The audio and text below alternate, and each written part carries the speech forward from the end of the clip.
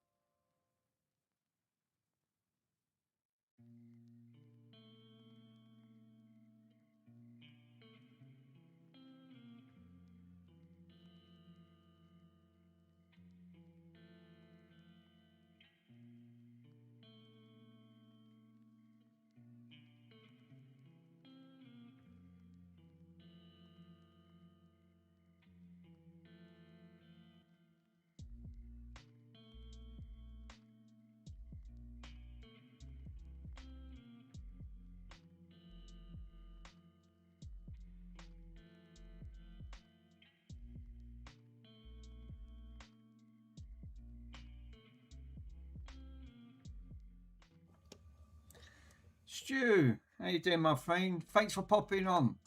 Hope you're having an awesome day. I'm just sorting out some of me screw bits. I'm gonna redo the mod on the original Xbox. I found a better set of lights. I've got so much. Car 4, how you doing, my friend? Yeah, guys. In the link now, in my bio, I've now created, designed my new mugs. So, and I've just ordered one, but they're coming from California in America. So, you know, and they're really nice. They're actually quite nice mugs. I've actually put them. I've put both. I've put the link in the description there. So if you guys anyone want to order, I started off with mugs. I don't think people are worried about stickers and hoodies and things like that. Obviously, I've got Mr. Swindon's mug, so I want to get a collection of all people's mugs so I could have them on display. And obviously, I was on Mr. Swindon's stream, so yeah, that drive was obviously a bit much, but doable. I wouldn't like to do it again. Nearly 2.5 hours driving time to drive all the way to where I am was quite a way. So, but yeah, so I thought, oh, do you know what? I know Mr. PC did ease on. I thought I'm going to literally just jump on the stream. I thought I haven't streamed for a few days, obviously. Mr. Swindon actually gave me his TV, one of his TVs that he repaired for a customer, and he was going to dump it. And I'll show you it. It's actually quite a nice TV, which is the one I'm using at the moment. It's a Panasonic, and he was going to take it down a tip. Obviously, he paid to. It needed backlight, not backlight, the strips, the LED strips, and yeah, what actually happened? They turned around and said no, they didn't bother replying. So he ended up with the TV, and he ended up being out of pocket. So he said, "Would you like it, Mick?" And I said, "Yeah, I'll do it. I'll use it for my stream." So now I've got a two stream setup. So now what I'm doing now, I'm using this one to do with my Eakins camera, so when I got close up, and also a much bigger screen up here. But I've had to do quite a lot of moving and extending it because the TV is quite big on that front. But now I can see, and it's not that. I actually, Carfor, I can see better because I was only using a very small monitor to do everything. So I've got to try and alter my ways of how to do repairs because it's not difficult. It's really difficult when you start getting into it. So I thought I'm just filling up all of these bits and pieces. These are all bits that I've took out, obviously, over time, and I've not put them back in. So I thought, what great start to actually do the mod, LED mod, because this LED is actually, these ones are actually better with these strips, because these ones are got 3M on the back, and these ones got like a coating, like a gel coating over it, which is so much better. They sort of bleed the light a little bit easier. So that's what I want to do today. I want to put a nice LED mod onto it. So I thought, right, well, set all this up. But how are you guys doing anyway? I hope you're doing all right, good. So I thought everyone else has been streaming lately, and obviously I've been so busy doing other bits and pieces. I think I can send that back soon. Yeah, there's no Mr. Carfall. There's no rush, sir. At the end of the day, the only thing that worries me is just that I hear whine. It's when it starts, but I can't figure it out. But it works. But it does work. Yeah, I mean that's the main thing on that front. I mean that whine can be anything, can it? Yeah, all good. Thanks, Mick. Yourself? Yeah, actually, do you know what, Stu? It's not been too. Obviously, I've had letters. I've got to go to the cardiology hospital. I've got to have heart monitors because I still keep feeling dizzy. They still don't know what's causing this dizziness. It's all right if I sit down, but as soon as I start getting up, the room starts spinning, which is not great. So, they want to put a 24-hour heart monitor thing, which I've got to go up to the hospital, sit down. I think it's booked for Friday. So I've got to get up there. They've got to put all these bloody probes on me, and then I've got to take it home and then sleep with it for 24 hours so they can monitor at the end of the days. And but I don't know what the heart's got to do with anything else. It might be due to my age. I don't know. I hate getting old. But I'm afraid that's inevitable. It's in everyone, I'm afraid to say. But yeah, besides that, no, is it your diet? My opinion. I don't know, to be honest. King 77703. It's Friday the 13th. Is it? Oh, is it really? Is it Friday the? Actually, let me have a look. Oh my God, I hope it ain't, because that is just time. Yeah, no, that would be Friday. Oh my God, I think you could be right. Let me double check. Let me have a look. I bet it is, isn't it? Do you know what? I hate Windows 11. I really do. I mean, it's not like the old days where I used to just click on it. So yeah, I can't bring it up. Windows 11 won't let me. Fucking no surprise there on that front. So yeah, Stu, getting back. I don't think it's my diet so much, my friend. I mean, I know I've put on a few pounds, but I mean, you know, that's just good living. Dizziness can be anything. It literally could be they could put it down to dizzy spells with vertigo. They can't treat vertigo, right? So that could be down to your inner ear, right? So your inner ear is obviously connected part of your brain where it could be unbalanced at the end of the day. I mean, it's like your eyesight, it goes out of whack over time. I mean, mine was just going to an air show. So, yeah, it could be anything. I don't know. I mean, what the bloody hell... My argument is, what's a cardiology department got to do with dizzy spells? I mean, you know, blood levels. I've never suffered with blood levels. So, I don't get it. I'm not on statins or anything like that. I'm not on no blood pressure stuff. Toothache otherwise? Toothache? Well... Put it this way, Carrefour, half my tooth are all broke in my head, so I've lost half of them. I can't even be bothered to go to the dentist on that front. At least it's not the... I can't even spell that word, Stu. I ain't even got... I ain't even got a clue what that says. Don't ask me. All I know for a fact is I'm still breathing, I'm still alive. That's one. That's one good aspect. I'm still literally. I'm still here. So, and I'm still streaming on that front. But yeah. Sometimes is that your hearing can affect dizziness. Yeah, actually, yeah, I have heard that. They did say like it could be your inner ear that's causing the unbalance. Yeah, the lady parts department. Oh, right, okay. Oh, thanks, Stu. No, I'm actually all right down that front. I don't have any issues there. So I don't know. Course Lug, how you doing, my friend? Oh, Stu, he's a legend, that geezer. Stu, can I just say, I watched your short video. You cracked me up with that bleeding, with that. What was it? The amplifier that you put in to what was it? Virgin Media Box. I loved it. Absolutely, it's brilliant. So you completely gutted their box. What have you done with all their stuff inside it? Have you just completely gutted it all out and put your own amplifier in? I mean, it's a legendary idea, and it's just the right size and all.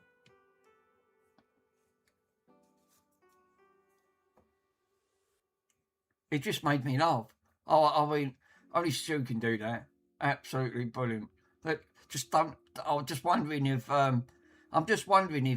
the Virgin Media are ever going to ask for their box back. Yeah, the inside edition. Oh, that's legendary, sir. Absolutely legendary. Well, that's all right. Look, I mean, don't worry about it. I mean, it come in handy anyway. So, because normally the modems, they just have a big board in there. So I thought, well, what way to actually turn it into an amplifier? Perfect. So I know my friend, before he passed, he actually used to make, he used to do transformers and transceivers, and put them into a biscuit tin and then transmit it that way. Donor parts. And actually, that is brilliant. It did make me laugh. I'm just sitting there going, only Stu can do that. Absolutely legendary, sir. Obviously, I did see Simple Tech. He was obviously doing a digital board or something for audio. I don't know what he was actually doing. It looked interesting, though. Definitely up my street. I love anything like that. Obviously, I've got this one. Obviously, I made this one up. A little audio board. It's a little audio amplifier. You can buy the parts on these, right? And I bought a kit, and I put it all together. I ain't done a bad job putting it all together, but it's obviously that's obviously, what is it? This one will be your audio. So it's audio. You got your audio in, power supply in. So I've got your audio power. So you got your. It's because it's. Oh, excuse me. It's only 12 volts. So basically, you've got your speakers coming out and then your audio in, and a 50k pot. So basically, which is your volume on that front. Absolutely perfect. It does get a little bit hot though, and I put a little blue LED in it, and I've jerry rigged it to. I put some couple of phono connectors. Yeah, I see it's able to take the same output transmitter. So I'm hoping it's So he's making an amp with them. Nice. So yeah, basically what I've done, look. So I haven't put it into a case yet, but I'm thinking of doing it, because these are great little devices, and these are so simple to do. Actually, they're not that difficult. I took this off a TV, right? So I unsoldered it on there, soldered because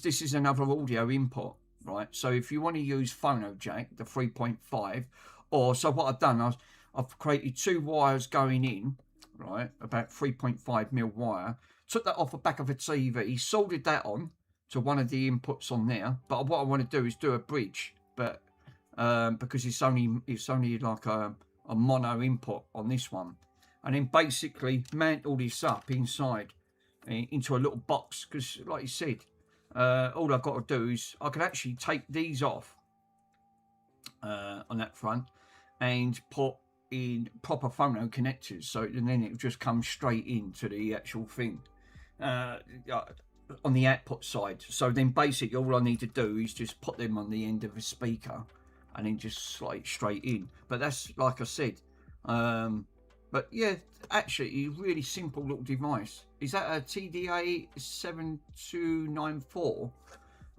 Actually, let me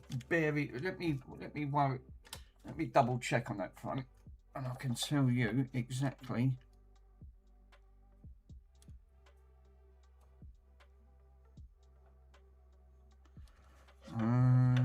Because you guys can't get the seat. Hold up, that's a 50k pot. I can't even bloody see it. A TDA 72. That looks like a not. I can't even see that. Even with the microscope, I can't even see it. Hang on, let me get my torch. My torch will tell you. I think it's a 728. It looks like a 728. You could be right there. Let me double check. It is no, it's a 7297. TDA 7297 chip. It's got Singapore written on it. On that front.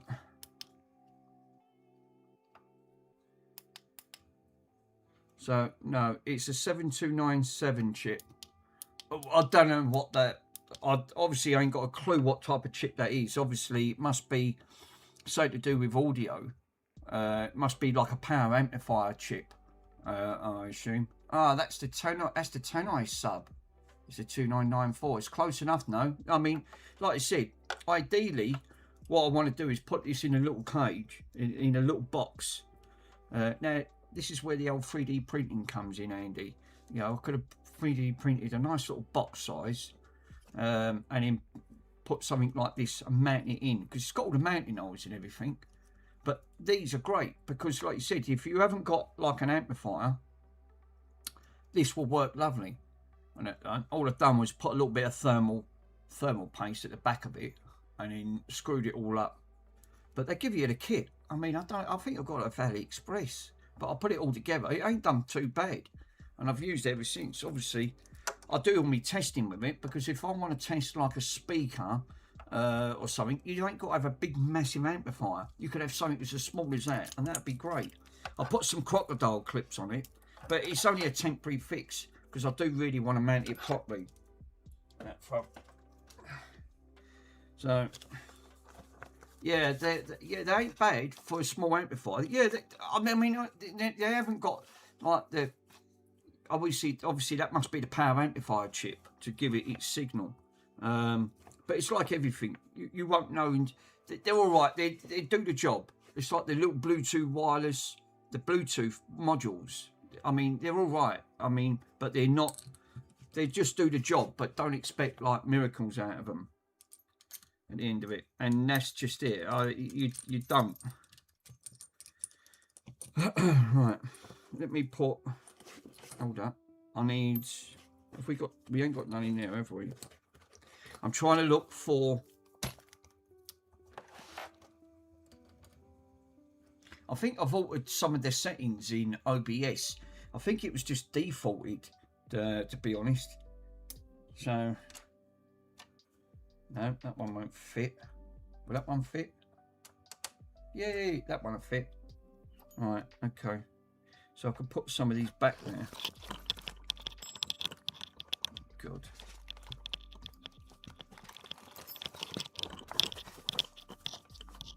So, yeah. Oh, the lady, I still got to go what Stu said earlier on. It fucking cracked me up. I don't think Mr. Swindon could have handled me, because sometimes I'm a chatterbox, so I'll just go on forever. I think I've worn him out. He was doing over an 8-hour stream. He said, he even said it the other day. He said, yeah, all I chill and relax was obviously, I must have got to him at some point, which I didn't mean to. But I did have fun. It was worth it. I think it cost me in the retail to drive from mine all the way to Mr. Swindon, just under £50, which is about just it was just a little bit under 50 quid, which weren't too bad. So it was worth the trip up there. I couldn't do that all the time. Obviously, that's I'm only on limited funds.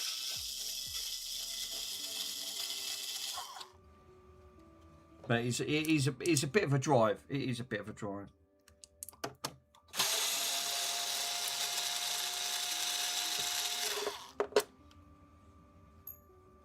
Now I only put 2 of these in because I thought, well, it's got to come back off. So now, so what I've basically done on that front, I've taped it at the side. And I've wired it in. I'll tell you what. Let me plug the power in. Right. I'm going to show you. Boot up. I mean, obviously, I do things like this, like when I'm making shelving up. Right. So what I've basically done on my shelf over there, basically, it's got all my retro stuff all on it. I've got so much gear fucking thrown out at the end of it. Oh, it's Chris. Chris F's in the house. Yay. Yeah. What you doing, buddy? So basically, what I've done with the shelving, right? I've altered the shelving to allow some of me small bar top to go on there. So I took obviously I cut some strips off of my bench saw, which is, I don't even know the length. It's the correct length.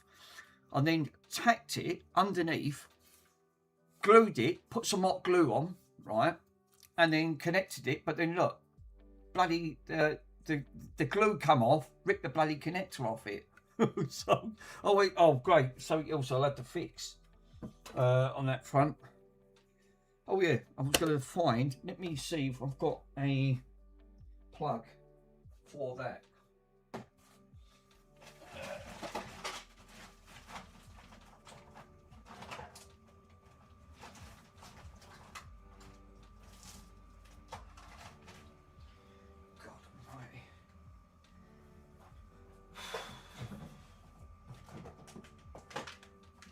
Oh yeah, there's one here. Oh, excuse me. Yeah, so what I've done, it was at 30 frames on OBS. I've altered it to 50, and the audio was set to stereo. I've put to mono and altered the resolution from 1020 to 1920 by 1080, so it's full HD at the end of it. Obviously, I've got a good my internet's right in the corner, so it shouldn't really be an issue. Right, so when I power on, right, you turn these off. You might be able to see it's a little bit easier. So right, so what I've basically done, hey, Mr. Swindon's in the house. So basically, look, what I've done, I've put the LEDs all the way round, and I've hardwired it in to the 12 volts, right? So that's not an issue, right? But I'm not happy with the way it's sort of like, it partly comes round here, then stops.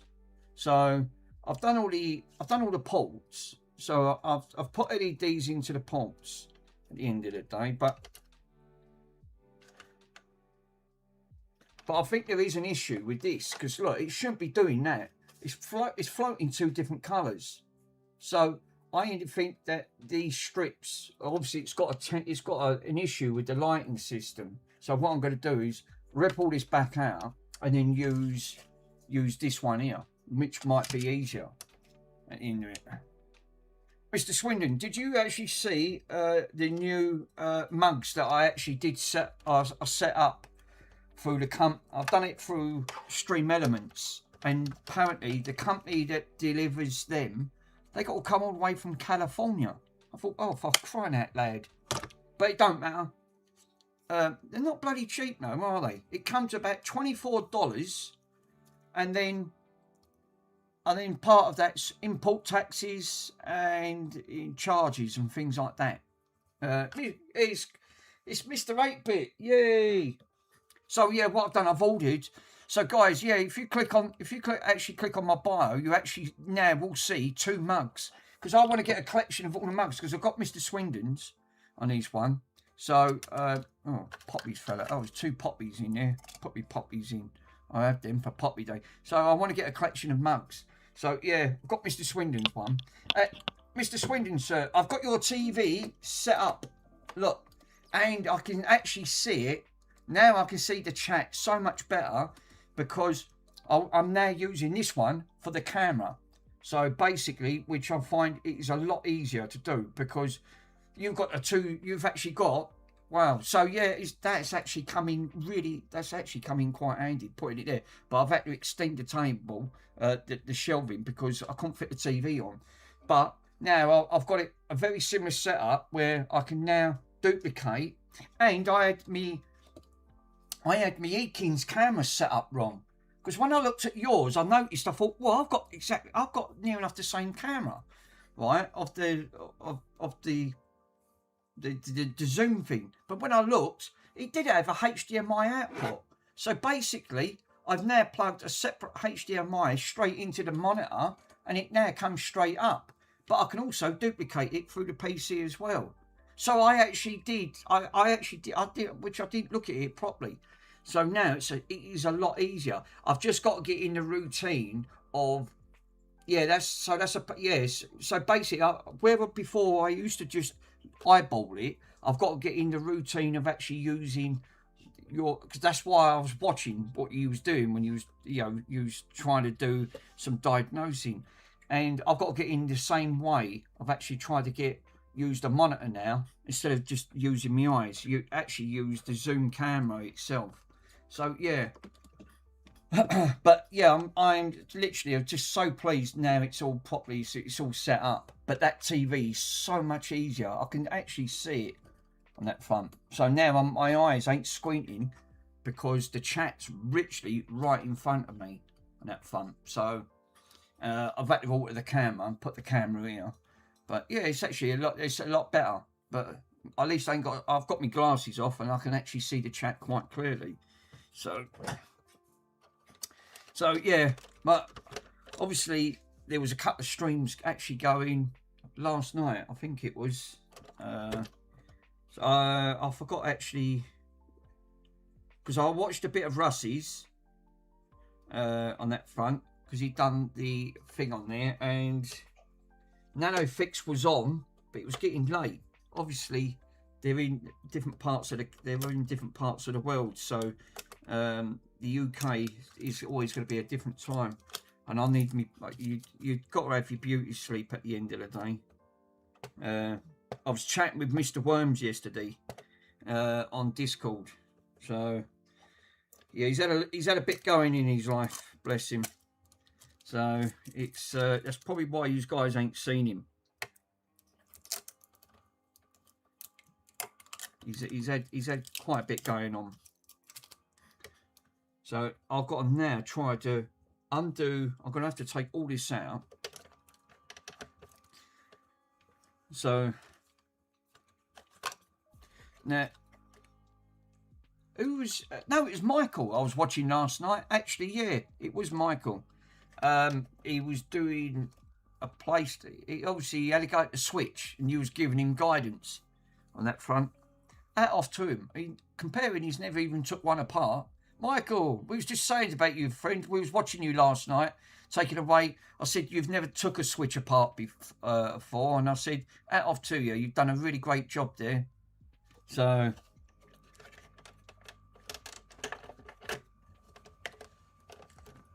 this is my own, obviously, OG Xbox, which I've done part of an LED mod. But I'm not happy with the mod.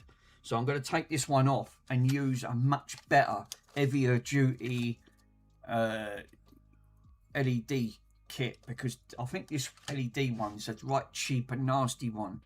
This is much more thicker and more heavy duty. I can feel it already. It's much more premium.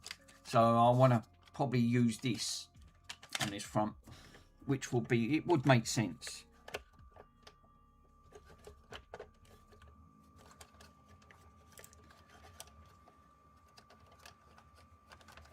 Did you manage to sort that PlayStation 3 out? Wait, I know you was talking to Ace. I've done a bit of researching on that. Now, obviously, I don't know as much. No one knows as much as what Ace does, because Ace is the king. He knows about consoles and computers and a bit of everything. He's the person to literally. Yeah, I am. Yeah. But when I googled. Just a PlayStation 3 have pots on the actual drive, it both come up yes, which I didn't understand. But Ace said that they don't have pots, you can't adjust them. I have got a box of broken consoles, and I am going to take one apart, and I want to confirm that to actually see it, because I've got one with a dead drive. It's completely dead. There's PlayStation 3s in here, Xbox 360s. Some work, but some's got problems. I think I've got two Nintendo Wii U's. Not Wii. Yeah, they are the Wii U's. The next one up from the Wii, and they've both. One's actually got. One's got an. I think someone tried to flash them to mod it, and once you do that, you brick the system. So you've got to change. Is it the NAND actually on the board? It goes over my head. That's for experienced users if you're not sure how to change that. That's a look. That might be just a little bit out of my region on that front.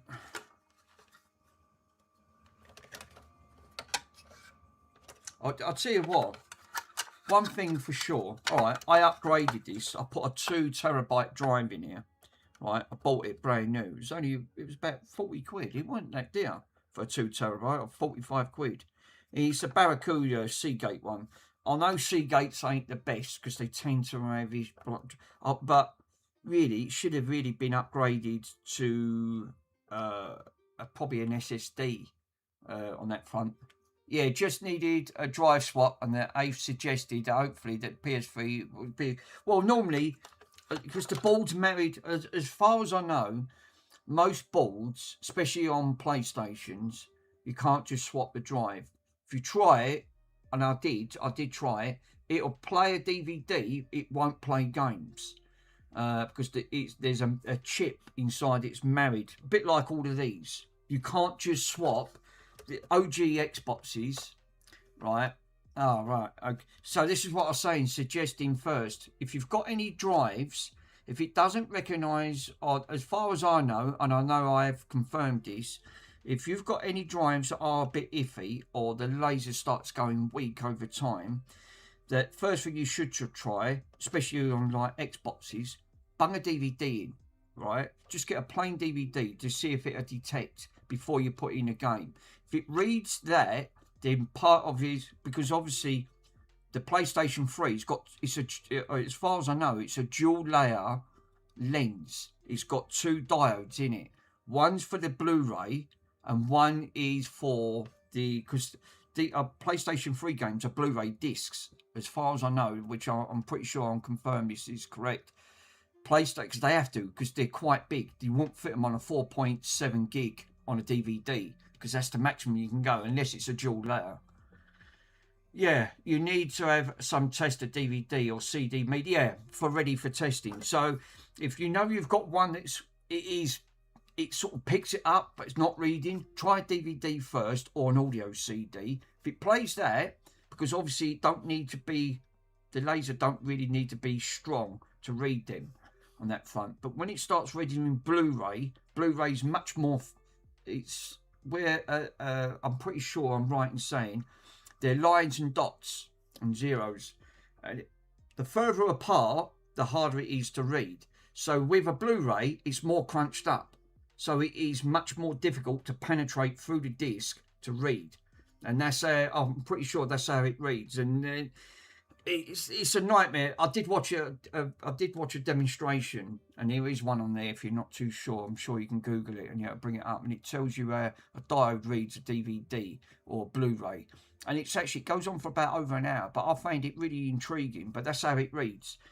Where the diode weakens over time, it then starts to struggle.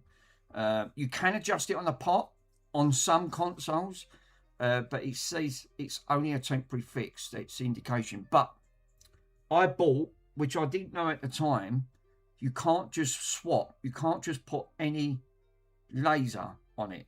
For two reasons. It has to be the exact make and model. They're called hops. And I have got one. And I have got it. Where did I put it? It's actually in here. I bought the wrong model for the PlayStation. And the one that they give me was the wrong model on that front. And if I can find it, and I'll show you, it's literally a brand new diode on that front. And you can actually buy the complete unit. Ace said that he's also yes, he has. He's got a bucket load of them PS3s, so that's his too. So hopefully that's super helpful. But it does. Here it is. Yeah, I've got it here. Right, let me show you. This is for a PlayStation 3. I bought this off AliExpress. Paid about £7 or £8 for it. This is what I'm saying about when it comes to... I'm still learning. I'm like yourself. But as far as I know, I am right in saying this. When you take these out, now this is for a PlayStation 3, right? I thought you could just pick any of these up and they'd be backward compatible. No, they're not. Right.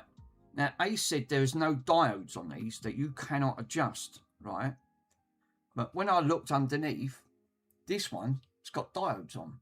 So I don't know what Ace was actually saying, that they haven't got no pots to adjust. But you can't see it. But right underneath, there's two pots. And when I Googled it, Ace actually says there's no pots on these. Well, I can see two pots right underneath. Literally two pots. So, and this is off a PS3. So that's what I don't quite understand. Ace is the king to nosy stuff, but there is two pots under here. It depends on the make and model, but which I didn't know this at the time. And this being a brand new laser, you have to make these. I think this is what I've, as far as I know, this is called a hop, right? And you have to make sure that you get the right make and model for the hop, because I didn't know this at the time, and I thought that even though it plugs in, it didn't work, and I thought it was dead. So when I looked, the model number was completely different. So there's actually different makes and models of the hops for the PlayStation, and this being a new, so I don't know if this is off a slim, a fat model, because obviously the ribbon cable goes here, but there is pots. There's 2 pots right underneath that bit of plastic, so it looks like you have to. I don't know how you would get to them, but you kind of get to them. But there's definitely pots underneath that. So that's what I don't understand. What Ace was going on about on that front.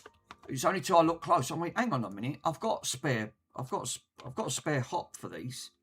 So I didn't say nothing. I thought, well, obviously I could be wrong.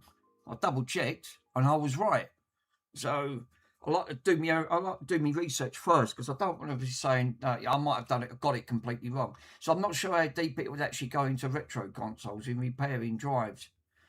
For me, hacking is the console's way to go for the authentic. Yeah, I mean, obviously,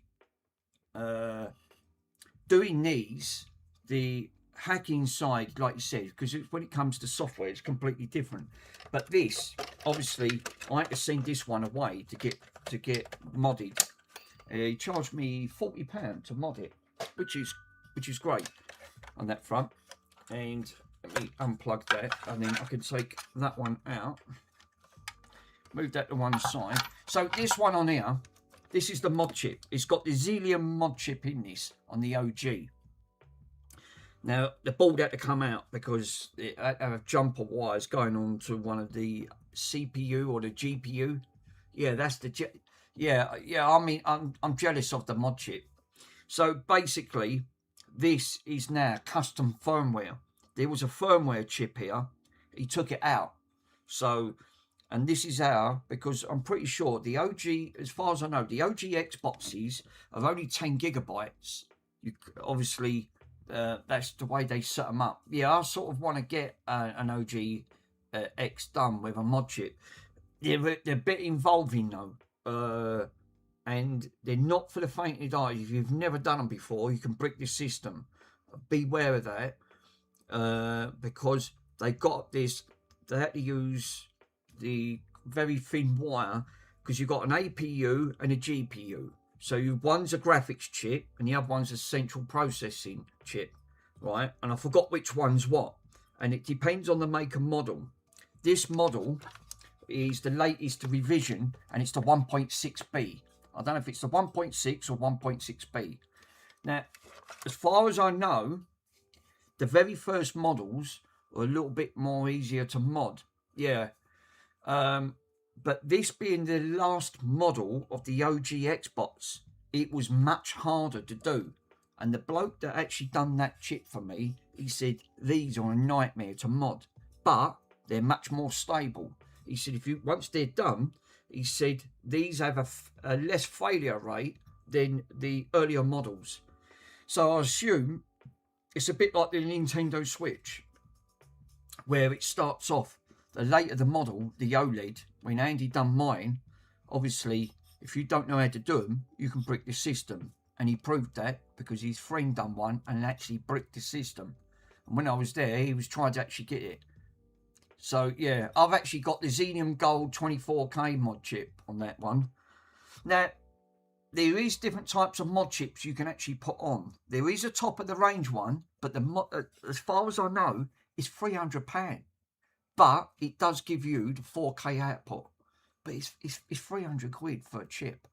It's mad, actually. Yeah, and how I know that, it was actually on, if you go to his website, it's on there, it's 300 quid. Yeah, not the coder.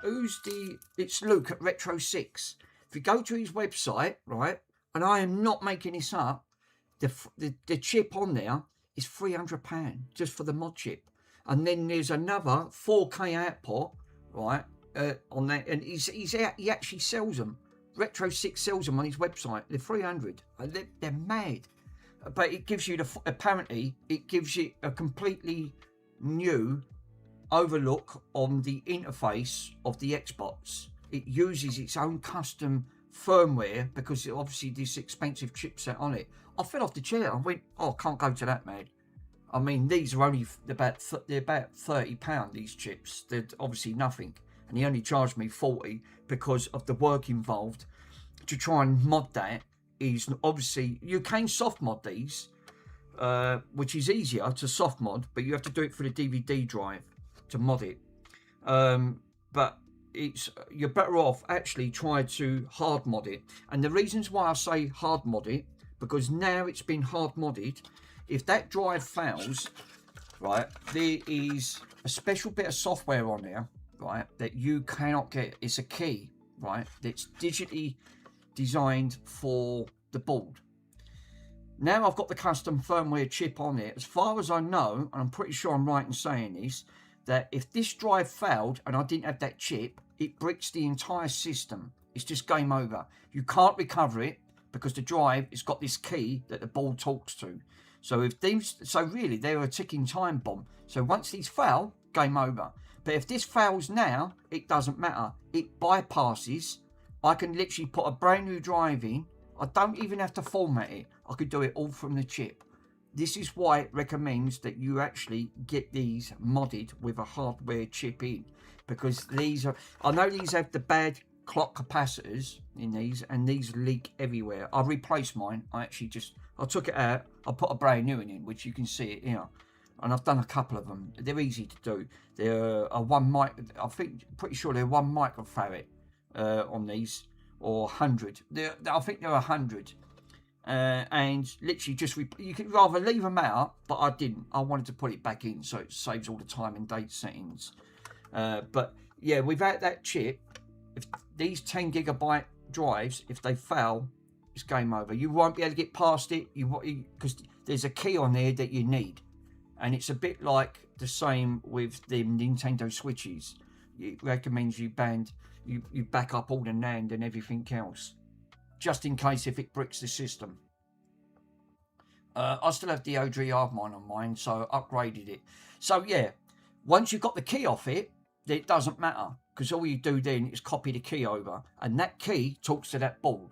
But if you haven't got one of these chips in, and you've only got the standard 10 gigabyte, it's only a matter of time, right, that that will fail. And they use older drives than this. I know these are an old IDE 32-pin IDE drives. These are not ideal, but I made sure that as soon as I've done that, because if you try to put a 512 or a 20 gig, it won't see it. The maximum of the OG Xboxes only had 10 gigabytes, some even less. Some even had like a 5 gigabyte, which is ridiculous on that front. So now I've got a 2 terabyte. I can dump everything now from that chip, and it stays on there. And the good thing is, if this chip fails, he's put it on a header from me, which is really good. I can pull the header off, right? Literally just unslot it, put a new chip on. I don't even have to program it, because he's actually done the bypassing and he's flashed the firmware onto one of the chips. So yeah, that's where we're big on Xboxes. So yeah, definitely recommend getting it done, but get it done properly. Because if you do it wrong, you've just ruined a complete OG.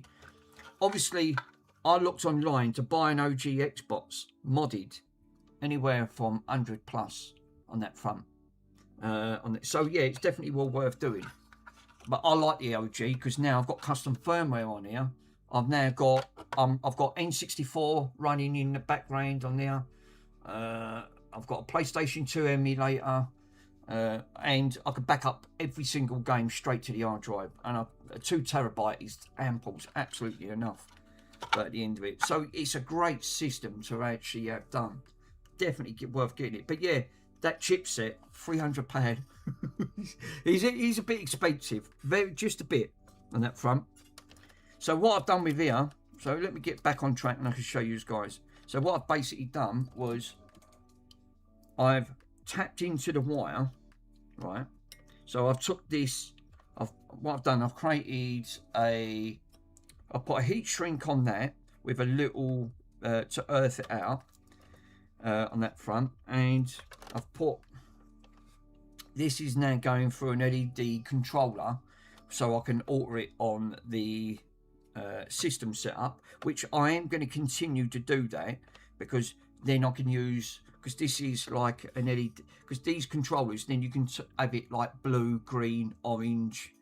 You can set it. If you don't, it will just cycle through the rainbow colours, and it will just do it slowly, or it'll go static. So you really do need a controller. So I'm going to take this one off, because obviously this one's got issues at the side, and I want to repower it up to this. So obviously they're all going to be the same colours, but this being much more thicker and heavy duty, it's going to be a lot more easier. I'm running in native Xbox games is cool. Yeah, the library is big, but paying to get the consoles up to spec. Yes, it is. I totally agree with you there, Michael. Yeah. Obviously, the infrastructure, I think Russ run into this issue. Xboxes can be emulated with Xena for PCs. Yes, you can.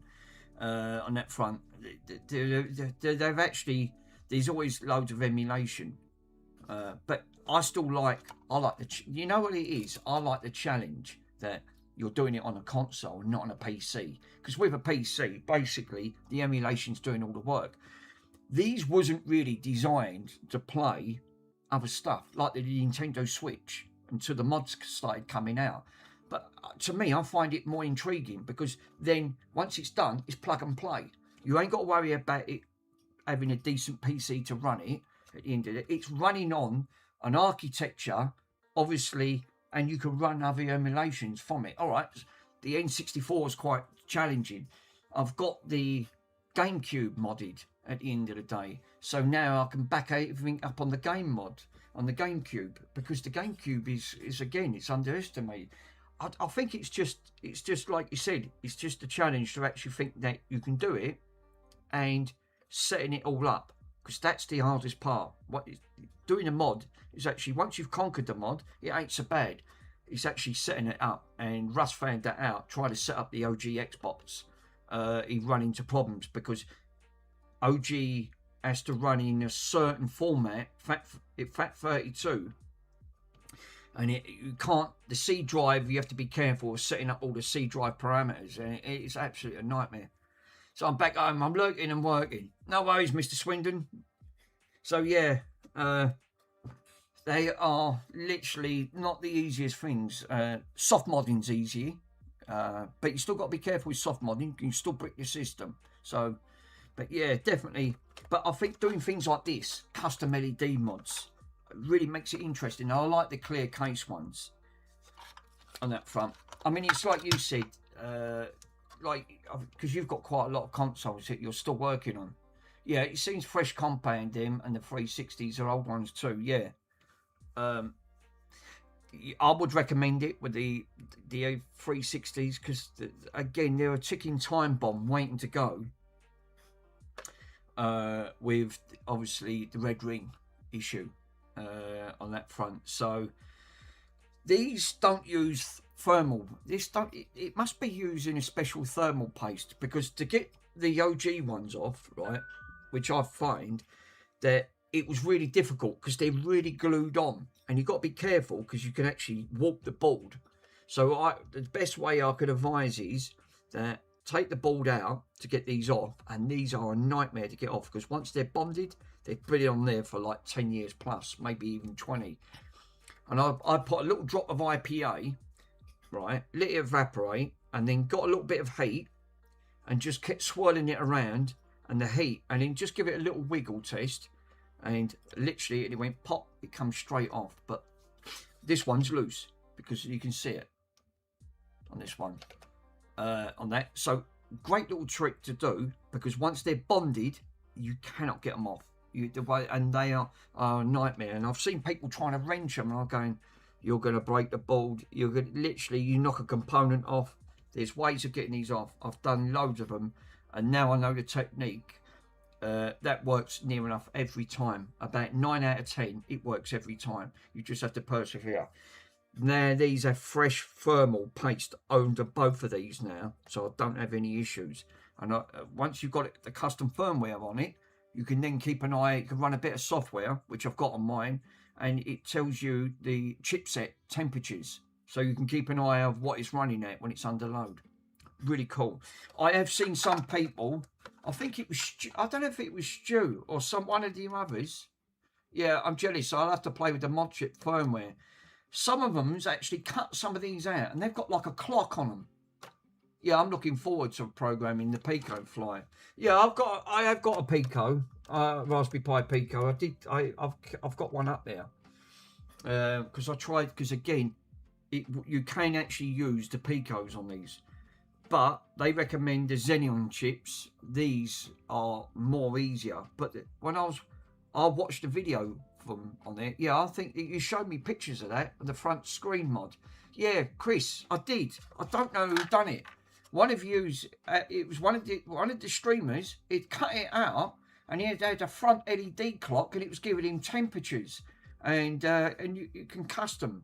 But I don't really want to do that to it because this is such a lovely, the clear casing. All right, it's not ultra rare because the ultra rare ones are the Mountain Dews, so they're the ones that are really worth money, the Mountain Dews, and the Pikachu ones as well. Obviously, they're the only two that are worth money, that are worth collecting. It's only a casing. I mean, it's like that one that you was working on, Michael, that Xbox 360 on the Star Wars one. Nice, but it's only the shell. It's if you change the shell, you wouldn't. If you just put that shell in another Xbox 360, it's the shell that really does it. So, you know, this is what really gets, this is what people think that, you know, it bumps the value up. But I think there is, am I right in saying that there is a button, once you pressed it, you could hear you could hear the bleeps as it turns on. I think it was C3PO on that front. It sort of like makes a bleeping noise. Yeah, it's slightly upgraded from the 250. So what I've got to do, I've got to take this off. This is going to have to come off.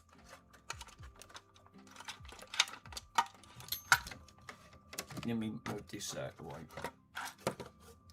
Now, I have done these before and they are buggers. On that front, let me see if I can find my flat spatula.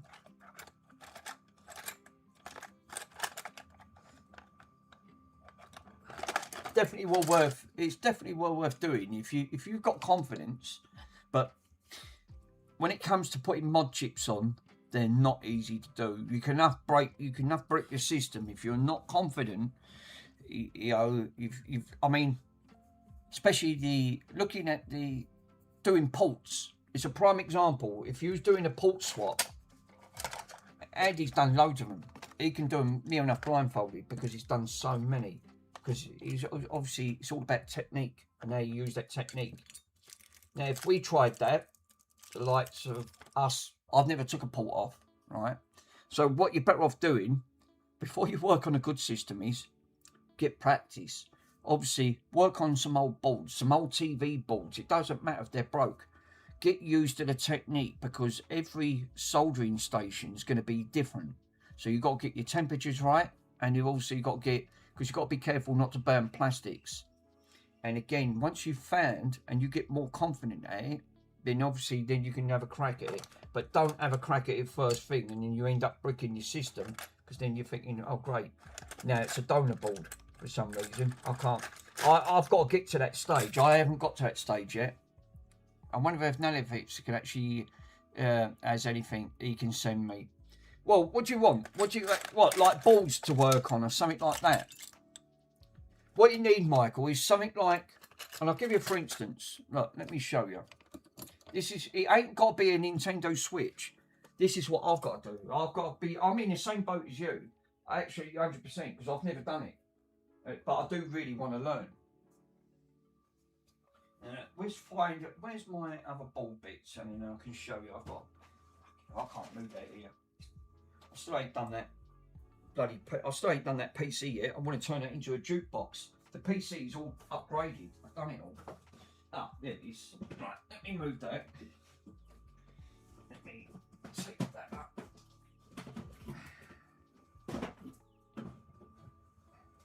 So basically, my point is, right, yeah, they ain't too easy to find. No, right. So I've got a box of parts, right? So let me, and I'll show you these guys, and I'll show you what I mean. Right, these are TV deflector boards, right? I've got loads, right? Where I've been stripping TV down. It's got bits of consoles in there, right? And don't ever throw these away, right? Regardless to what people break, they've got a smashed screen. Take the boards out, right? And my argument is, look, and this is what you've got to get used to, because it doesn't matter. It doesn't matter if you brick this at the end of the day. It's all about getting that learning side. Now, these deflector boards, obviously, these are multi-layer boards.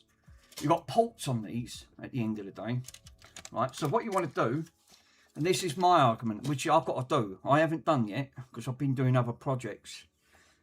I'm going to take one of these boards off, and I want to get used to, yeah, the USBs and things like that. Right, so, right, we've got a USB port on here, right? Factory. There's nothing wrong with this bolt. It's actually fully working, but I'm going to practice on it, all right? And I've got a couple of them, right? Now, this is the point what I was trying to say earlier on, right? You've got to be careful, because there's actually plastic inside. And this is what Andy was saying earlier on. You've got to be careful not to melt. So his techniques, and I've watched him. When I was up Mr. Swindon and I was watching him, I was watching his techniques, and he was actually giving me inspiration to how he was taking ports and putting things on.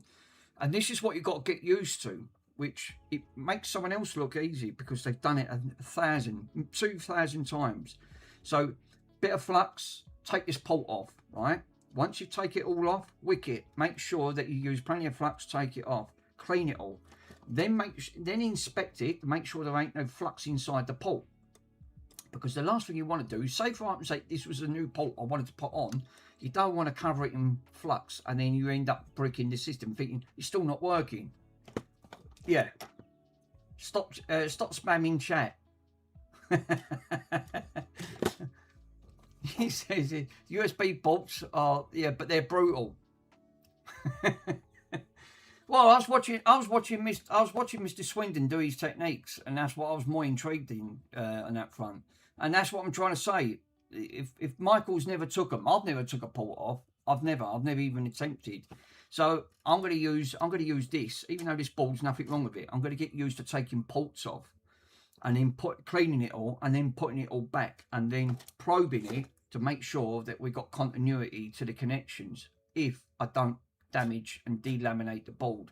And I'm thinking that's where so it's not just that, it could be HDMI ports like these, things like that. So it's just getting used to taking bits off. I'm pretty sure, am I right in actually saying, yeah, look, this one's come off. You sent some to Mr. MK, didn't you? I'm pretty sure Mr. Swindon sent some there. Yeah, I'm currently doing a switch port at the moment. So that's what I'm saying. You sent one to Mr. MK to practice on and to fault find, but he still couldn't do it. And that's my point. These are not easy to do. Because Mr. Swindon make it looks easy, it gives you inspiration. Think, well, if he can do it, anyone could do it. Well, yeah, to a certain degree, but obviously it's not that easy to do. You don't want to do it on a good system and then break it. So I would say practice on old boards like these. These are perfect to work on. And so once you've got your confidence there, then it ain't so bad. But if it's working, yeah, that's sort of things that went wrong. And that's that's the trouble. But that's what happened to your friend's one. Obviously, took it down too far. Once you take them levels down, it's now game over. You've bricked the system. And now it's going to end up. It's lucky you had 90 boards left over on that front. What if you didn't? This is really what you should say before you do anything like repairs like that, or trying to do any attempted modding, is put a disclaimer to actually saying if this system's bricked, I can't be held responsible. And this is why people don't like doing them unless you're confident in actually doing it itself. Because if once you've bricked it, there's no going back at that front. I took that. I mean, the way I look at it, thinking, well, you know, it's one of them things. It just can't be helped.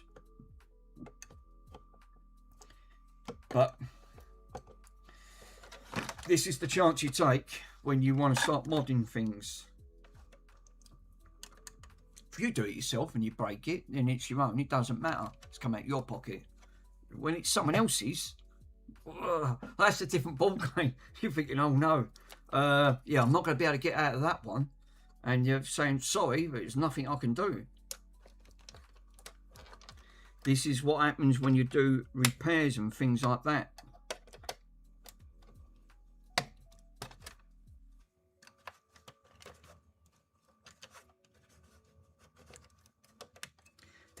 These are right buggers to actually get out. So yeah, I've ordered one of my cups, but I didn't know the company was bloody based in California. I thought, oh, for crying out loud. But I did. At least I got a design going. Yeah, I like Policy's Ace is that he uses his own mod chips and accessories, so the customer only provides the unit. Yeah, because the same thing again. The same thing still applies. It doesn't matter. You obviously, if it's your own mod chip or someone else's. It's like garages. If you took a car to a garage, and especially in the UK, and you bought the part, the garage will still charge you the full price because they're saying, well, even though you provided, you're still paying for our time. You know, and then they can then make you sign a disclaimer and saying, well, we didn't provide that part. At the end of the day, the customer provided that, and we can't take responsibility if something goes wrong. So you think that you're trying to do it to keep the cost down. It doesn't always work out.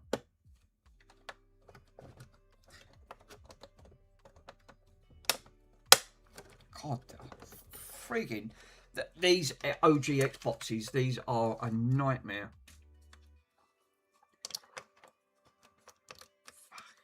These don't want to come out. I had to take. You've got to take these out to put that in. Obviously, I'm cutting a hole at the side there to actually try to put that in on that front. Actually, I can think about it. That drives out, isn't it? Yeah, it is. That's the OG Xbox. Now the OGs, I'm pretty sure I'm saying that the OG Xbox, they've got pots in. You can adjust them on that front. But I've never had an issue. You won't, but then you don't need the original disc. Once you've got these modded, you can buy an adapter and do it through a USB. So really, oh, and you have to, normally if you want to watch a DVD, you've got to buy the adapter to watch it, which is, and I did have it, it's a special adapter and it's got DVD written on it for the OG Xboxes. I have got one. It's buried up there somewhere. Yeah, I don't give a shit about the old disk drives. No. And once you've got it modded, that's it. It's plain sailing. It's, you know. But I have got an adapter. You can then use. I could just use one of these, like one of these little data sticks, and then plug it in, and then dump all of it on from my PC straight onto that. And obviously, due to the mod chip, I can then dump it straight into the hard drive, and it's just as good. You can run it then directly out all off the drive. You won't need a disc, because again, the OG Xbox drives tend to fail. It's like 90%. It ain't just them. It's the PlayStations, Xboxes. Obviously, over time they've got better, but these earlier consoles, no, they're a frigging nightmare to work on. They're not the easiest, and these ain't. These are a nightmare.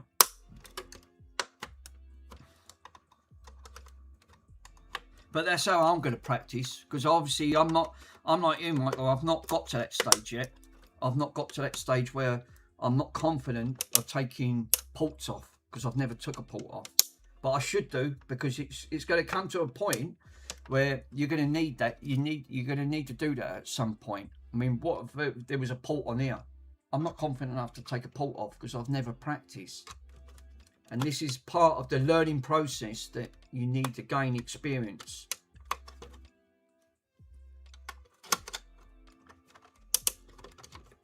Mr. Swindon's alright, he's done it a million times, so he's confident enough, and he has. I've watched him work, and it, you know, and it does. It makes it look effortless because obviously he's done so many. But I can assure you, he's not easy to do. It's just one of them things. There's not a lot you can do on that front, but to get practicing. God Almighty, these are well put in, mate. These are well put in. Fucking hate these. Out of all of the consoles, I think the OG Xboxes are the hardest to take apart. I know all the top comes off, but all this caging system is fucking, seriously. Yeah, the network support is really good on it. Yes. Like you said, there's a lot of good stuff. I still think this is one of the underrated consoles that people. Even though I don't, to be honest, even though I've got a dozen consoles modded, I don't play them. I just don't seem to have time. All I want to do at the moment is just learn how to do repairs. I mean, and then watch others do repairs, because obviously, like Russ done that repair, and he done a really cracking job on that at the end of the day. And he's getting better at it, but it proves to what I said. But you're going to need them skills at some point in your life. But remember, there's no repair shops. There ain't none in the UK. Yeah. But that's what I said. It's like the workstation he's got. Obviously, you've got to get the temperatures right. It's like learning. It's like going back at school and learning all over again. And that's what it is. Oh, fuck me, where's that just disappeared? I had me flat spatula a minute ago. Now it's gone. It's up and vanished. But I can't believe that. Literally, I had that there 30 seconds ago. Now it's gone. All right. Wow. That's all I say is wow. Unbelievable. Alright, I've got a spare one. I don't even know where that is. Yeah. It's electronic seams everywhere. It's mindful where the power is going. Yeah, it is true. Yeah, when I actually was working in software and in the infrastructure, I took like power for granted. So we just assigned the boxes and the resources. Yes. Like you said, you do take a lot for granted on that front. There you go. Finally, she's off. You can't go too mad taking these. Oh, here it is. Look, I was looking for it. It's buried under the front. These ones, you have to split these apart. But there's a way you have to split these apart because you can break them.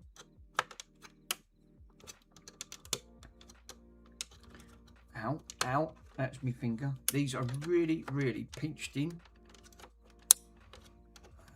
And they're not the easiest to get out. There's a clip on the back. I think there is. There you go. There you go. I know it seems like you're snapping it, you're breaking it. No, they ain't. These have to come out. And what you have to be careful of are these plastic lugs, which is, like I said, these are the ones you have to watch. You've got guiding pins, and there's one here as well. Once you've got past these stages, you have to take these out first, then lift these. And that's what I said. I put a custom one on there. I bought this one off eBay, and it's called WK10. Obviously, it's got custom all LEDs in there, so it just gives you like orange. You can pick all the colours you want. Now I'm going to shit myself doing that. I'm going to shit myself doing that on a crystal. I've done a few now, Chris, and I was bricking it when I was taking it apart. I nearly broke one. And when I've done this, the second one, I started getting more confident. And obviously now I don't have any issues. And that's what I'm saying. Like I said earlier on, once you've done a few, you're thinking, right, that's it. It's like the ports on here. I've took these out, right? I took them all out, and now I put custom LEDs in there. So now all the ports light up, right? You ain't got to. It doesn't come standard, but I tapped into the wires, into that, and now put all custom LED wires in, like little lights, so the ports light up at the front. You don't have to do them on the crystals. You can actually do them on there. I'm pretty sure they're only 5 volts, so you don't need to. You ain't got to go too mad with it. But I've now got to take all of this out. See, I drilled an hole there, right, with the bit I had in here, the spatcher, and basically I put the wires through. But now I've got to undo it all because I want to change this custom. Obviously, this LED is trash, so I want to redo it again, but with a much more heavy duty light. So yeah, that seems to be the effect of the latest version. It is, Chris. This is the one. This is the 1.6. They didn't make any more after this. This was the latest. This was the last of the OG. 2000, and I'm pretty sure it's 2009. The latest OG when Xbox done. And then they didn't make any more. That was it. They moved on. Obviously, by then, the servers were still switched on, but when they brought this out, it was literally 11 months after, and they said they're going to announce to turn the servers off. Obviously, you can't connect to the Microsoft server, and they did. It was back nearly a year, and then they switched the servers off when they brought this model out. They didn't, and then that was it. It was game over. Microsoft decided, thinking, no, we're not. The servers was just costing them too much money, so they just shut it down. But that's how I'm going to work. I think I'm going to do exactly. I'm going to work on some of them old boards, taking some of them ports off, and just get confident taking some of them, USBs and the HDMI ports off, because that's another thing. 90% on most modern consoles now are HDMI, where they break, like the Xbox Series models, the PS5s, the Series X's, and all that. Yeah, I used Hot Air Station to route the PS3 and port on my tester. See, I've never took a port off, which I haven't. I'm openly admit it. I've never took one of them off. So this is what I said about gaining new experience. But once you've done it, you know that you can do it. You can actually do it, and you know that you. And it's good. It's actually good to do, because there's going to be some point that you might accidentally move your console and break the port. Think, don't worry, I'm confident enough now to do the ports myself. There used to be repair shops that actually do it for you. The coder's he's actually got a good thing going, what the coder's doing, and not many people actually do that. Obviously, he lives in Birmingham. He's too far. But he's now driving round to customers to actually repair their consoles. Well, there used to be someone doing that years ago. They stopped it. They said it wasn't worth it. On that front, it just wasn't. And now he's reopened it and started doing all that again. Yeah, he's in Birmingham. Yeah, he's up north. It's very far. It's about, from mine to Birmingham, it's about 5-hour drive. It's about 200, pretty sure Birmingham from mine is about 256, 257 miles. Sounds about right. It's over 250 miles from mine to Birmingham. It takes 5 hours driving, constant. That's not stopping.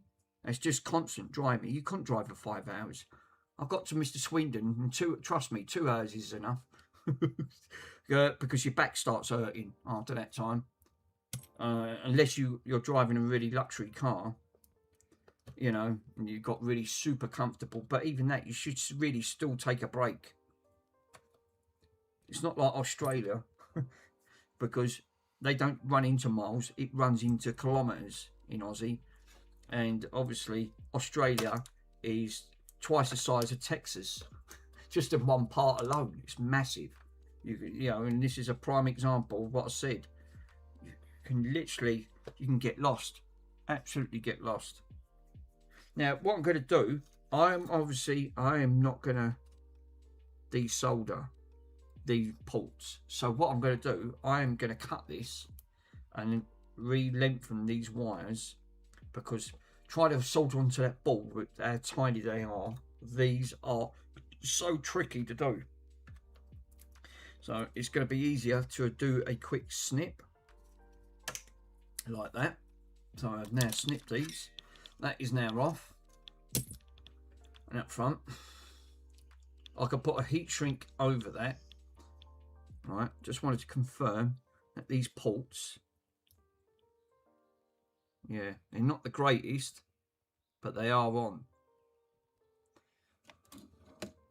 Audio and no train. Oh, and no train, yeah.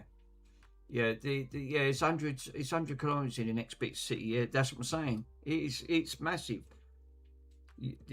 America is massive. It's just, you know, you can just drive for days. That's how ludicrous it is. Now, I've just looked at them ports. They're not the best. Looking at these ports, they are on.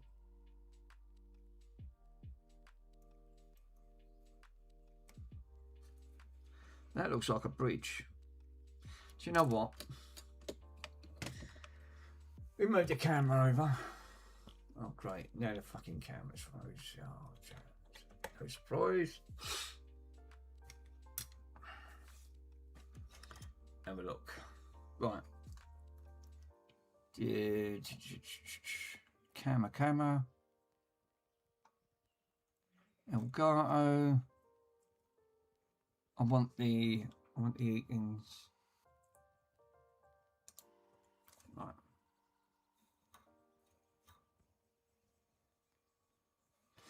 Let me go back into it, because for some reason I'm supposed to have a duplicated thing, but then it won't sort of like, here we go. There you go. So basically what I wanted to do, if I switch on, I can switch on, where's the switch? There you go. So basically,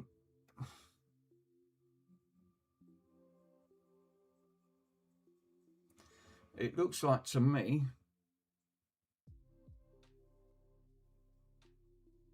because now obviously you guys can see as well as I can see, because I've got a much bigger TV. I can now see that some of these wires, they don't look too great, and I just don't want any bridging.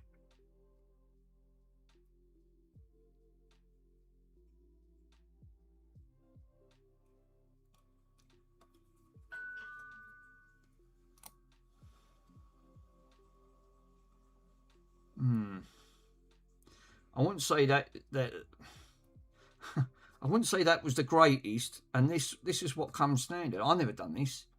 This is just how it left.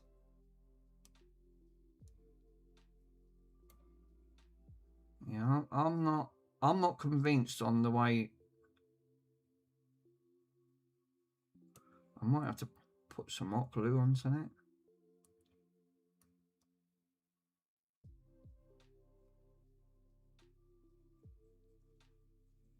Yeah. I might just put a little bit of hot glue.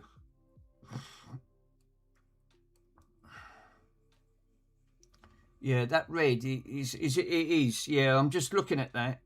I'm just looking at the side of it. Obviously, don't do it any justice on the top picture, because it's going through a PC. I can see much more clearly, and the reasons why I say that is because if I actually, no, you guys can't get to see. Look, if I take the Eakins camera off, right, you can see that I can see a lot better with this running on the side here.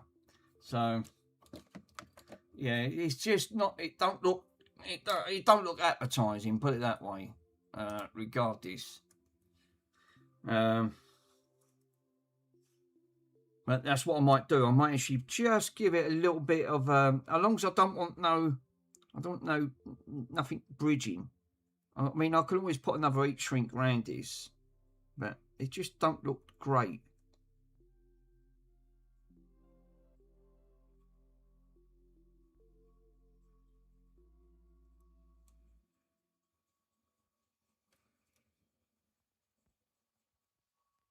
There was a wire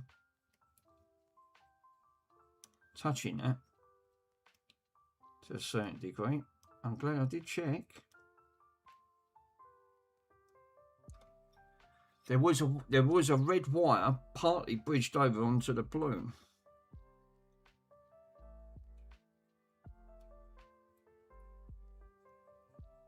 There is, right there.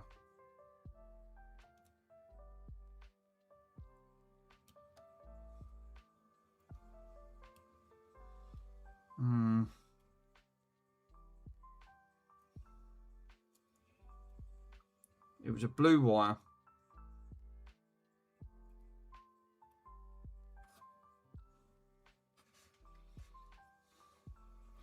IPA that brush, and yeah, do you know what? That's not a bad idea. I'm not keen on that. It looks a bit iffy. If you want my personal opinion, it just, I mean, I've not touched this. It just, again, with these modules, you have to be so careful with these modules. You know, then that's what it needs. I think it needs a little bit of a brush. Did have me brush? I can't find. Obviously, this bench is just, it's completely pooped. I have got so much on here. Right, first things first, let me get rid of that. Right, I can use that in a minute.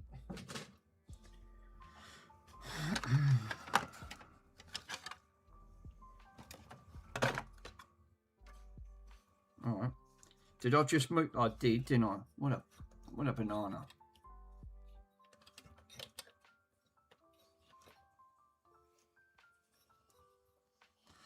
The bottom one can actually see so much clearer because it's going straight to the HDMI and not going through the PC. And that's what it needs. Is there a way of turning it up, settings up on OBS for the Eakins camera? Because I'm not 100% sure. Bloody OBS. It's like, really? Seriously? Yeah, let me get rid of that. Right, just put all that in the bin because I can't move. And then it's getting dark in here. Bloody UK. What's the time? And it's already pitch black. Wow. Right.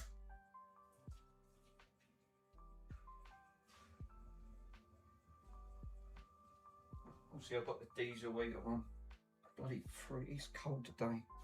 It's not the greatest. I'm just going to see if that, because I can't find it. I can't find a toothbrush. Oh no.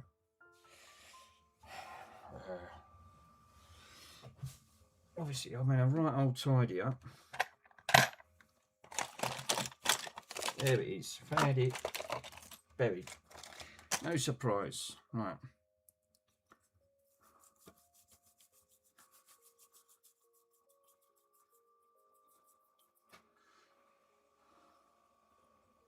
Yeah, it's a little bit better.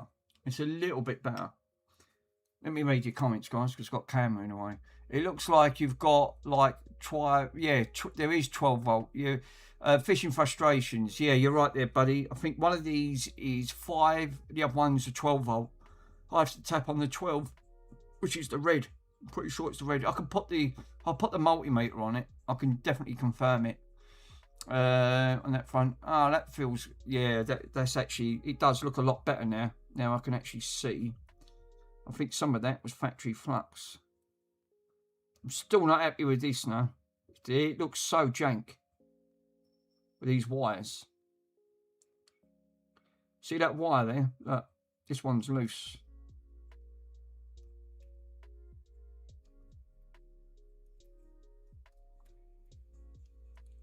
Now, I can't even see that with my eyes, but if I put my glasses on, I might be able to see a little bit better. It probably would help. No, I can't see nothing with my glasses because they're distant. I'm gonna have to rely on the camera, because obviously I can see a lot clearer. There's one strand, and it looks like it's touching, and that's got to come off.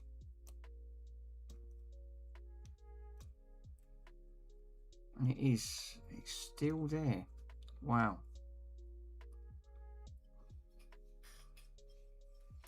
Tell you what. There it is. There's that fucking strand right here. I've got to find out where it's coming from.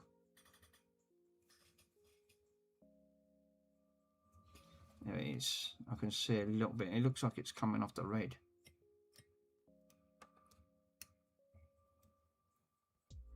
I really need some good tweezers or a pair of cutters.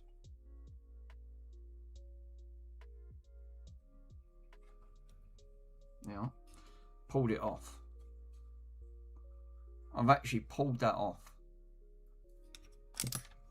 Damn, that was kind of a shit wiring, yeah. So basically what it was, it looked like it was partly bridged, and now I've just completely took it straight out. You couldn't even see it on there, right? Even, I'll tell you what, even now, my carrots ain't too bad, right? But I'll tell you what, I couldn't even see that. The camera just about picked that up. Yeah, I have about 5V RGB remote lighting. Well, that's what this is. This is like a controller board for the RGB. Obviously, the one I took off it. So now looking at this, we now shouldn't have. Let's see if I can just get it a little bit clearer. We now shouldn't have any more shorts. Obviously, this has all been burnt. But that is now not touching. So what I'm going to do, right? There's nothing now not touching this board. Right? There's nothing shorting on it, and I can't see that. And what I'm going to end up doing is I'll end up just putting some hot glue in between that. Wrap that up now. Yeah, hot glue it. Yeah, I think you're right. I think what I need to do, because obviously that wire, I cannot believe I pulled that wire out. It was so thin. Right, let me see if I can zoom it in. That's what I pulled out. Look, I pulled that out. You had a job to see it, and that's no exaggeration. And that, yeah. So basically, that was literally, I'm not joking. That's what was partly bridging. Obviously, it ain't bridging now because I'm going to get the hot glue on it. Which I think it's, yeah, that's some bullshit. That I'll tell you what, that wire is ultra thin. You've got a job to see it.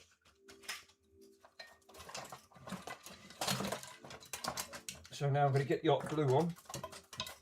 All right. Got the hot glue gun. Good thing is, I've got this thing's so beaten up. Yeah, look at these hot glue guns. It warns you, right? Someone threw this out, right? And they cut the plug off it. I've just rewired it, put a new plug on. There was nothing wrong with it. Yeah, subscribe. I've got new merch now, so I've set up now. You can buy one of my mugs. Actually, the link's in my bio. If you click on my YouTube channel, you actually see it on there. Yeah, I've seen some action. Yeah, I'll tell you what, Chris. This one's so beaten up, right? But it works. I mean, I don't even know what voltage it is it? Does it tell you? 230 volt, and it says on there, melt hot glue. Hot glue, melt. Yeah, soldering gun.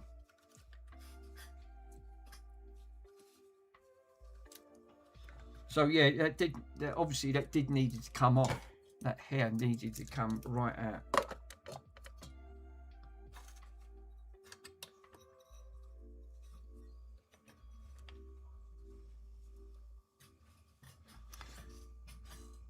It's Mr. Worms. Oh, I've missed Mr. Worms. How you doing, my friend? I hope you're really good. I like Mr. Worms. He's one of my all-time favourite. He's Mr. Worms. There's a few that touch very dear to me, and Mr. Worms is definitely one of them. How's your walking going, sir? I hope you're sticking to your plan.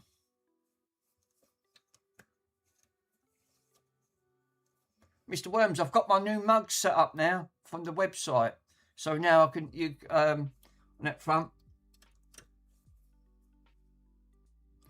Yeah, good. Yeah, I've been doing my stairs today. I mean, I live in a first floor block, so I'm up and down the stairs a few times a day because obviously Bronston needs to go for a toilet. So yeah, I don't need to do stairs. I do it automatically, and there's no lift in my place. None. Mr. Worms, you're gonna laugh. I've got to use the hot glue, so you're just in time because I've got to hot glue this. So we got to get the hot glue out. I'm just letting it warm up at the minute.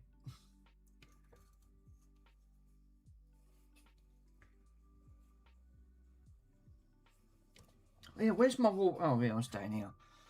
I like drinking me. Yay, hot glue. We're getting. Don't worry, Mr. Worms. We got the hot glue, sir. So you're in time for Hot Glue TV. Obviously, I don't want to breathe in the fumes because I've took the fume extractor away. It wasn't doing nothing anyway. It was just blowing it towards me, so I was just re-breathing it all back in. So, fat lot of good that was doing. I need one like what Mr. Swindon's got, but they are super expensive at the minute. I've had so much pain out.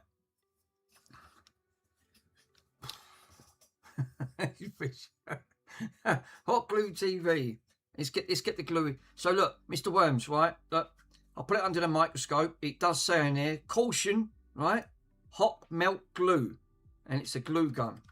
So we're going to get the glue. We're going to get the glue, and I'm going to do it under the microscope so you guys can get to see.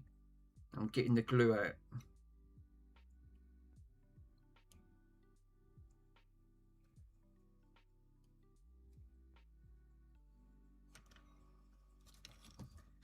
Yay! I love hot glue. Oh, fuck, that is hot and all. Jesus.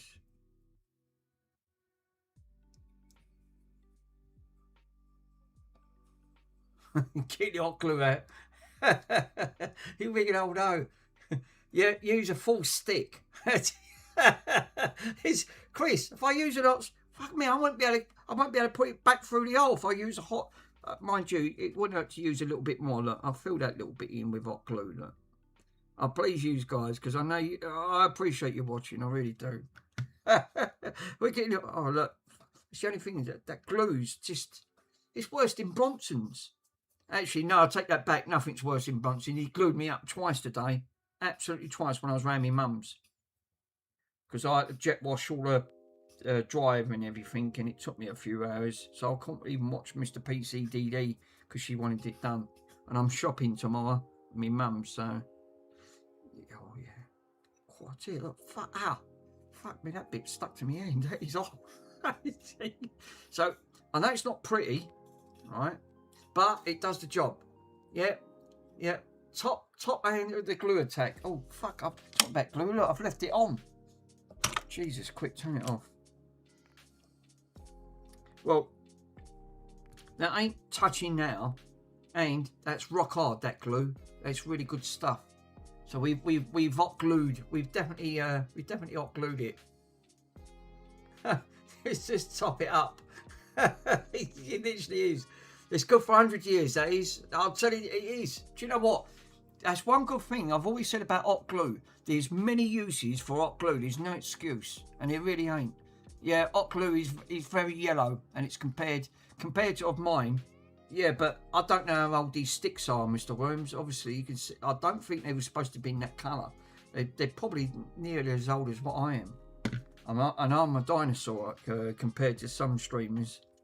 on that front. So yeah, well, I need to put an heat shrink on that now, right? So the hot glue's done its job. I've glued all inside, right? I've put all glue inside there. I've pulled that bit of wire off that was bridging. I don't think that's going anywhere, you know, guys. I think that'll do it. Yeah, mine's white. Yeah, I haven't got white ones. I don't know how old these glue sticks are. I found them in a cupboard. So, and how long have I lived in my flat? 23 years I've lived in my flat.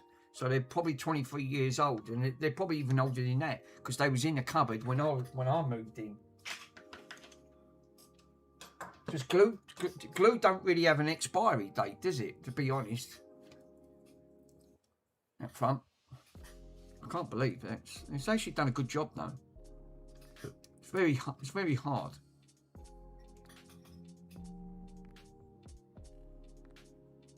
But yeah. Yeah, what are those sticks made out of? Horse parts, right? Do you know what? I don't. Horse parts. I can't answer that. I can't answer that, Michael. I don't know, my friend. Obviously, I'd hate to think what they've made out of. Oh, hoovies. Hoovies, yeah, definitely. They've made out of something, 100%. So basically what I need to do now is I've got to snip these, open these up. Mr. Worm's come just in the right nick of time when I was just using the hot glue. So now obviously I've got to put heat shrinks on these now. Oh God, for crying out loud.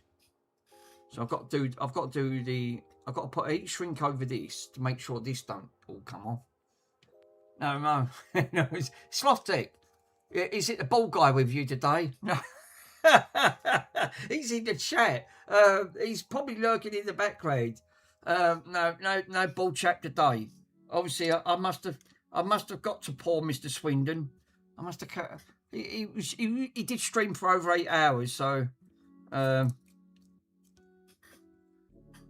yeah. It just made guys crap me up. Absolutely crap me up. Oh God. So. Yes, literally. So I need to put heat shrink. I've got to find an heat shrink to go over there. Right, he's the bald guy with you. You guys absolutely are legendaries. Yeah, I saw Andy and Chiller Relax. It was lurking. No, he was lurking. So what I'll do, I want to take it past. So I'm going to take it about there and then snip it. Oh God.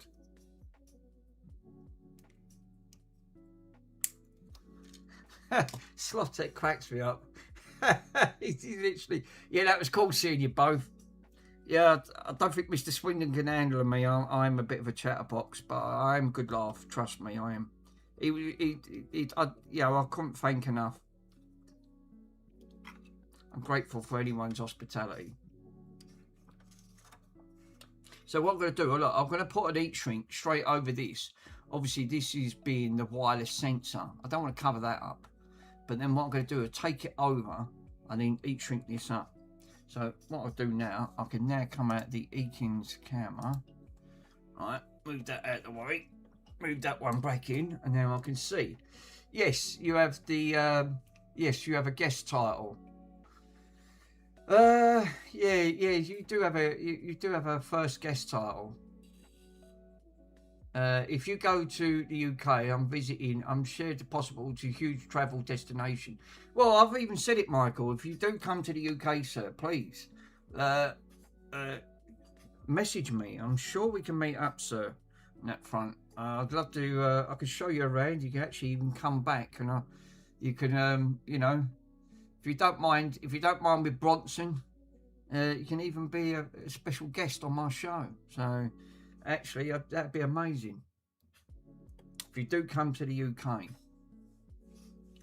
I'm great with dogs. Yeah, fine, absolutely fine. Obviously, Bronson couldn't do a 2-hour journey; it was too much for him. Bless him. So I'm sure. Obviously, I live on my own. I'm just live with a dog, so you ain't got to worry about nothing. But yeah, if you want to have somewhere to stay, I'm sure I can sort you something out if you wanted to stay. So, It's a great opportunity. It keeps your costs down because I'm telling you now, London's very expensive. It's not cheap. It's like everything's got a bloody price tag. Try that red. That's hooked up right. So what I'm going to do is just shrink him up.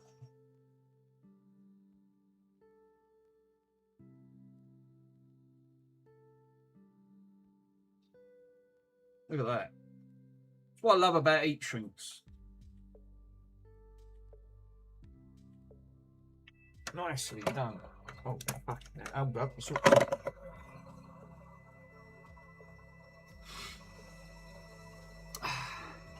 Yeah, you have to set limits. Yeah, hang on. I'm missing messages here because I obviously didn't want to. Oh, fuck, it's burning the wall. Hold up. It's burning the wall. It's burning the paint. Yeah, and you'll get glued. Obviously, Mr. Wams is 100%. Yes, I warn you now, Mr. Michael, sir. Bonson does do a lot of gluing at the end of the day. He said, yeah, you'll get glued up on that front, 100%. And he says, yeah, we have to set limits. Yeah, that is 100%. It is very, very pro-like. Obviously, look at that. Look, what a great turnout that is. So now it's all heat shrinked. I've hot glued it. All I need to do now is extend these wires. Yep, heat shrink hides the dodgy solder joint, and it's all. Well, I like the. I mean, it's all about attention to detail at the end of the day.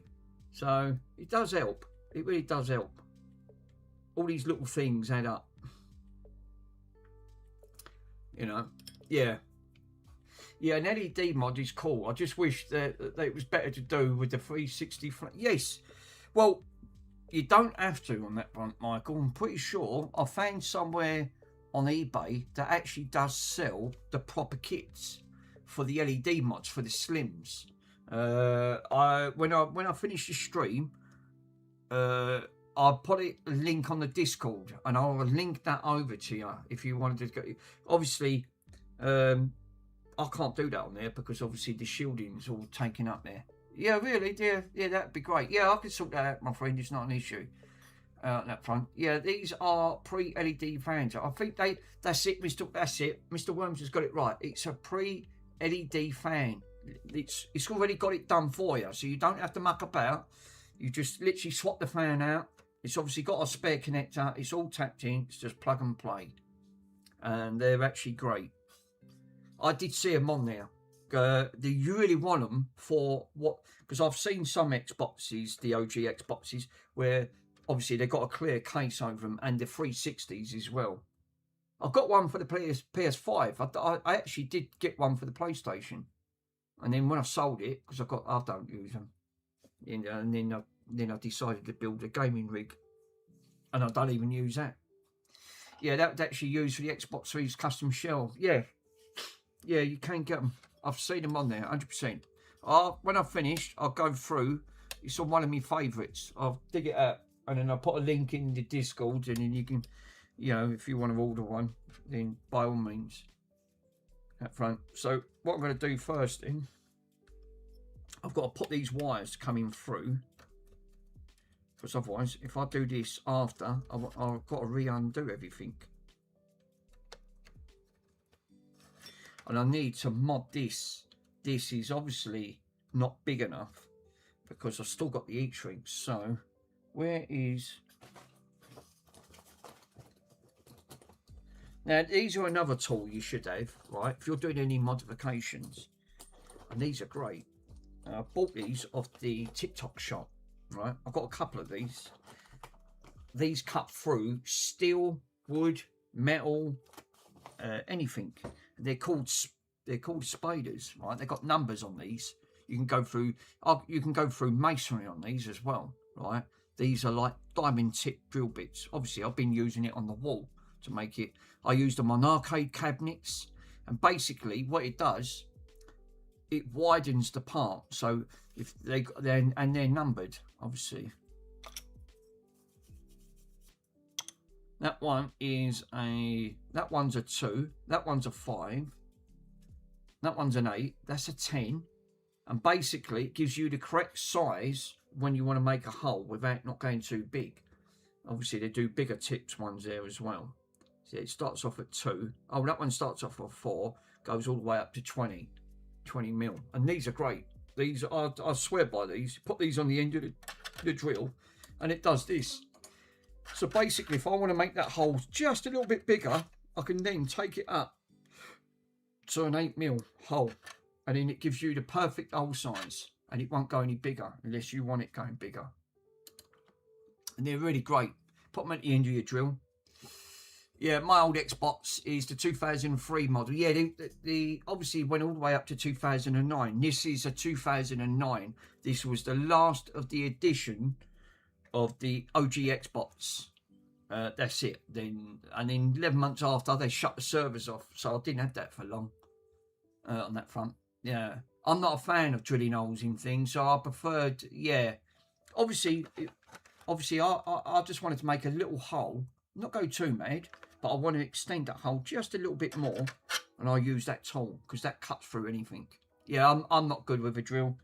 Obviously, again, this is what I was saying about earlier on, didn't I? I said about knowing your limits. If you're not confident, don't attempt it. Just don't. You're gonna make a right hashtag out of it. But only once you're confident, then attempt it. See, I haven't got into modding, to doing any modding, which I haven't. I openly admit that I've never installed any mod chips at the end of the day, because I'm not confident enough of doing it, because you're going to break your system. You'll brick it. You will. You'll definitely brick it. Yeah, drilling that whole thing, man. Mine works. Was a bit of a sticky drawer. I know what that. Yeah, it's sticky drawer and many buttons of that. That's easy. Do you know what? Fishing frustrations. That's one of the easiest things. That's what these had. I had 4 of these. I sold 3. 3 of them went. I sold them, and it went off to charity. I think I've raised over £300 for charity on that front. And it went to, some of it went to cancer research. And I remember that I bought the actual belts, and I bought about 10 belts in total to actually get them done, and they all had the same problem: sticky buttons, sticky drawers at front. Yeah, you can get I guess you can now get that unsticking for those drives. To be honest, if you want it done properly, right, I know you can recalibrate it and then set them. But if you really, the idea is to get into, the idea is to strip them down, do what Mr. MK does, clean them up with a bit of IPA. Because 9 out of 10, it's all that lovely cheese that people, I mean, some of that stuff that Mr. MK was working on had bloody earwax in. I mean, seriously, earwax. Ugh. I would have put gloves on. Sorry, I just had to put, I've got a pair of gloves there, I would have just had to wear gloves. I couldn't handle it, that would have made me go, ugh. I would have gagged. Literally, I would have gagged. Now, what did I say I was going to get? Oh, do you know what? I forgot what I was going to get, man. It's gone out of my head. Oh, fuck, crying out loud. I was going to get something. Oh, the drill. That's it. Let's get the drill.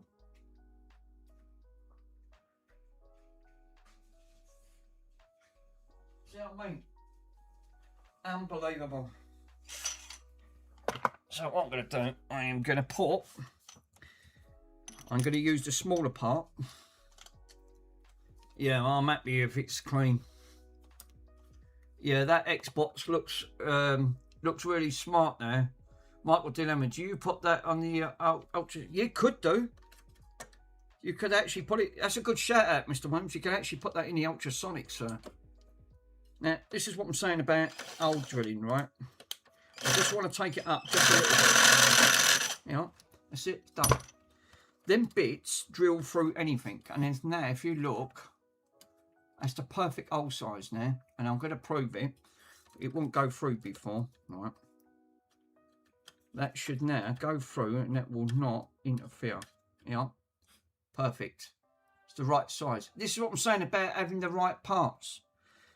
If you've got a tool, I guarantee it's going to make your job 500 times easier at the end of the day. And that's perfect. So now that won't chafe on there, that front, because it's now obviously got heat shrink. But I'm going to heat shrink all of them wires anyway, Just got to make sure there's no shavings in there. I don't think there is. Be all right. Thanks, Squishy. Yeah, I'll probably have a couple of them. Yeah, it looks really...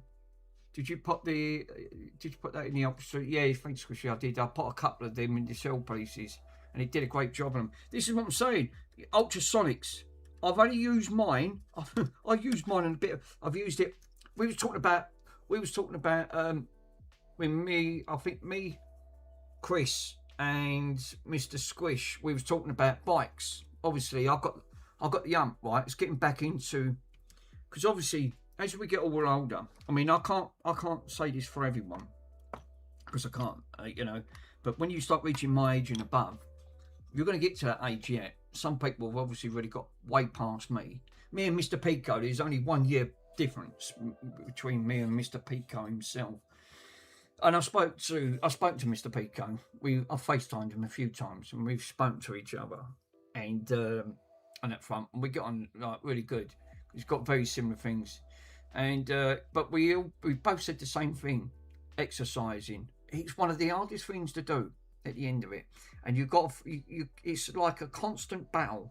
It is just a constant battle. Even though he's yeah, some good in his age, he actually is. He's really 62, I think he says. On that front, I'm 54. On that front, oh damn, yeah. The exercising lot is obviously, some people's got different metabolism issues, and it's so easy to actually put on the excesses pounds and not get them off. And as you get older, I guarantee it's really one of the most difficult things to actually master in your life. Yeah, I realise I need more weightlifting, big time, on that front. But you know what it is? It's a never-ending battle, and that's the trouble. And because it's a never-ending battle, you tend to lose passion very quickly. You're thinking, oh, I can't be arsed today because I'm just not feeling for it. And then other times you've actually got the energy to do it. Jill, did you actually did you see the message up a bit? No, let me go up. Trouble is older, there is more benefit if you exercise, but the harder it is. That is true. Yeah, damn. I did realise I need to do a bit more weightlifting and weights big time with that front. And then Mark was put, yeah, then there's also, it brings up the heart rate every day.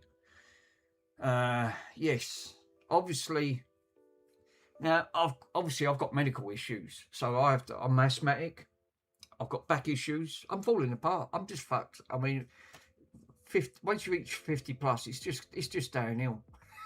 It's just literally, I mean, I might as well just get the glue now and just say, glue me in a coffin and just say, be done with it.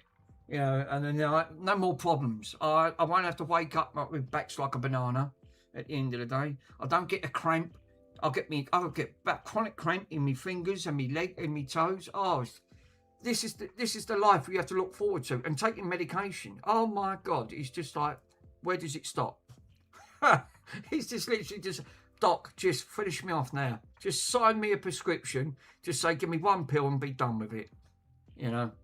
That'll solve all your problems. I won't have to worry. I won't have to wake up and my back's twinging or my neck's twinging. Yeah. Medical issues. Best ask the doc. They suggested for exercise. Well, that's all right for them. Yeah, they had them days. Yeah, they need to be clear on exercises in the age 50 plus. Yes. So, yeah, and every day for me, Jill, is too many issues to mention. Do you know what, my friend? I can 100% vouch for that. I really do. It's just a never-ending battle. It really is. And I feel sorry for people like that because, like you said, it's a struggle. It is just a struggle.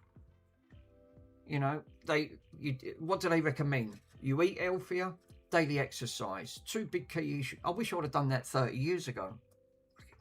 Well, then I was 30 years ago. Obviously, being a Gen X, come off my bike numerous of times. I got a big hole in my knee where I come off and smashed an hole in it on that front. What did I do? Get back on it because I didn't listen. And that's the trouble with Gen X's. They don't listen. They just think, you fucking... That's for wussies, mate. I'm telling you. Obviously, And I've not killed myself on my electric bike doing 45. I've only got one brake on it because obviously the modification I've had to do away with one of the brakes, so it's only got one brake. Goes like the clappers now. Does go quick. I got it up to 40. I got it up to just over 45, about 46 mile an hour. I got it up to. I was overtaking cars. I was actually going quicker than him. That was actually quite funny. I did film it. I put my camera on. I've got one of these. Look. I filmed it on one of these. So put it onto me chest, and I wanted to see how fast I can get out of the bike. So yeah, it did go quite quick. Yeah, but I have some genetic issues, so yeah, obviously some strain for those injections. Yeah, that's actually I can feel for that, Michael. I can understand that, my friend. Yeah, I like bike riding, but obviously I go too fast. I just go too fast. Fuck me, I was overshooting traffic. That's how fast I was going. It was frightening. All I had on them was no L pads, no crash helmet, nothing.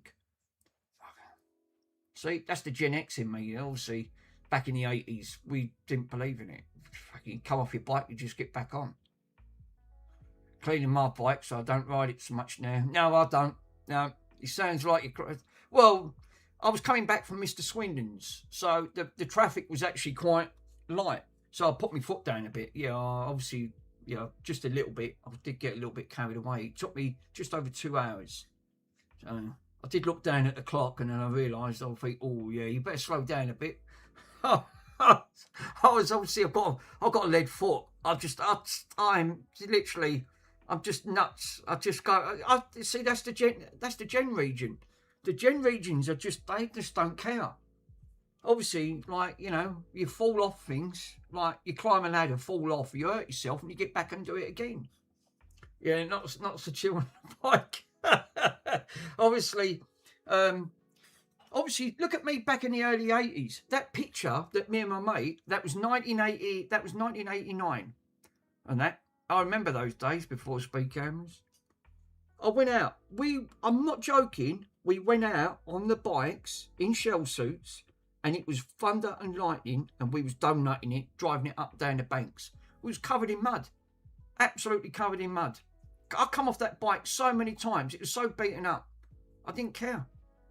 But that's what gen regions are. They just don't care. But well, don't worry about it. You fall off, you just get back on it. That's what you get told. And I couldn't go back and cry to my mother because I get another clip round the ear hole saying, well, you'll have something to cry about. See, different type of era altogether. Absolutely. Yeah, I remember. It's like you said, bikes are trying so nice, but yeah, I don't have. I did it in my car, but I did test earlier. Obviously, these early days now obviously don't mean nothing. I mean, you've got the Gen Z series, and that's the mid-90s, and then the Gen X's. The Gen X's, obviously, Gen X's didn't really care. From the mid-1960s to the middle of the 1980s. I think that was the Gen region, the Gen X region, that front. And if you ask them, they tell you all different stories, but one thing that always comes out of all of it is that they didn't care. Like, you fall off something or you hurt yourself, yeah, you get back on it. That's just how it was. That's what shapes you into a person. Obviously, everyone's got different upbringings. Mine was completely like just nuts. I was just mixing with just anyone. It was just having a laugh. Laughing a joke. Where's my oh, for crying out loud. I want me strippers now. Why strippers? I need to strip it. Yeah, my dad. Yeah, we were very safe as Gen X's. Yeah, we were. You weren't very safe for Gen X. It's true. You weren't. It's 100%. Yeah, my dad didn't teach me jack shit, nor did mine. Obviously, that's another thing. I don't know. I can't speak for everyone, but I know one thing from my dad always said to me, right back from the early 80s, actually said, no, I'm not teaching you. You've got to learn yourself. You fall off it. Yeah, grifters and choppers and BMXs. Obviously, I left my chopper when we left because I was still in my teens, and I was gutted because now they're worth about £1,000. You know, just you can get copies on that front, but yeah, they didn't muck about. Obviously, each parent was different, but they was hard for a reason. That's one thing I say about Gen X regions. Tough as old beans, you know. Yeah, but Dad actually, yeah, I think my dad had a bike and he catched it on fire. Bloody hell! God, you want to see some of the Michael? I don't know if you actually see the picture of me and my mate on the bike. Yeah, and the bike is obviously, you can see it on here. This is 1980. This is 1989, right? Still in the 80s. Me and my mate, right, covered in mud. The bikes that you actually see at the back, right? These were Honda Cubs. Right, we gutted them. That was a 70, that was a 50, right? We literally gutted these to the bare shell. He used a bit of gas pipe on these, right, to make it sound louder, and it actually went a bit quicker. Mine, I took off completely, had no exhaust. So the exhaust was burning me legs as we was going round. But we got covered. That was when it was chucking down, we got absolutely caked with mud. I remember that day, it was because literally, I'm not joking, but the tracksuits, such a classic day. It's a fantastic, you couldn't make it up, seriously. These were memories, mate. These were proper memories. This is what I love. Obviously, on that front, we grew up, and as soon as we couldn't wait to finish school, because we got to the weekend, and I was out all day. I did not come back until it was literally, until the sun started to set, until it got dusk. And then obviously I went back to my friends, took the bikes back to the garage, covered them up, and we'd done that for at least 5 to 6 years solid. The times I come off that bike, I cannot remember. I've lost so many. I never broke a bone. For the love of God and me, I didn't break one bone. And I had scrapes, cuts, and everything, but I didn't break a bone. But we got absolutely covered. We loved it. Absolutely, we was just out for the day. We would not come back. I was out by 9 o'clock, and I think the time I got back was about 7. We was out all day. We was just mucking about with the bikes, filling that up. Well, over the road there was a petrol garage. We just went over there with a jerry can, filled it up, went straight back on it again. We didn't even worry about drinks or any things like that. But then that's the Gen regions. That's what it was like. But it did make me laugh. Obviously, we loved it when it was thunder and lightning because it made it more slippery for the bikes. So we was donating it, and I was just coming off it. I was trying to donate it, sling it round the side, and I was off. Got back on it. That's why I was covered in mud. If I would have gone home like that, I would have got a belt. I'm telling you, my mum would have said, you're not coming in with that lot. That front. But she didn't know. After time, she didn't know what I was getting up to because the Gen X's done. Obviously, I didn't tell my mum what I got up to. It was just me and my mate. It was like an adventure. We was like the Goonies, mate. I tell you, we was definitely like the Goonies. My mate was more outgoing than me. He went down the bank, the river bank. If I went down it, I wouldn't have got out. He literally, that was absolutely hilarious. Fishing frustration, no way, my friend. Told you. Gen regions, they're a laugh. You can have a great laugh with the Gen regions. Yeah, 100%. There she is. Right, let me move these over here because I'm going to need these tools.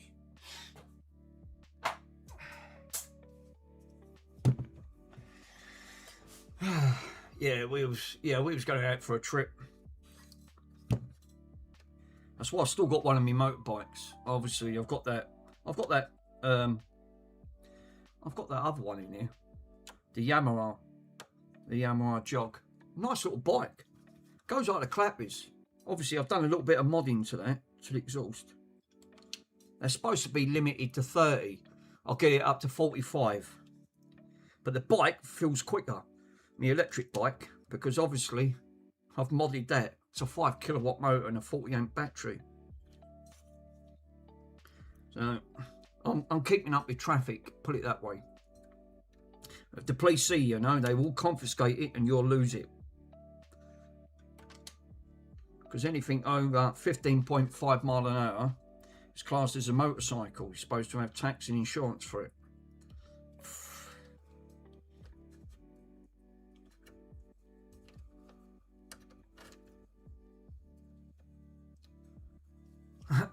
Yeah, laugh. I want to see that. That must be funny, taking over cars on an e-bike.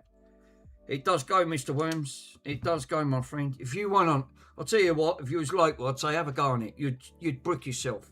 You'd absolutely brick yourself. The power on that bike, it literally lifts off the front. It literally is. I got so bored doing 15.5. I went, fuck me, I could literally, that's a long time. Oh, Mr. 8-Bit. I'm not joking. If you got on it, you would brick yourself. It's that powerful.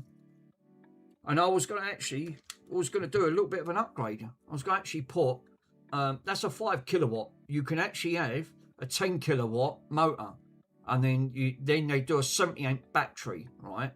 If you put a 70 amp battery, put it this way, I've got a 40. If you put a 70 amp battery in a 10 kilowatt motor, you now take it from 45 all the way up to roughly around about 80. You're going past a car. And that's frightening. That is literally, trust me, at 45, it's frightening. So, so you don't get it. It's that, no. So yeah, you do upgrades on that. You can do up to about 80, 90 mile an hour all day long. You're going faster than a car. Well, some cars. Yeah, trust me, 45, I can see why the police say 15.5. 45 is just, I'm keeping up with cars, doing an average speed at 40 to 45 mile an hour. And trust me, you don't. I can see why the police are saying it's illegal. But you don't live if you're not doing 45 on an e-bike with one brake. Obviously, you're thinking, oh, that's all right. Don't worry about it. You come off, didn't you? Don't think about it. Just hopefully no one pulls out in front of you. Otherwise, you're screwed in the UK. And 9 out of 10, they do. Yeah, you need brakes to check. Yes, well, you need to check your brakes too. We don't bother, mate. I'm so, when you're a gen region, you used to use your feet. I used to jam my back.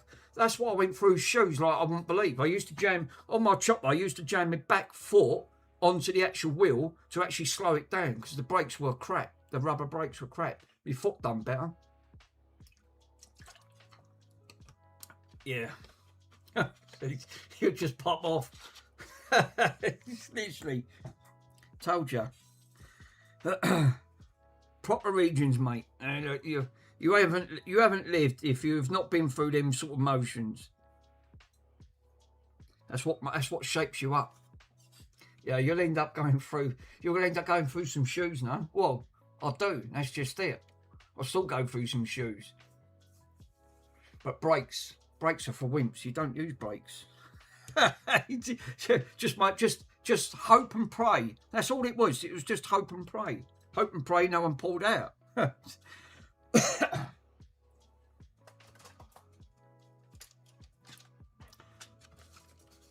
Undergrow. Hello, mate. How you doing, my friend? Thank you for popping on.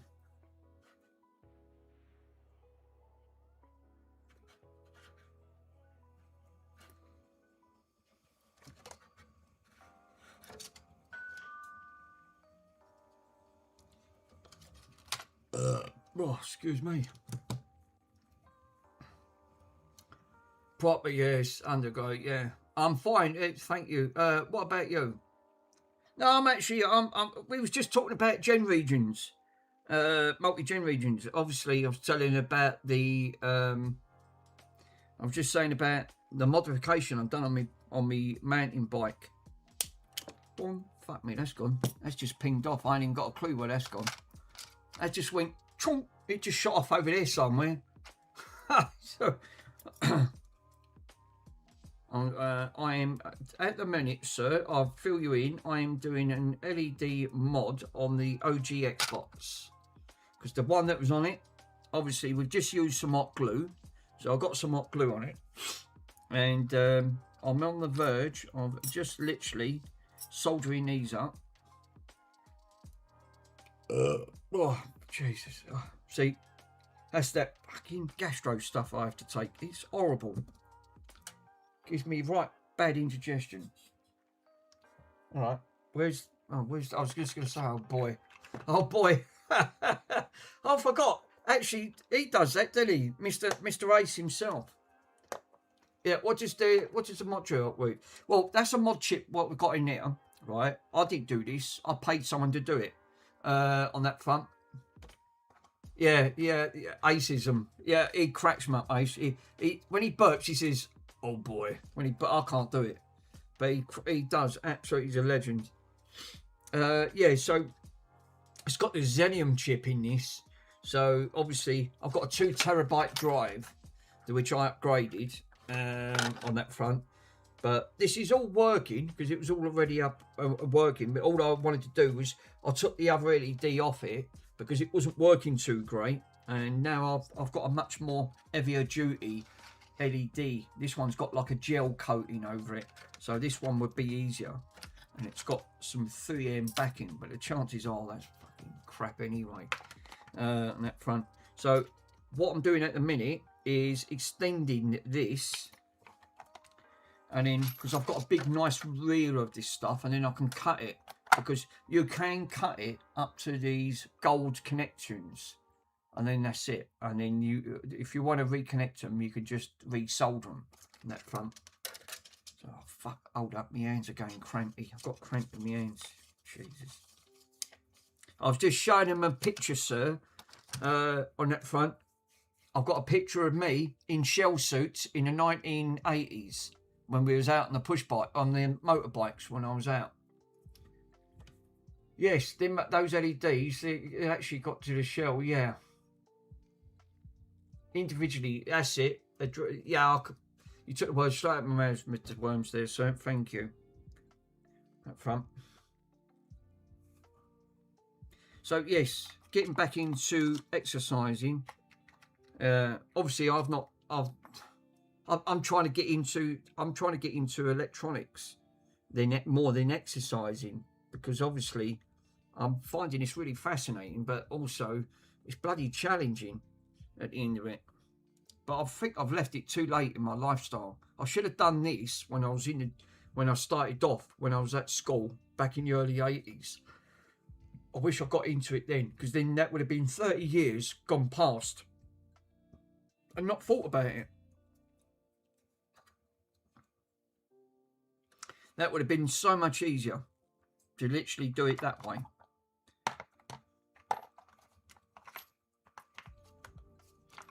And that's another thing. You have to. These are all like these different heat shrinks that you can get. I've got this. I think I got this at one of the car shops. Charged me about £6 for all of these and all these different heat shrinks.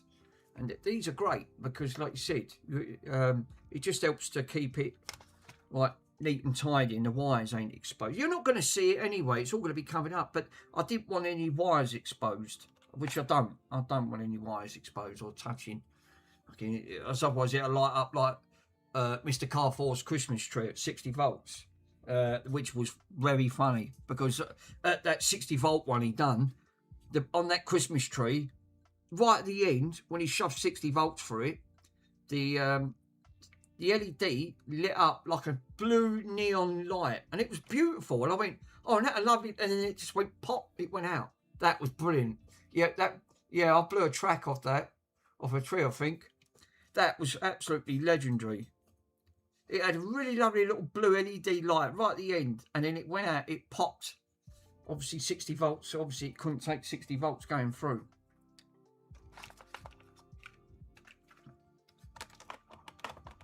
Yeah, that was actually, it was absolutely legendary.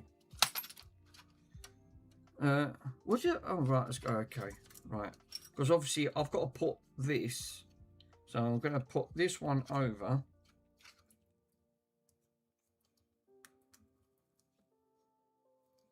See what I mean, Mr. Worms? Look, this is what I'm saying about these being wider.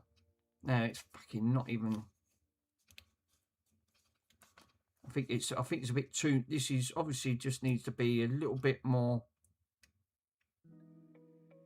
It's now not. It's getting to there, and it's now stuck. It's not going anymore. So what we up to? Oh, we're nearly there. Now the one thing that I've learned is that 60 volts is usually high. Obviously, You haven't lived if you've not done what Mr. Carfor recommended and shoved 60 volts into something. Obviously, he said do it to your Furby. Well, I've only got one Furby left. I've given them all away.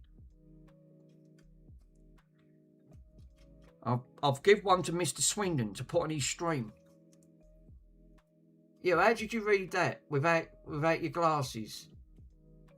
Because I can see on that TV, I'm now literally, the messages are right here. So the message now I can see without me contact, so I don't need me goggles on. So this TV is so much better because obviously it's literally smacked right over there on that front. So the TV really come in handy. Actually, it really did. It done you a treat. It definitely done me a treat. Obviously, you can't move in your shed, sir. You've got a lot in there. So what I'm trying to do, I'm trying to pull this through, right? Fuck's sake. I've got to try and pull it through because I've got to try and to. Yeah, that is much tidier now. I wish my desk was. Bloody hell. I know that you obviously that TV was taking some room up in your shed, which you obviously you couldn't move with that bloody big speaker stuck there. No one could get to see how big that speaker was, and I'm telling you, that damn thing was massive. It was much bigger than mine. Yeah, my kitchen is so dusty. Yeah, that's the trouble when you're streaming in there. So you know you're gonna go. This is what happens when you're trying to do that small. It's literally small. I'm trying to pull this back, and it's really putting up a fight. Right, okay. I've pulled it back as far as I go, and it won't go anymore. It's really frigging tight.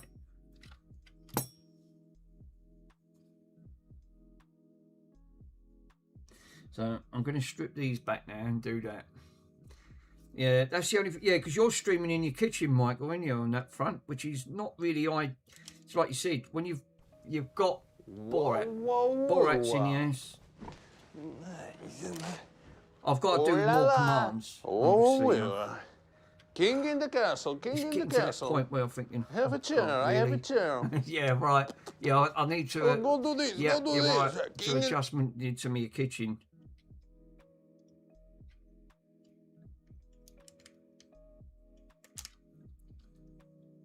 So what I'm going to have to do is solder these. Right.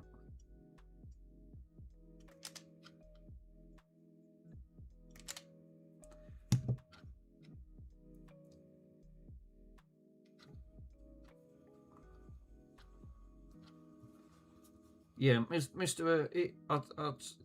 It's like you said. When you, I'll tell you what, that coffee machine that Mr. Swindon's got.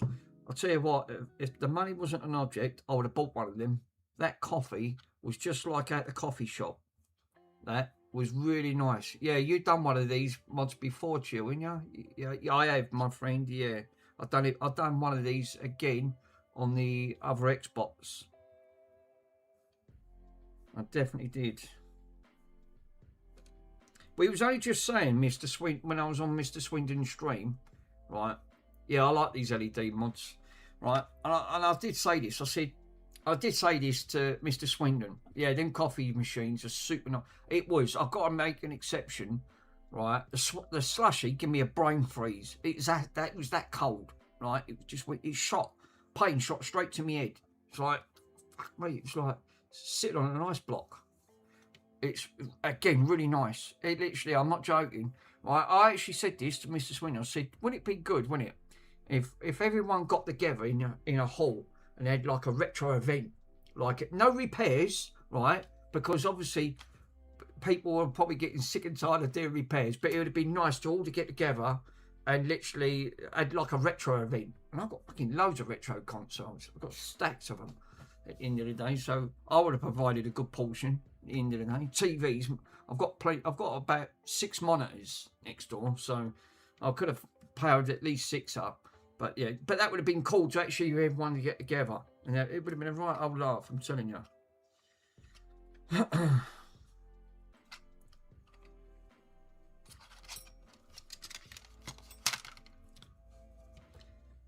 it's events like that yeah, that would actually try to get the, yeah, I'd like to actually try to sort of like alcohol slushy. Oh, you know, that would have been different.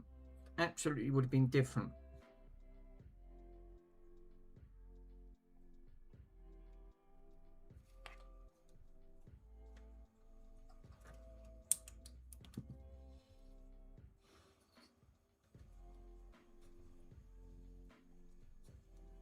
But yeah, definitely. It would have been very, very fun.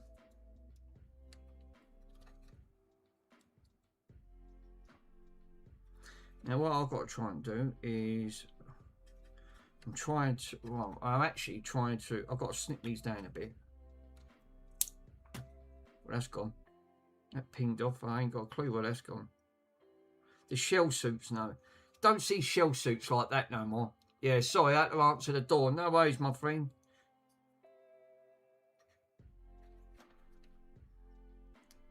So, yes, the whoever else has seen a shell suit. I haven't seen a shell suit for donkey's years. It's what the rage was. At the end of it. It was actually quite funny to actually see a shell suit in action.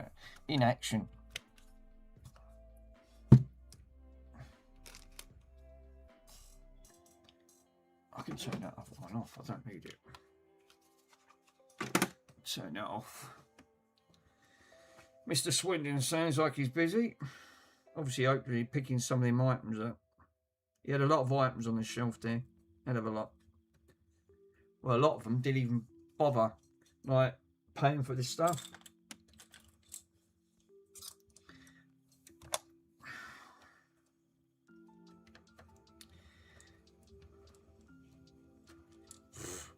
It's the only thing with all these frigging wires.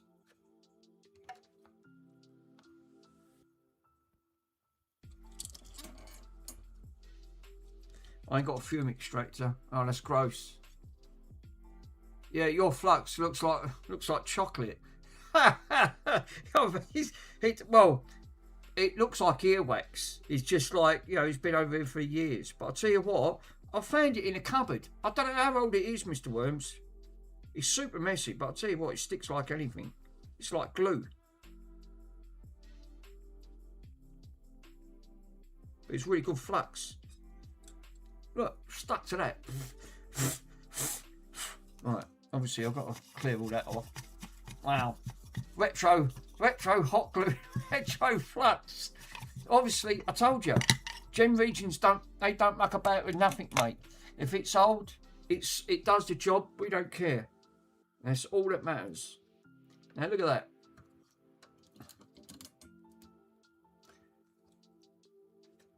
That's soldered all the way through. Literally is. So it goes to show it's good, isn't it? Yeah, I've never heard of shell suits.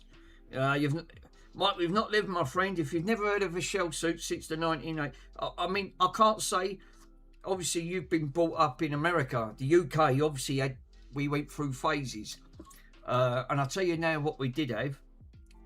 We had a thing, right? Which, well, I don't know how to put it. It's the only way of coming out of it. They used to call them I won't say it because I don't want to offend people. But the UK used a thing called, yeah, there was a lot of UK's things that I wasn't aware of. Well, the 1980s. All I know from the 1980s, it went through eras. So each year it changed. So clothing changed. Then there was phases, right? So people went through to phases. And I'll give you one phase that I always remember. It was about 1983, 1984. The newest craze that was going around from the mid-80s in schools in the UK, and it did make me laugh. We had a thing, and I won't say this word, but I'll spell it out, right? It was WOG boxes, right? That's what they was used to called, right? WOG boxes, right? And we couldn't use, but that's what Gen Readings called them in the school. Now, there obviously wasn't, we didn't have worries about transgender, mixed race, blacks versus whites, whatever colour there was. because there wasn't. You might have had some coloured kids in school, but they was just like any other Gen Regions. If you called them the WOG to their face, they would just punch you. Obviously they won't go out saying we worry about your feelings, because that's what Gen Regions are. Odd nutters, basically. They was like the craze of the kids, obviously. And that's what was going around calling at schools. And then it got changed. Obviously, that didn't change to the early 90s. Obviously, then it started going, they called them boom boxes, right? Because they had to change the names, obviously, for obvious reasons. I've still got one of the radios, it's in the cupboard, right?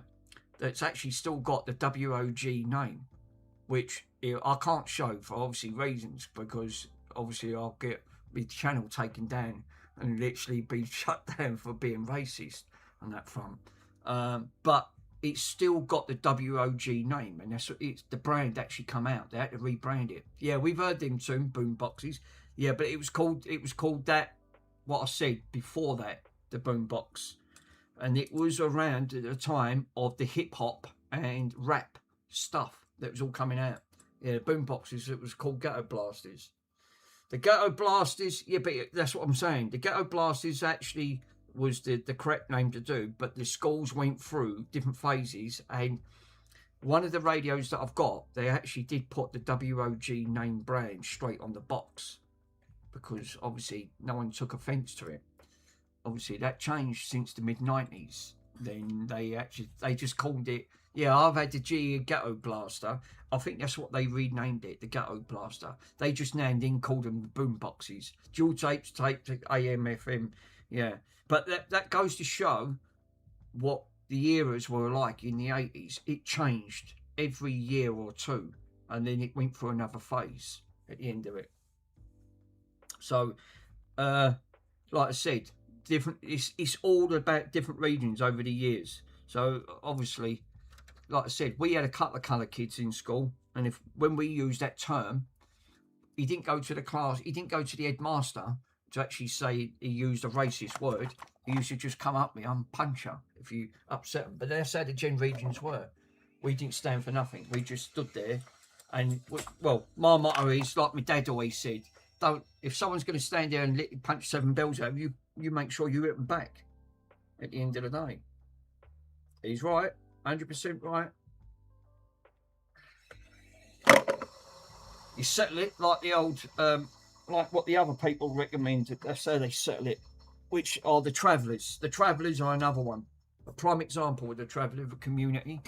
You respect them for that front, because I know some people don't get on with the travelling community because of the type of, trouble they are, but they settle everything with their hands. They don't bother with police going up to there. Even their little kids, they think, no, we're going to, even the little kids, they'll take anyone on. And I've seen them and all, and I'm absolutely shocked. I went, wow. It's just how they were. It's the way they've been brought up.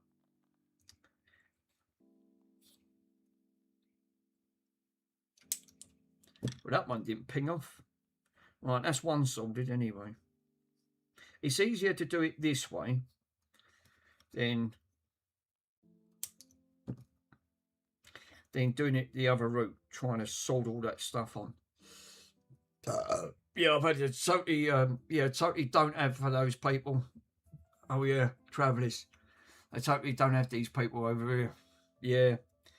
Well, it's just, put it this way, even Ireland didn't really want the travelling community because of the type of destruction and causing the type of trouble they was causing. This is why the travelling community bring a lot of trouble upon themselves at the end of the day. And you can't wonder at it. And it's not that you don't badmouth them, because they're the type of people who just at your first ask questions after, like the Gen X regions would at the end of the day. And it's just how they've been brought up. But every time that you mention travellers, straight away you're thinking trouble. It's just, it puts that bad aspect on it. Yeah, well, I should also visit Ireland. I've never been to Ireland. It's actually supposed to be really, really Cork. I want to visit Cork, so a place over in Cork. It looks really lovely. I've seen it on the Google mapping. It looks beautiful. I've worked at these courts where the travellers started to punch up with our security guards outside, and the court and the police have to turn up and sort out. Lucky enough, the police station was just around the corner. Well, this is a prime example. They don't muck about. The travelling community won't sit there, wait for the police and that. So the travelling community will just settle everything with their hands. They're not. I'll tell you what. They're hard. They're really hard people. But they're also people you don't really want to mess with. Also, at the end of the day, they are proper hard nutters. They're like the Reggie and Ronnie Craig of their moment. Even their kids, as young as like 3 or 4, they're terrors.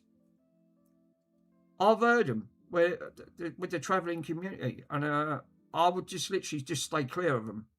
I wouldn't really want anything to do with the travelling community. And the trouble is, this is what people do.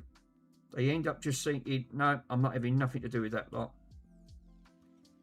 You know what travellers are like. They will park anywhere, and they don't care how much mess they leave behind. I feel sorry for them to some aspect, because they have to keep moving. But then you want to see the cars they're driving around in. Brand new cars, brand new caravans. They're a working community, but they're also a thieving community, and that's the trouble. The thieving, they have got a bit of a reputation, which like I said, it's not about making sort of like, saying, well, you know what these communities are like, you can't trust them. Yeah, I've had nothing. Yeah, I've them mountains off me. I was sort of in their farms. Are they caravan people? They are caravan people. Yes, they're constantly always on the move. I've heard of the people with the caravan, because maybe aren't travellers now. No, the proper travellers, the ones on there, they obviously they're proper. They're even more than old Gen X regions, but that community's long died. Obviously now you've got the travelling community, and this is now what does it with the travelling community, because they're painting a picture towards themselves, and this is the trouble, because you mention the word traveller and people thinking trouble. Straight away you think of trouble. We've met a few. Where my mum lives, she's opposite a field, right, and there's nothing on there at the end of the day, and we've had 2 lots of travellers move on, right, and there must have been about 20 caravans, right. It took the council, which got added to my council tax, right, over the years. It took them 2 years to get them off that site, off that bit of land. At the end of the day, they had to get in cut, because you can't just say get off the land. The police were involved. The police didn't even want to get out of the car, because they're frightened of the travelling community, because they know what they're like at the end of the day. So they had to go through courts to get them off. But after they left, you want to see the mess. It cost the taxpayer, it must have cost them 10 grand to actually clear all the mess up, which that mess gets added onto my council tax. So in a way, I had to pay to get their mess cleared up, because thanks to the local council, put the council taxes up shortly after. So that was one way to recuperate some of the cost which it cost the taxpayer. It's terrible at the end of the day, and this is a prime example. This is why they leave a bad name for themselves, obviously, because they don't care. And that's 90% of what travellers are like. They just don't care. They're obviously thinking, I'm not bothered at the end of the day. Now, if they've done that in Ireland, this is why they've not gone back to Ireland. Ireland police, do you know what the Ireland police do? And I have heard it, and it is true. Ireland police, if they see travellers go onto one of their rural lands, right, they give them less than 24 hours to get off. They give them literally a couple of hours to get off the land. If they don't, they come back with riot police, right? Not only do they force them off, but they also burn their caravans. They actually said, you're not going to get your caravan back now. We're going to burn it and destroy it at the end of it. That's why a lot of the Irish travellers community are now down from Ireland down to the UK at the end of it. And this is the reasons why. But they won't go back to Ireland. They won't go back for that reason, because they know what the Irish police were like. And there is some truth in that.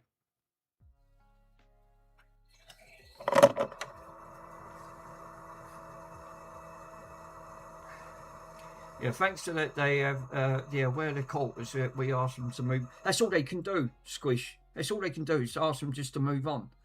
They have to get a certain law. See, land is different. It's completely different. But they have to use certain laws to injunction, and then they have to get, then they can get the police to actually move them on. But the police really don't want to get involved. I know they don't want to get involved because they know what the travelling community are like.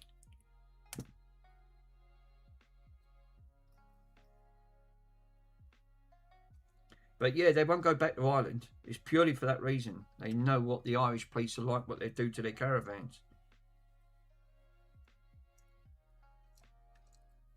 But yeah, don't mess with them. They're the type of people you really do not want to mess with. They will settle everything with their hands. And they're not fussed, mate. Some of these travellers are proper boxers.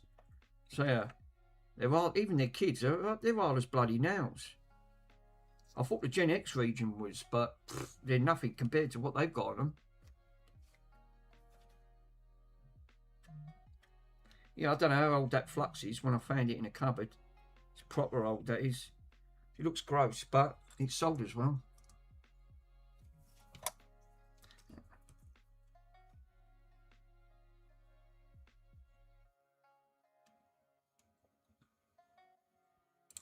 Fuck me, I can't even sold this one.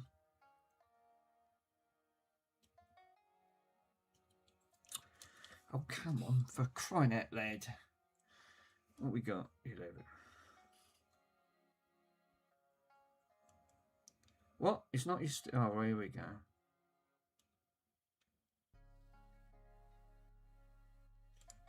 Nice. I have to try and blow the smoke away, because otherwise I'll just breathe it in. Breathed in enough over the years. I might try a bar of chocolate as the flux of it works well. Obviously, looking at this flux, Mr. Worms, I don't think how old this flux is. I found it in a cupboard. It's like, I found this in the cupboard. I found that in the cupboard. I've also found some other bits. And I went, oh, I wonder what that is. And my mate went, lick it. I went, I'm not licking it. I'm not going to fucking lick that.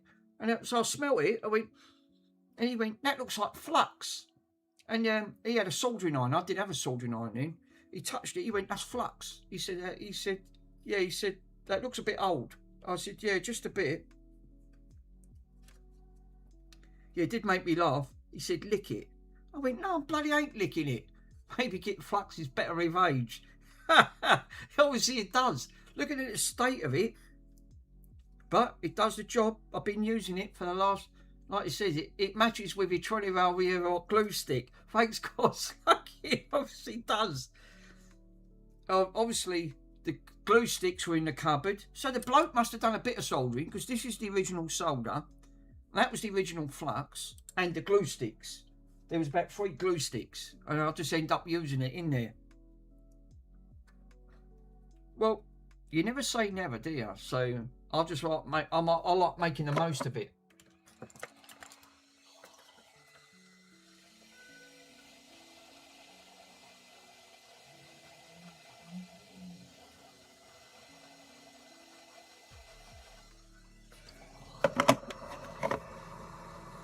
I need to get a proper oh fuck, it is a bit old. It matches with the 20-year-old hot glue stick. I can't go. That is a good one, actually. I like that. Yeah, that glue stick looks like it's seen better days. So is that flux, but it does the job. I've got one more to solder up, and then we can power her up, and then we give her a test.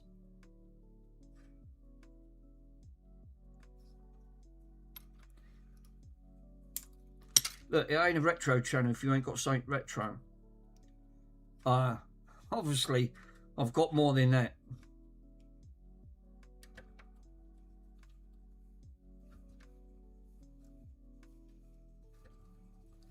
Then what I'll do, I'll boot this up and then give it a see what. I know it's going to come up with an error because the drive's not plugged in, but I ain't bothered.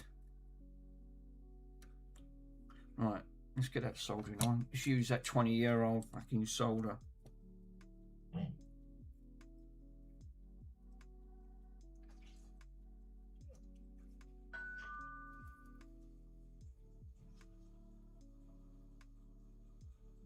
Look at that. One drop. Right, blow that all the way. I'm not breathing that in. I hate to think how old that's been. Oh, they're coated lovely. They're like a pear drop all the way over. So there's no way they're ever gonna snap off. Never. Right, this is the last one. And then for the test.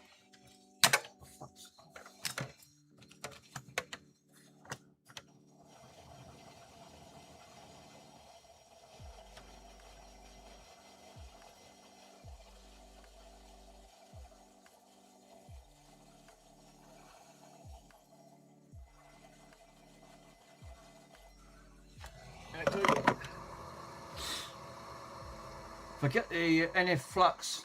Get yourself Come Retro Restore Flux. Actually, I should do that. That's a good shout out, Mr. Squish. I'll obviously start. I won't do mugs. I'll start selling retro flux. Get your retro flux from here. Right, before I do anything, just let that cool down for a minute. It's fucking toasty as anything. Right, that's all. I have colour coded all that correctly. Blue to blue, red to red, white to white, green to green. Right. So, except, what did I do with the bloody Stu, Mr. Stu himself. He's the retro person that likes to take Virgin Media boxes to a new stream. Obviously, I'm thinking, don't worry, Virgin Media, scrap Virgin Media. We can make better uses for our boxes. That absolutely is legendary. He absolutely is legendary, this geezer. Takes, not only does that, yeah, turns routers into amps. It's what I like to see. He's put them to much better uses. That's exactly what I would have done. Who mucks about with bleeding routers, eh? Put an amplifier in it. That's what I recommend. What did I do with that? Oh, sorry, guys. I'm trying to look for the. Oh, yeah, I'll just plug. It's so dark down here, I can't see anything. I want to plug this in. Right. Plug them in at the back. Now, if I wired this up correctly, well, rather go bang. I don't think it will. No, I've updated now. I've got the remote control function. Nice. So I'm going to change the Bluetooth module board inside as well. Do you know what? What a great opportunity, sir. You know, and then upload it. Obviously, show us a short to see what it looks like. Right, now.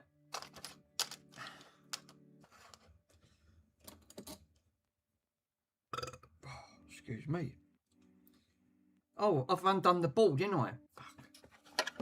I won't get nothing without the bloody plugging in. Oh, for crying out loud. Sorry, guys. Let me plug this in.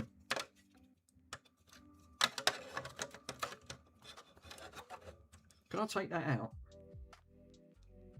No, you can't. Yeah, buggers to take out.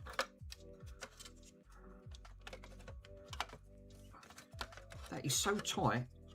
Why is everything so frigging... I can't put it in. I saw I saw that this morning. It was shot from the microcontroller.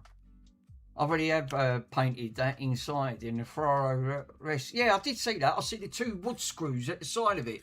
Nice little. I like that. It was a nice little touch. Something a bit like the Gen X regions would put something like, fuck about it. Just put a couple of screws in. Nice little bit of red at the side of here. Nice. That's what we used to make up, things like that. And that was in the 80s. Like, yeah, we took it to a new. We took it to a next level. Yeah, there's no wood screws in it. It was just nothing. It was just rough. That's how it was made, and I'm afraid, Stu. We liked it. It's just a proper readings, mate. Proper readings. Just literally go with the flow. Whatever floated your boat, whatever's stuck, just use it. It's like I did with them bikes. We stripped them down. They was on. Do you know what? They was all complete. Them bikes, there was nothing wrong with them. We stripped them down to the bare shell because we knew we was going to use them off road. We weren't going to put them on the road. We wanted to use them off road. I don't know whose land it was and all. It was just a derelict bit of land, and we were just using it for our bikes. It was just like, and it was only us. So it was like an adventure playground for us. We loved it.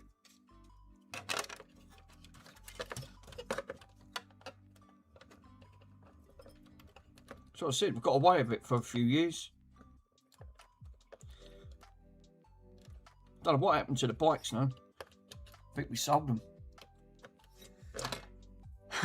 Yeah, to be honest, it's harder to find them. It's because the company can all do different boards together, all sharing the same grain. So it introduces a lot of harmonic hum. Yeah, and that's so. Yeah, and it's all you to get rid of them, all rid of that. Yeah, and that's what it does. So if that's got a hum, then so what do you have to have? Like, do you grind it out more to actually try to eliminate the hum itself? You can actually use coils, can you? I've heard you can use a coil to eliminate the hum. Like, I'll give you for instance, guitar amps use a lot of humming on that front, on that, and the best way to eliminate it is just to run it through a coil.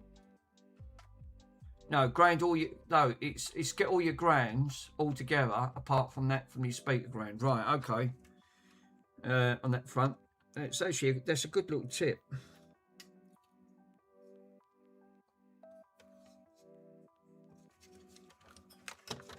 I can't even fucking put this in this. The wire's so frigging short. Right, that's it. This is coming out. Fuck's sake. I can't put this in because I don't want to end up putting all this back yet.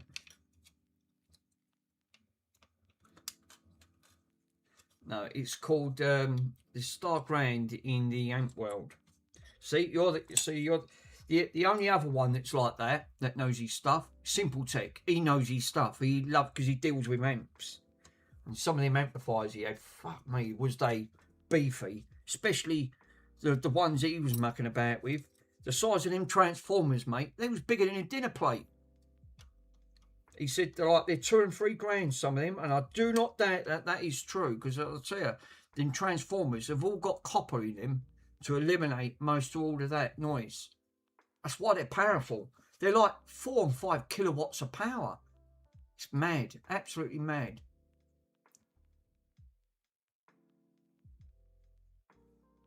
Simple Tech, no, it's he knows his stuff. It's just taught me to wiggling.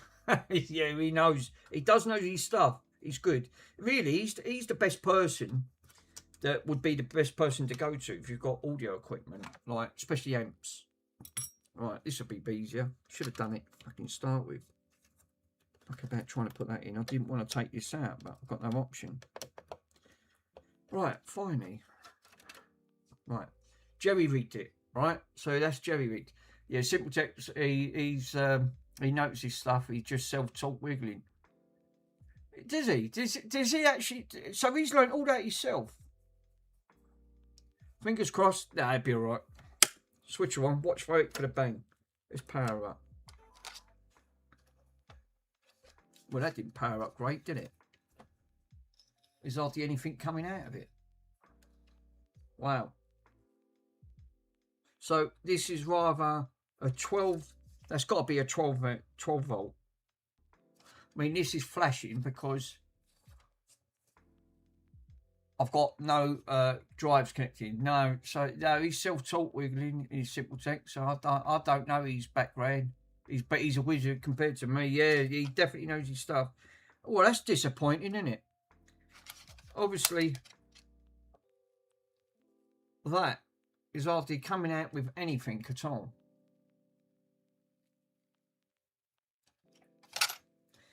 What a swizz.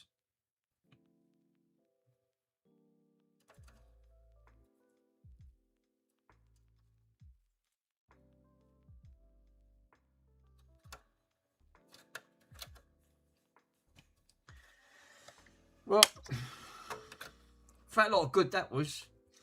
So, yeah, put a capacitor across that to the live to the neutral. It depends on the voltage, and it'll match the voltage and up.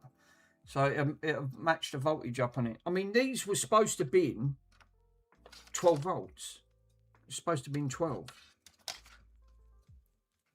I'll tell you what, right? Let me take these out. I'll tell you what I'll do. Right, because I've actually I'll cut the leg thing from here, right? I'll put them on the bench power supply, see what voltages they're coming up. I think this was, if I remember correctly, right, I'm pretty sure these were 12 volts, but this is a 12 volt. This is a 12 volt line, because I know I took it off from the 12 volts. I'll put it on the bench power supply. I'll take it out of circuit. Just going to cut the heat shrink out.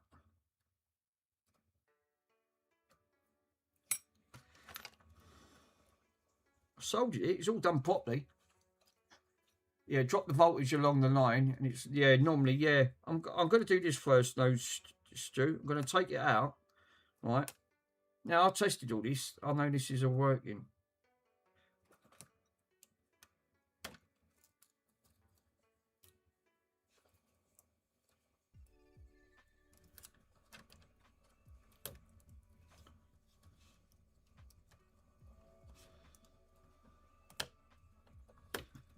Right.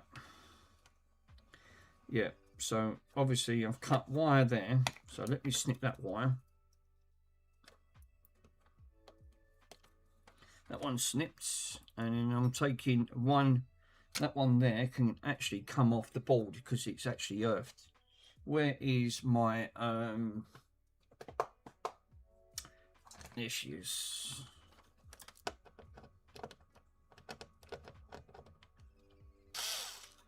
Great. The bit's wrong. Yeah, that'll do.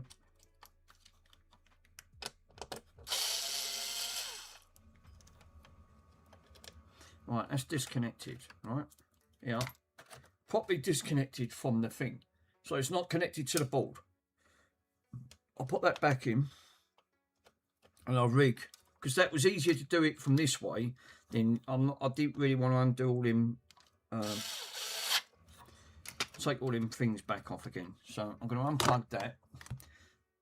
Yeah, you can cut them into size LEDs. Yes, you can, to actually brighten it. But I want to see what it's putting on the bench power supply. So I'm going to bung the bench power supply on. So let me switch her on. Now this is my new bench power supply. Obviously this is much more powerful. This does 60... I don't think what it does. I was showing it 4 times the power of the one I had previous. This thing's a monster, absolute monster.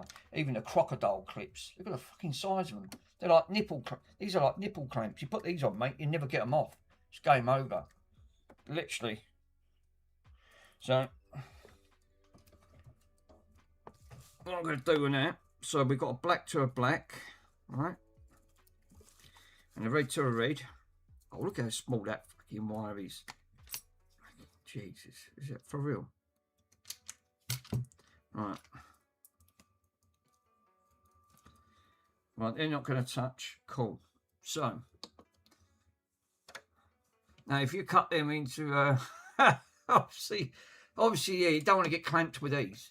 Obviously, you're going to know all about it. Right, so I've got it up to, what have I got it up to? At the moment, only 5 volts. Well, that's obviously not, that's not good. So, enter. Was it shift? Right, hold up. 67 volts. No, I don't want 67 volt. Fuck me, that would liven it up. That would well liven it up. No, hold up a minute. Oh, it's shift, that's it. I ain't used this for quite a while.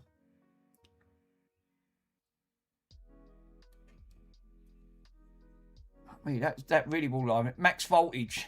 12 volt one. That's what I'm going to give her. 12 volt 1 amp. Just want to see if it powers up. Now it's at the moment input on there. What is it set at? Oh, hold up. Fuck me, I pressed the wrong button. Let's do that again. It's set at 5. Right, okay, so I need to adjust that. So here we go. So you have to press the V set. Yeah, V set. The voltage is set. Right, there you go. Right. So move it over. We'll put her all the way up to 12. Right. 12. And then the voltage, the amp is at 1 amp. Yeah, that's it. Then she's good to go. So voltages, right? So she's set at 12 volt, 1 amp. So what we need to do now is switch her on. Well, it did do, but now it ain't working. It flashed, and then that was it. It's not pulling nothing. Oh, mind you, it's going through a module. All right, turn her off for a minute. Oh, it does. Fuck me, that's turning it on and off. So it does pull, but obviously it's looking, because it's going through a module. I suppose, I bet the module's now looking for the controller. Right, and that's simple enough. They're basic 2.4. The controllers on these are basically 2.4s, which are standard. Any of these. So I've got a couple of these. Oh, fuck me, look. It's all that glue. How's glue got on the table? It's all dried glue. What's that? It felt like a cobweb. No, it's dried glue. The glue's got everywhere. I've now got to make sure. I bet they're not going to have a CR32 battery in. Fucking guarantee this one ain't. Great, lovely. What? Yeah, what? Doing Mr. What? I like that, it cracks me up. Let me have a look. No, as usual, no CR32s. Oh, I've got one in here, this will do. Right, is she switched on? No, she ain't. Nothing at all. But then how do I know that battery's dead? No, you don't. And there is a way of testing to see if these work. Just take a phone, right? Open your camera up and flash it, and you should see the LED flashing underneath. It is. And I'll show you guys. It's got a little trick. I love these little tricks, right? These are what you learn over the years. So you take a mobile phone, just take a button, and you can actually see the infrared beaming. So you know the phone, you know it's good. So you know the battery's good on it up front. So the battery is working. So if you ain't got a battery test, there's one way of testing. But no, she's not powering on. So that means frequency. That means that controller is a slightly different frequency. How's there a dog? There's a bloody ear. It's one of my ears in. Oh, fucking great.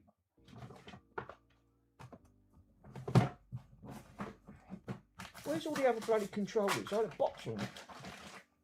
Oh, we are. Look, there's more down here. That'll do.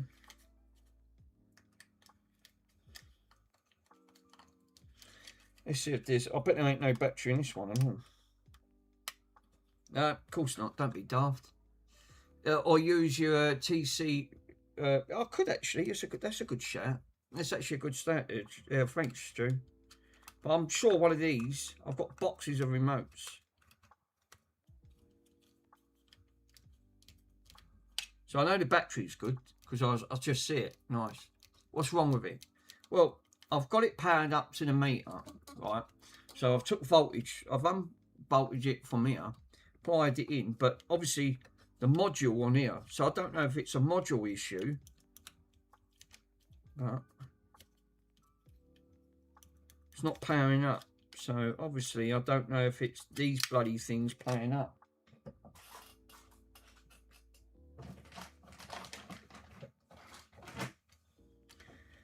Let's try that one. I took the batteries out. I don't need. Oh Christ! I've dropped it on the floor now. Oh, here you go. All right, found it. Are you sure that the module is that it comes with the app controlled? No, these ones don't. These ones that I've got one set up along the room there.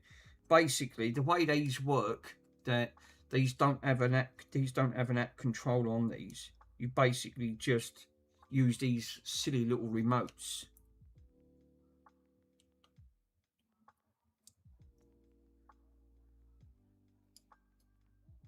It would help if I put the battery around the right way, wouldn't it? Well, that'd be a big part of it.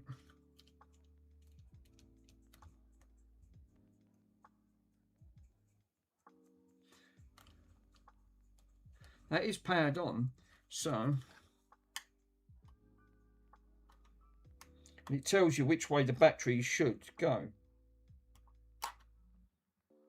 Batteries can only go around a certain way.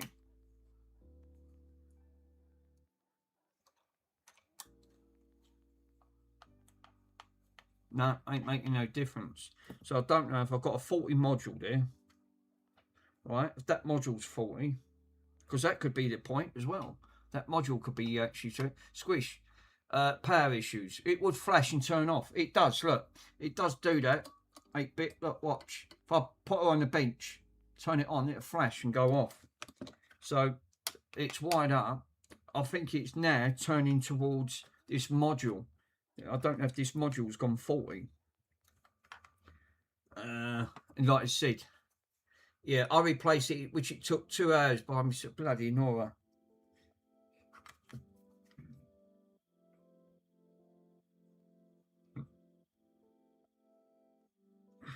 So that's not getting no power because that means you've put the battery round the wrong way.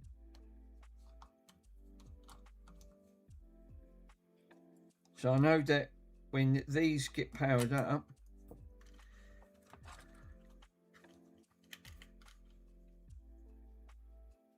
so that's getting powered, right? This should power up. So that indicates to me one of these, the amps are too low. So the amp's too low. What's one of them boxes? Hold up, I'll tell you. I've got one box. It's in the corner. Let me double check. Let's put my goggles on so I can see. I've got one of these. Let me double check on one of these modules. I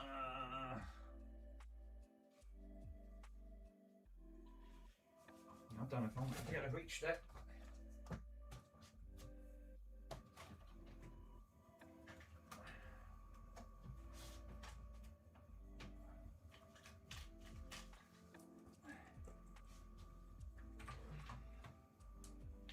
Right. One of these boxes, here, I just took it down. That was a bit sketchy. You guys didn't see that, did you? Glad you didn't. I was treading on my table next to my PC trying to get it. So right, this is another module to run these lights. Right. 6 amps max. So if there's not enough voltage coming from these wires, then they're not going to power it anyway. So Stu's right, to actually run these boxes, but these boxes melt. These have issues, these boxes. These are these cheap Chinese knockoffs to actually run it. Jones 63, thank you for joining, my friend. So yeah, I think you're right. Looking at it, 12 volts, 6 amps max. So it's maximum you can put 6 volts. But these are, obviously, you hear stories about these cheap Chinese boxes, right? And I'll take it out and I'll show you guys, look. Right, fucking these are nasty as hell. These are not the greatest to actually use. All you've got, you've got putting 6 amps onto small wires like this melts them, just absolutely melts them. Look, they've not even, look, that's a prime example, right? You just got your negative and your earth. They've not even soldered, they've not even, sorry guys, you can't see, but it's not even soldered, they've not even soldered the leg, right, to that point. That goes to show how cheaply these are made at the end of the day. And this is the reasons why 6 amps on these tiny components. Fucking 6 amps is going to crucify this, I tell you. And 6 amps going through a lot. It's quite a lot of ampage going through small wires like this on this front. Obviously, these are going to be earth points on that front. So looking at there, so we got negative, and then your lives, and obviously these look like controllers. So obviously, once this goes through, these wires go through a controller, this is your infrared sensor, and then it switches. But how's 6 amps going to go through that? No, use that, Mick. Obviously, Stu's recommended give it 60 volts. Fucking 60 volts. That goes up to 128 volts on that bugger. That's obviously going to be way overpowered up front. But a prime example of what I'm saying, I still put it down to this module gone 40. Obviously, now I put hot glue on that, didn't I? And cleared all that leg on that front. But obviously, these don't mean nothing. The only other way is to, I mean, that was the general idea of it, to use one of these. The volts, turn down the amps. It's only up 1 amp. 1 amp. That's all it's set down. Volts turn down the amps. Oh, the volts turn down and the amps up. That's actually a good shout. So what? Pull it at what, 5? Yeah, that's the rule. So what shall I set it up at then? Because obviously I could set this up at bloody unlimited, near enough power. This thing can go up to the mental. So I could put it down to what? Put it down to 5 volts. Yeah, it depends. Will it draw 60 volts? Obviously, it'll definitely draw. What? Actually, that's a good point. Oh, hello. That was the voltage. Look. We got voltage now. That's 5 volts, right? Now, I've not touched this. Look, watch. 6. It's now coming on. What? I've not even touched it. 5 volts, right? This is obviously 6. That's 12 volts. It's still at 1 amp. Now, when I tried that won't work. Let me turn the light off, you guys can see. So it wouldn't bloody work. So it just sits, and I bet that won't turn off now, will it? No, see? The colours don't seem to be doing anything. So we've got that on there, but it's just sitting there. So that's back up to 12 volts. But when I tried that earlier on, it wouldn't bloody work. Great. So it's got a mind of its own. But the module's not turning. Obviously, it's not turning. It's not driving any of the. But we have got sort of like colour. If I turn it off, let's try that again. Now it's gone to green. Now it's gone to red.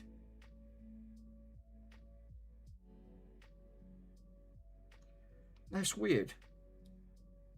That is weird. I'm a bit baffled by that, because when we tried that before, it wouldn't have it. Unlimited power. I thought, oh, let's rank the power up on it, because that thing goes mental. It can go up to about 128. I think it was about. It's actually, what does it actually go up to?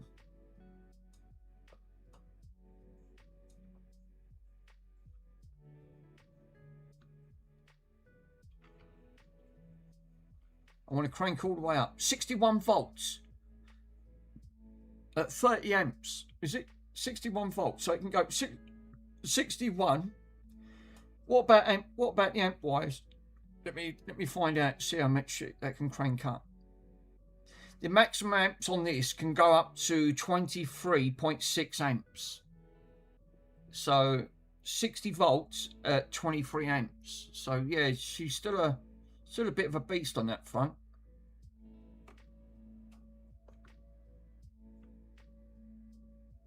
But yeah, I don't think I need 60 volts. I thought it went up to a little more than that. Fuck me, that'll blow it.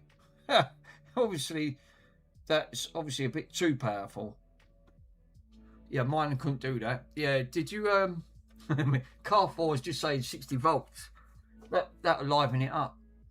Do you put that too much voltage into it? You might have you might have fried the MC. Yeah, that's true. But on the Xbox, I don't think the Xbox actually did put that out.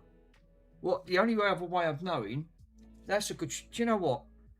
I think Mr. Carfall is right. I tell you, the only other way is power it up and do a bit of voltage test to see what that's outputting. That's one thing I didn't do. Obviously, I didn't have a good thing on that. That's one thing I should have done. Tested the output voltage.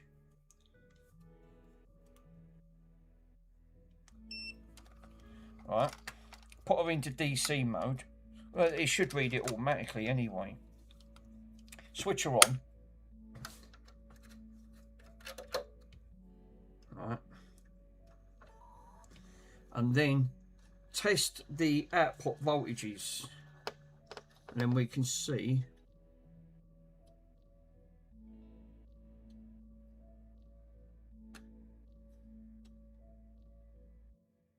Five volts.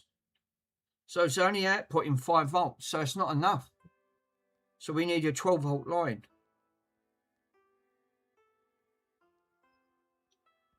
Can we test? Is there a way of testing to see what amps that's producing?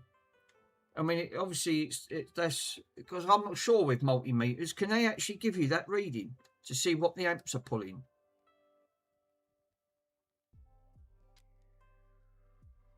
I mean, yeah, maybe something's drawing it down. So really, 5 volts is not enough to power that up. Yeah, the initial amp test. Yeah, do they have these on multimeters? Amps. I want to see what amps it's pulling. That's the capacitor. Hold. That's a diode test. That's a bleeping test. I think that's ohm resistance, right? If I'm pretty sure. EF. What's EF stand for?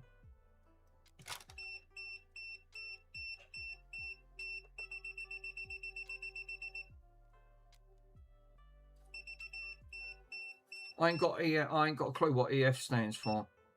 Live. Electric field. Ah, right. Thanks, my friend. Yeah, I think you're right. Electric field. Yeah, because look, because this thing's got like a detection or something. I think you could be right. That's temperature. It bloody reads temperature as well. Bloody hell. Electric field. Thanks, guys. No, it just goes straight to that. It goes to auto. I don't think they've got any. Yeah, you've got live. Temperature. In Celsius. Megahertz. So you could be able to even read the megahertz that is producing. And that's registering at. Well, it did do.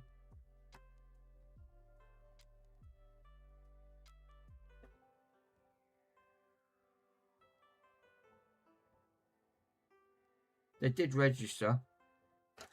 No, it's not registering. And it goes back to live again. I didn't know it had I didn't know it, the electric field. Oh yeah, you're right. It's got a red light on it. It's got, so basically it bleeps, and then so it's automatically got a detection, so you can have a look. It's DC, so it won't have any hertz on that front. Oh. So I can't test how many amps that's actually pulling.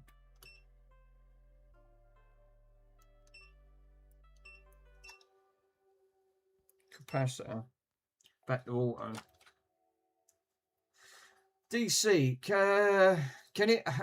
It can hertz in pain. Not voltage. It determines in the range between anywhere between 12 and 240 or plus detection range. That's a good idea. I didn't even know that had like a voltage detection on it. It's got NCV. I ain't got a clue what that's for on this. And this was only £24. Mr. Pico actually did recommend. These are the ones he's got, and these are actually really good. I'm impressed with it. For 24 quid, it's the really best one. Yeah, you need to cut the wire to the probe, and between the 2 points, and then into another socket. Yeah, that's the only thing. It won't give you that reading because there's no way. See what I mean with that chip? That chip lights up green. Look, so it goes green. So it indicates that the thing on it. So now I know that's a 5-volt line. That's obviously not enough to power that up. And to be honest, it's all right doing custom LED mods, but is there a way of actually putting? Because if there's a short on the actual LED, that will go straight back to the line and shorten the board. Is there a way of safeguarding that? Like a diode or something like that? Because a diode's one way, innit? Or like a fuse. Really, ideas like putting a fuse in.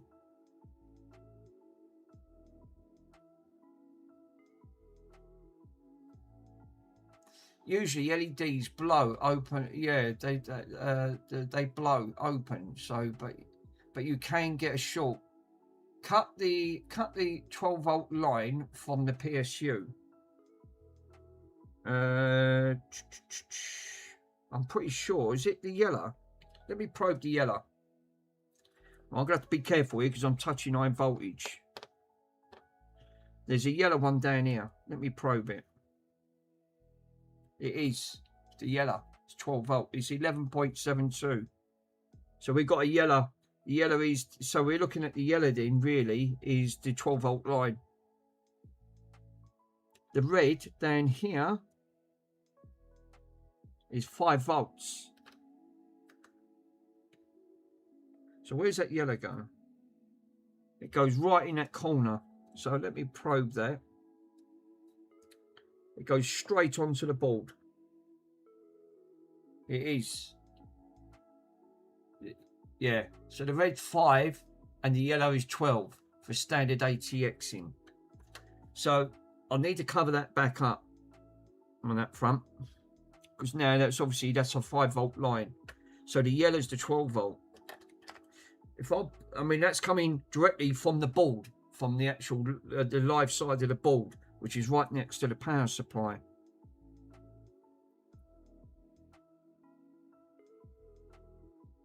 Is there a way of actually putting a fuse between that? Between that yellow line and if I cut that line, is there a way of putting a close to the USB is better. I mean, it's obviously the issue that I've got, right? So this, I'll have to be careful. I'll get zapped because I'm touching live wires, right? I'll keep away from that end. So this is the 12 volt line, right? It's 11.9, whatever it is. It's going directly into that corner. It's going directly to the board. So it goes straight off this Molex pin. So the yellow, and obviously this red is coming straight off the board itself.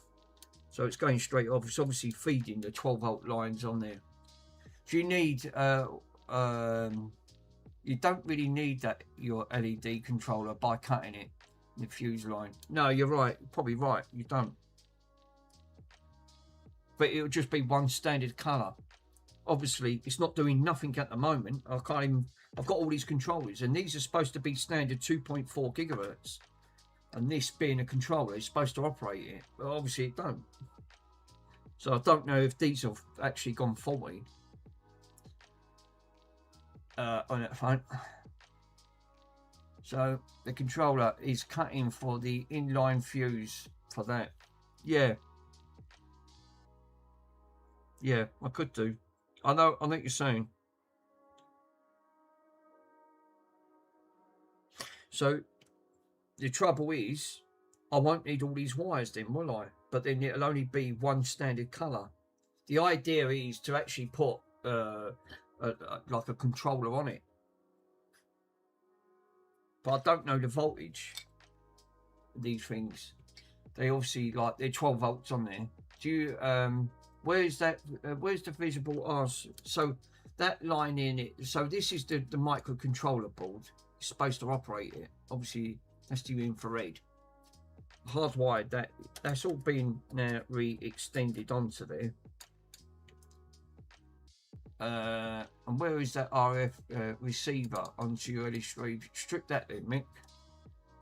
Yes, I know what you mean. So what, basically, what, strip this? Actually find out where this is. Is that what you're on about, Stu? This is going directly to the board, to that. It's not going directly to it. Let me turn this off a minute. All right. So now I know that one thing I need to do then is take that pin out. There's got to be a way of doing it. I mean, they put these in, you can't get them out. That's it. So first thing I need to do is, can I engage pushing that pin out? I want to put an heat shrink over that now. And I've got these keys. Now I bought these off AliExpress. If in doubt, strip it. Now I bought these, I got these off AliExpress. These are all different keys to get components off for plugs and things like that. They didn't give you no instructions. And if you want my honest opinion, they look cheap as anything. One fucking bend in this is going to bend them straight up on that front. These, so I want to pull that red pin out. I'm pretty sure it's going to be one of these red ones. Was it going to be a yellow? I don't know. Black.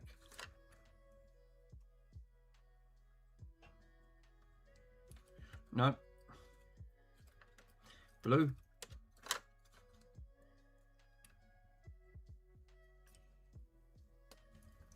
Aha. Basically, you're supposed to push it in, which then it's supposed to pull the pin out, so you don't break it.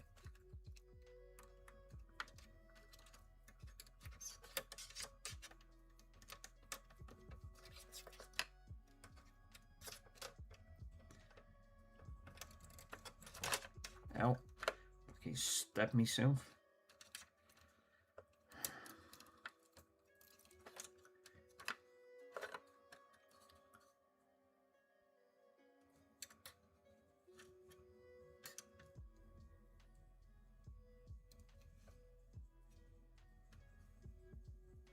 Let's try that one.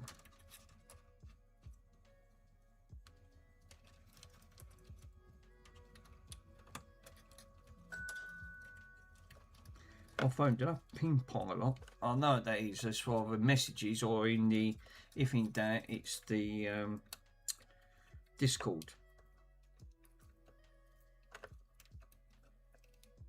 Fuck me, these have been put in to stay. They ain't even coming out.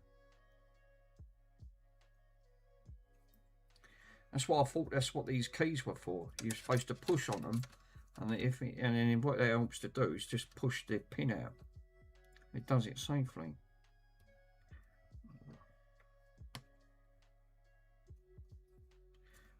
That was a good fucking pin in it. That's just broke. There you go. There you go. Is that out?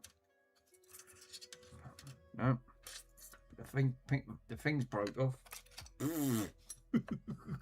Told you, it was cheap AliExpress crap.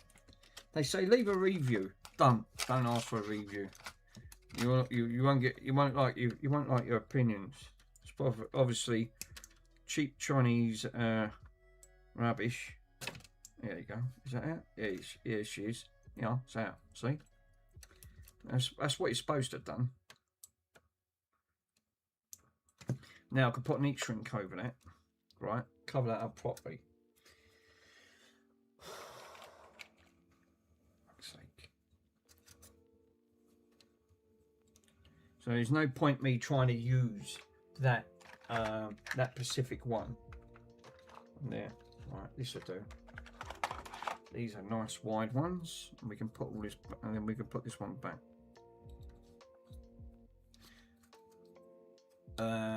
Don't retract your messages. Well, we're not on Mr. Swindon stream, remember? Or Mr. MK. You know what happens when we last went on MK? Me and Worms got timed out by Sai.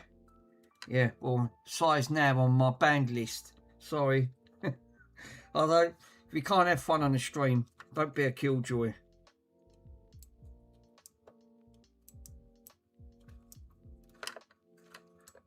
That's it. I won't have it. I definitely won't. Yeah, there'll be no timing out in here. Sorry, guys. They just won't. I don't care. I don't believe in none of that. I just like to have fun on the stream.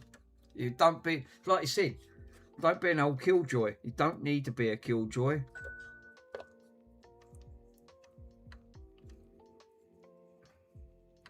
I said to him, stop acting like a school teacher.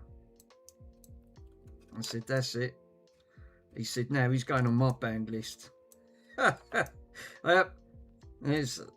banned a few people. Obviously, you can't take a joke, mate. Look at Ace. Ace don't care. I've seen Ace, the way he talks to people. Ace is Ace. It's just the way you are. He don't care who he upsets. He just comes out of it. Obviously, that's why that geezer's is a legend. That's why everyone else comes in. And I'll never see him say to people, hi to everyone. He just ignore you. That's just the way the Aussies are. Right, what I might have to do, fuck me, I'm going to have to cover this up. There's too much solder on that blob. So let me cover that up, because I don't want to get hot solder. And then what I'll do, I'll wick some of that off. That's the only thing, it expires. Ace just says hi. Yeah, he says hi and bye. Or he'll just ignore you. I've said a dozen times, everyone comes in and says hi to Ace, and Ace don't reply to hardly anyone. It's just the way he is. Aussies are like that. Obviously, when it comes to the Brits, well, the Aussies don't like the Brits so much. They call us the whinging Poms. We whinge about everything. It's just an Aussie term. Yeah, they just ignore the dickheads and the way they go. Obviously, you do get some people. You're gonna have some people on here you can't have a laugh and joke with. At the end of the day. Andy's had a few on his stream.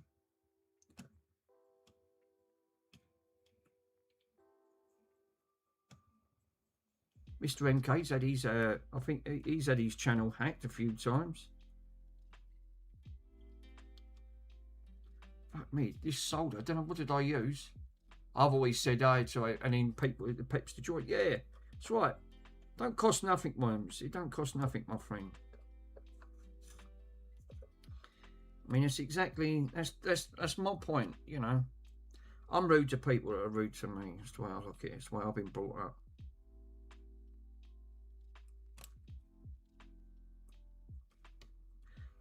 Common courtesy is that it don't cost nothing to say good morning or hi to someone. It's just reading messages for me. I struggle. I'm like Andy on that front.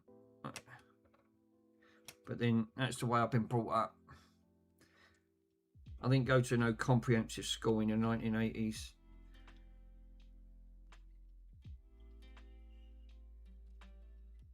Fucking hell, that was one blob. This is struggling to melt. Let's actually boost that up to 400. That is really struggling. I'm going to put a bump all the way up to 450. until about 1 a.m. You know, I used to stay up all types of hours on that front. Remember them long old days, mate? They're well gone. Jesus, finally.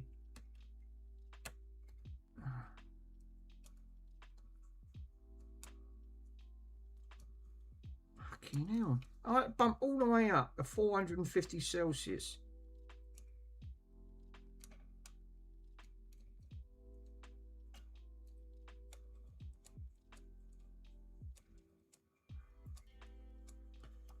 Right.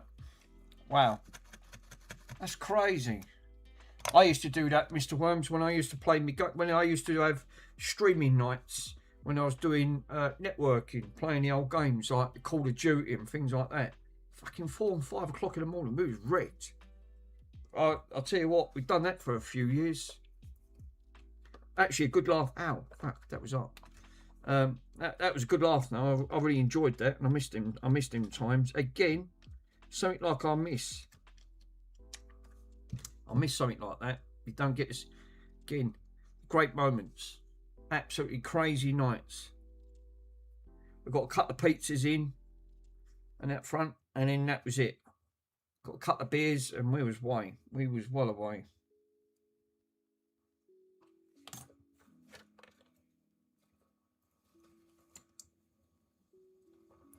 Good nights now. I did remember him. We used to play up to about 4 or 5 o'clock in the morning. That was when I was living at the other flat before I moved here. I was in private accommodation. I wasn't in my own council flat then. I didn't get this to early 2000s. So I was in private accommodation. But still had me flat, but it's just private. Front. Right, where's the solder? Oh, yeah. Where's that? I can't even find the old solder. Yeah, you know, your mates where you get round with some games you can never experience in games again. You only cherish. Well, it's like when I used to go out on the bikes. You know, if I can go back to anything, I'd like to go back right back to 1980 and save my chopper bike that I had. So I'll tell you what, I was gutted. Absolutely gutted. That's gone.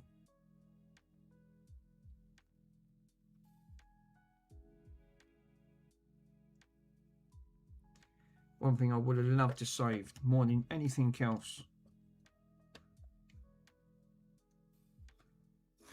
Oh, I'll tell you what, that just literally, they're crazy times when you used to stand up there. I used to like it though. It was good laugh. Enough good laugh.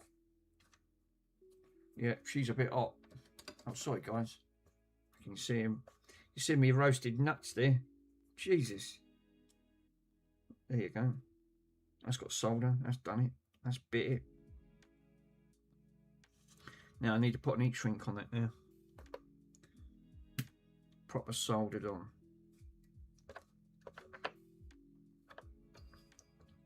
I mean, look, burnt this soldering on there. This is what I'm saying to you about.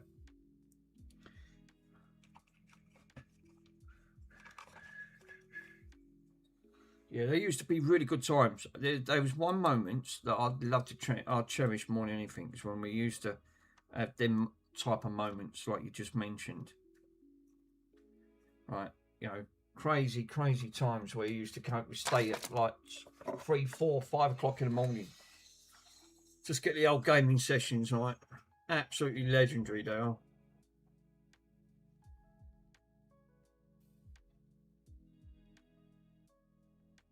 There you go.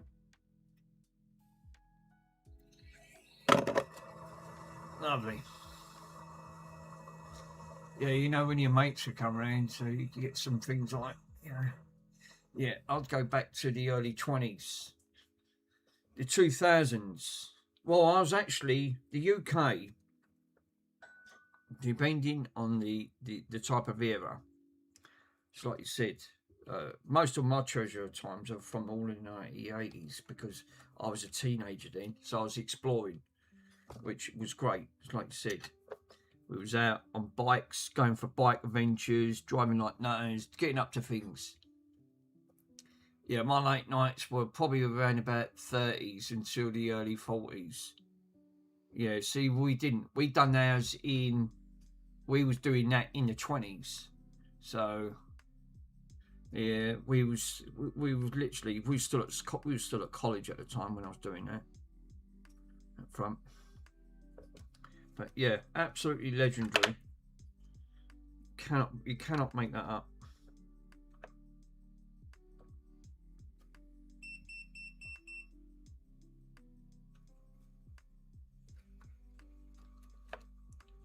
Right, is that one back in? She is back in.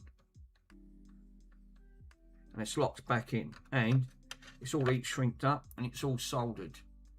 Lovely jubbly. It's just what I like. So now we need a yellow one, which is that corner one. So I need to take that one back off again. So what do I do with that? Fucking, look at the state of it. Fuck me. I wonder if I can't find nothing on here. Yeah, diamond white cider. I remember that. It's cheap. God, that was what I call the old cheap liquid.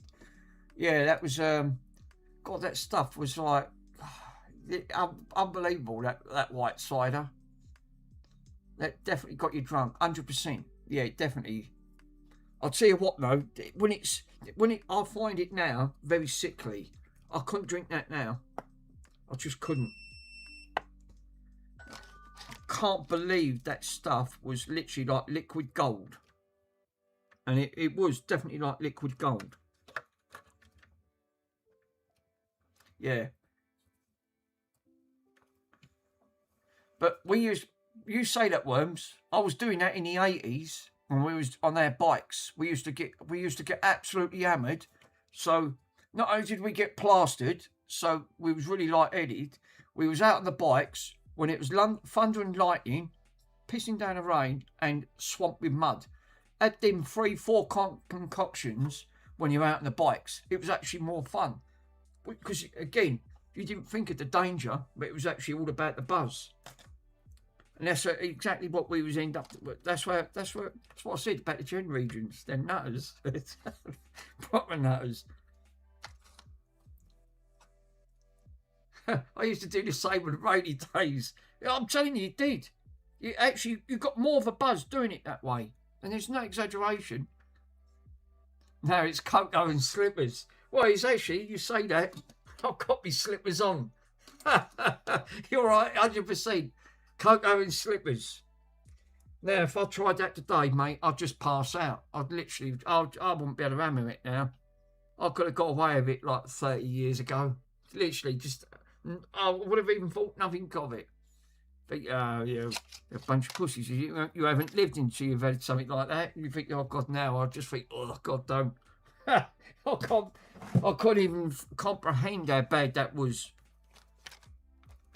But, yeah, 100%. Stu's right. It's literally... But that was the way I was... That was the way I was being brought up. Me and my mates.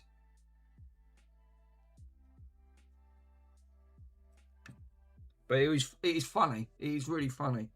Because now we ended up just thinking, oh, I can't do that now. God, literally, I'd just go into the pass out regions.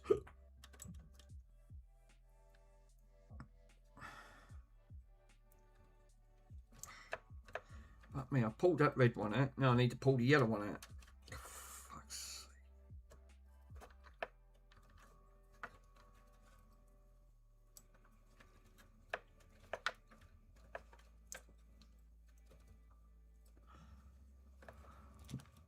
I used to drink vodka like water. See, that's what I'm saying, yeah. And push a push bike accident knocked me. What was that? I got knocked off, knocked myself out, and ever since I cannot stand the taste of vodka. Beer is maximum I can handle now and go. Do you know what? That is so true. See, vodka and orange juice. It went down so easily. How can people drink that avocado? Because that was another drink that I couldn't. Oh, eggnog. Eggnog was another one, right? These were revolting drinks that you end up thinking, oh, God, literally one sip, like the mad dog. You're right, 100%. You couldn't have a drink like that today. You'd literally, the sniff of it would just turn your stomach. Yeah, the same happens with one of my friends. He got super drunk on it, and then now he can't stand the stuff. And that's exactly my point, innit? You get so hooked on that gear. How are we still alive? Do you know what? That is a very good question, sir.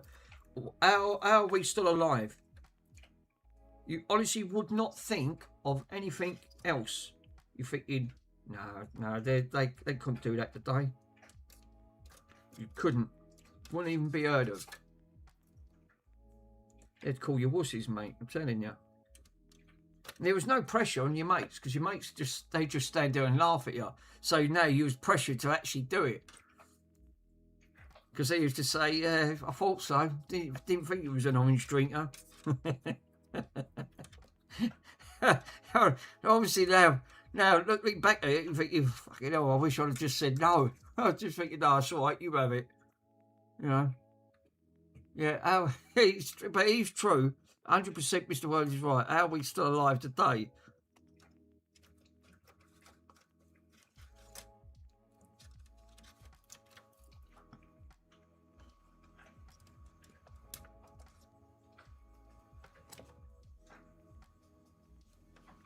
There was good fun times, though. That's what I love about them.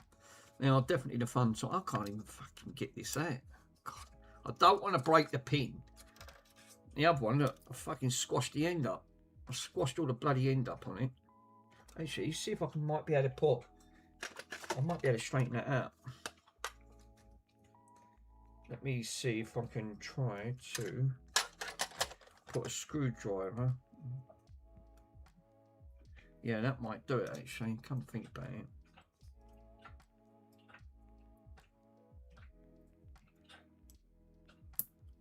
Oh. Everything was done on my own back. I've never been pressured down to become like a stranger. No, you don't. No. It is true, Stu. You're 100% right there, sir. Like I said, my mates never. The Gen Regions never did put pressure. They used to just say, you know, you're missing out. So now you was obliged to.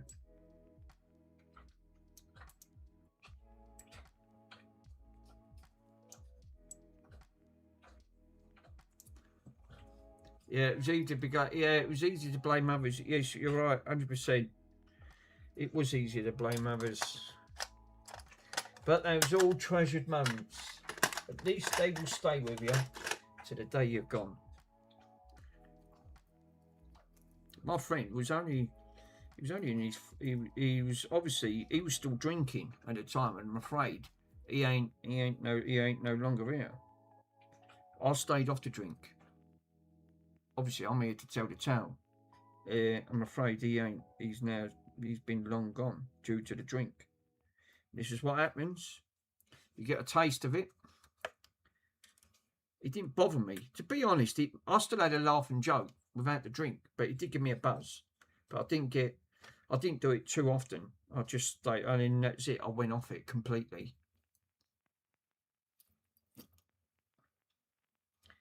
Talk about water. Where's my fucking water? Where's my water bottle gone? Oh, it's down here. All right. I need to actually pop this.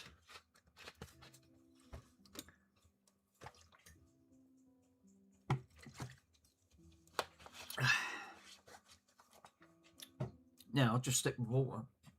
I do like me flavoured water now. I've got to admit, I've got right hooked onto these. I get these from I go Sainsbury's, Marks and Spencer's, and Tesco's at that front. And I do like the spring water. These ones are no added sugar, and they're sparkling. And this one's a strawberry and kiwi. They're lovely, absolutely gorgeous. I've got to try and get that yellow pin out. Fuck it. And it's putting up a frigging fight.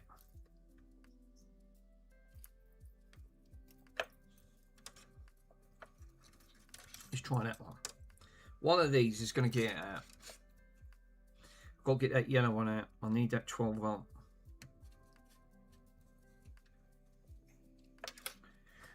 So it's probing that out, and then I need to pull that pin out, but without breaking it.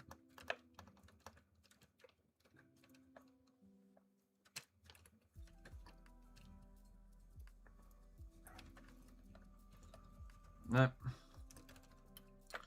And then put it behind.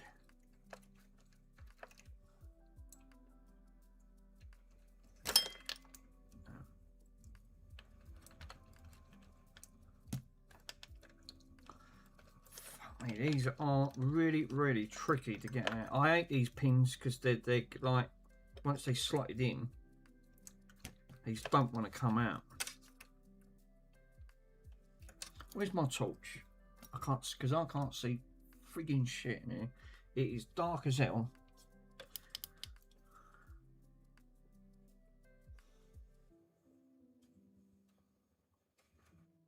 I think it is. It's not behind. No, it is at the top. Yeah, as I thought it would be. It had to be, didn't it? It had to be the ones right at the top. So I need to push that pin out.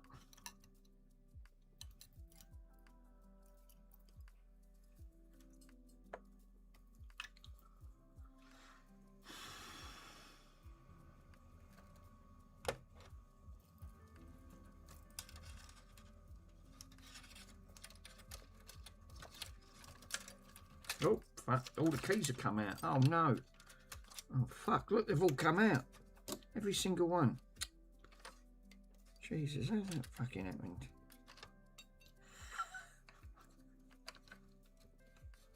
Oh. Fucking little fucking for that. All a lot of them, the chain come off.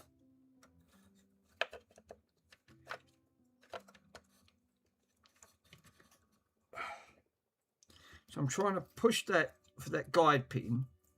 Then I can slide. Alright, well that one's just come back out. Let's try that one.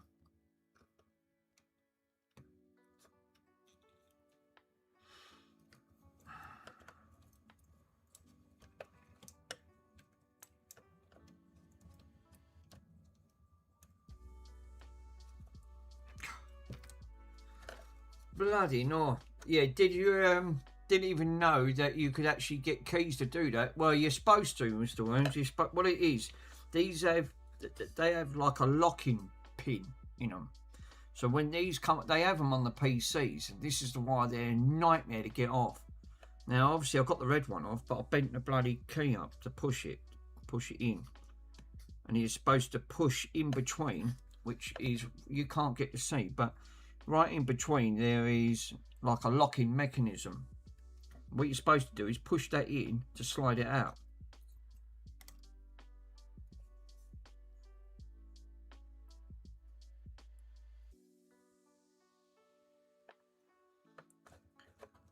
They're like a key.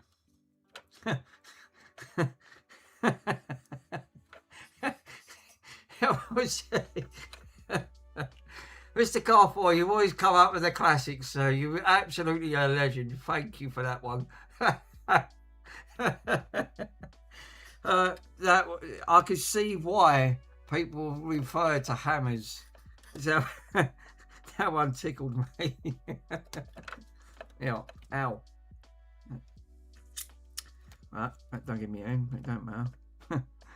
Sorry, it just made me laugh. It's just typical Mr. Carford come out of it. That's what I said. Literally, it just comes out. Actually, went from a quiet moment to a pissing myself moment. This is what I loved about the community. I've had more. Do you know what? This brings back old times. Yeah, look. No wonder, right? I said, what was that stab? I went, ow, look. Now, obviously, I've stabbed myself right in the hand on that front. And then I didn't realise the pin was sticking through. So, obviously, I've punctured that right the way through. Oh, quick. Hold up, guys. Let me get this fucking claret coming out everywhere now. I've stabbed myself. That just, obviously. I thought I felt a sharp pain digging my hand. There's claret everywhere. Fucking hell. Hold up. Seriously. See, fortunately, so I said about gem regions there. Obviously, you're not lived. This is what I love about it. Absolutely, it's legendary. Now there's a bit of solder that's gone down here. Like that bit there. Glad I pulled that out. Didn't want that showing. Right, let me stop the claret. Yeah, there we are. Stop the claret. Fucking stabbed myself right in the end. Yeah, no wonder I thought, I mean, that was a bit sharp.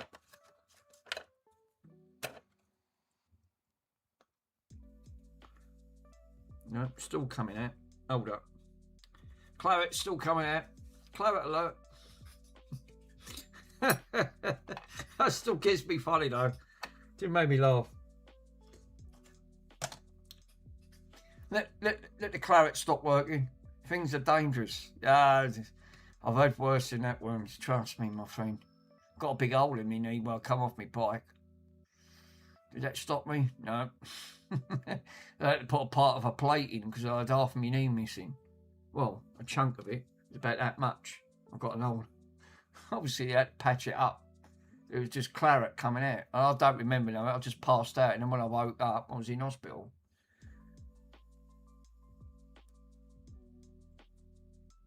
And all I heard from my mum is, I'm going to put a bloody hammer through that bike. I went, don't you bleeding dare.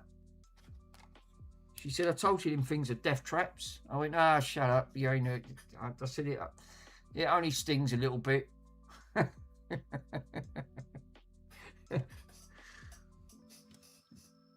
Remember, Gen X, you're forgetting one reason here. Gen X region kids are hard as nails. They're tough as old boots. Yeah. Was stabbing a few times. That ain't gonna hurt. Your mum just, your mum just kept, it was just an excuse. She didn't get rid of the bike. I still kept it and I still went on it. So it didn't bother me. I won't stab myself in the finger this time.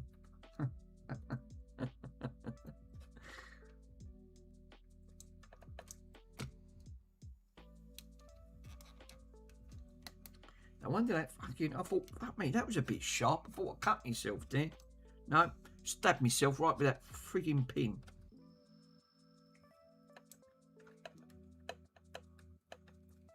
It still ain't coming out. Fuck me, you're joking. That is not coming out. Wow. It's fucking, look, it's claret all over the plug. Ha! Obviously, I've got to have to wipe all that off. Oh, sorry, guys. Right, keep your fingers away this time. Fucking hell.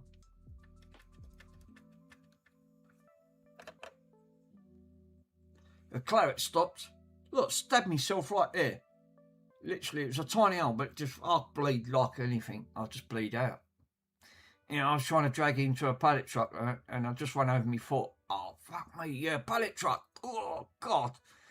I screamed, I had to wait like 10 minutes. The worst pain I went, and then it went away. God, the only reason is you must have had all that adrenaline running through your body. Mine's all drained out. I've used all my adrenaline up. It was on the bikes. Yeah, I was not supposed to, but I didn't. You're lucky you didn't break your foot. Nah, don't wipe it. It just says characters into the plug. Thanks, Carslug. You're right there, my friend. Obviously, what's a bit of Gen X region blood straight onto the plug? You're right. You put that on there. You think that actually keep that as a reminder. I think, yeah, just watch out for your fingers. No, he's still 100% after that. Bloody hell. You're lucky you didn't have that amputated. Mind you, I know the reasons. Of course, slug cracks me up. No, leave the blood on there. He's right. Obviously, just bung it on there. Don't worry about it. That reminds you that you had trying to get the wire out. Fuck me, still ain't coming out. That plug is fucking well truly. It's well and truly in.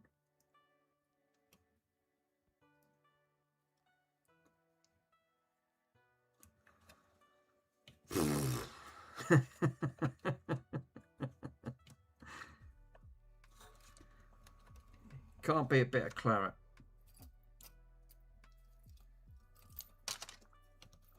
I'm trying to fucking. I am literally. I'm coming up to my wits end there, trying to get this fucking key out, and it ain't budging.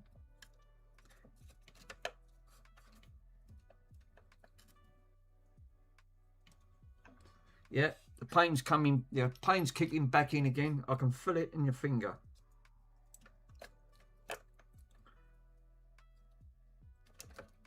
Oh, these are a frigging nightmare. Right, let's try a pair of tweezers. Fucking, I've got to get this out. This is doing my head in.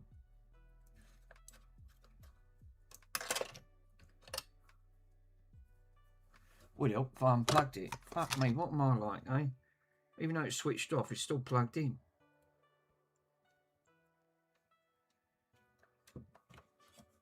Out.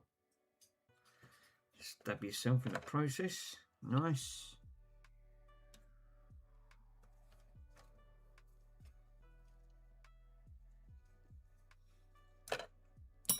This has been a frigging bitch to try and get out. I'm telling you now, these are a nightmare.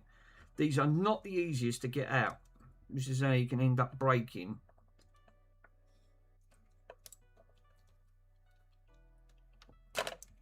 And it ain't budging. Now the other one I've got to come to and budge. It's got to come out. Obviously, what I wanted to do was, because I want to put an heat shrink over it. Yeah, I'm not surprised.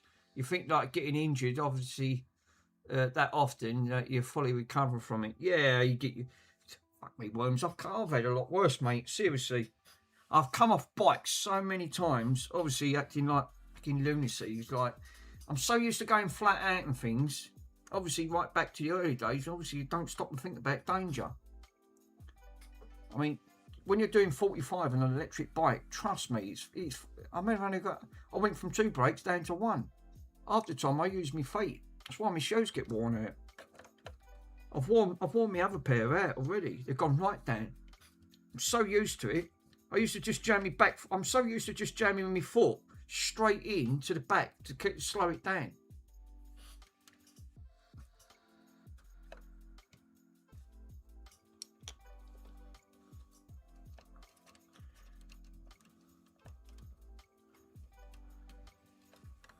That's why I've been out with my mate too many times. We got so used to just, you know, thinking, that's all right. I still use it like at a giant adventure playground. I mean, I don't use the bike so much now. My motorbike ain't been started up for, the petrol's probably all gone bad in it. The carburetor was choked up. It was all dirt and mud. I'd slung it in the ultrasonic cleaner.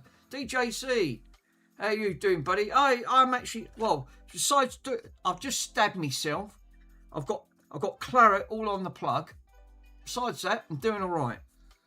I'm trying to get this wire out, sir. Yeah, I had to apply a tourniquet because the claret was just pumping out everywhere. Besides that, I'm doing good. It's all right. The pain stopped now. It's dried itself up. I still can't get this bloody plug out now. Oh, fuck. She is not budging, guys. She is not budging. Not one frigging bit. Fuck's sake. Can we still plug that in? Because that's what worries me. You put pressure on that plug.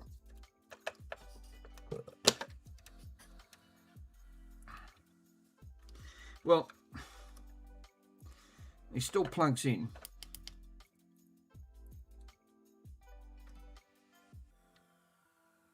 Except for the blood's all come. Oh, there's a little bit of dry blood there. It's only a little bit. The rest of it's gone. It's all gone now.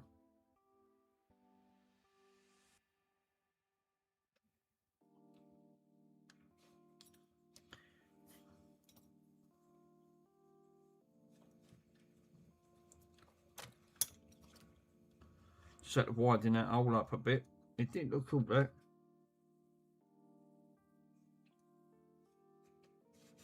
Oh yeah, there's a fucking key down here. Look. Oh god, what is that like?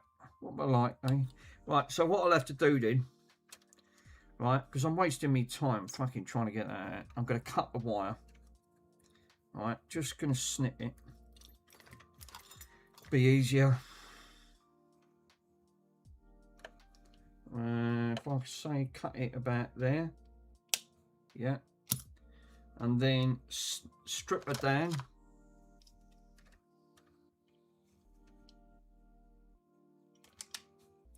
Pin on that one.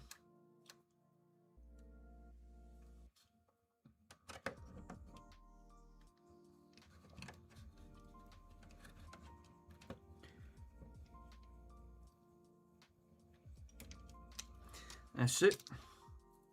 Let's use that shitty old flux. That'll be alright.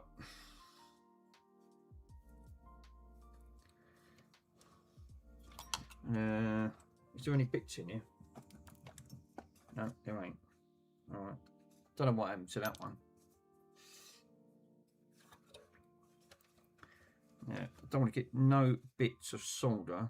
So what I'm going to do is... oh, there it is. Yeah, there's all dry blood on there.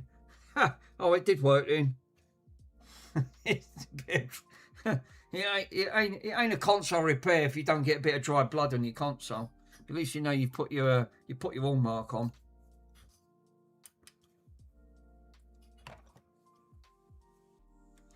Let's use some of this good old flat. Oh, look, it's a fucking... what's that doing in here? That was all part of a heat shrink in here as well. Right. Get the good old trusted flux out. And then what I could do is get the... and then we can solder her up.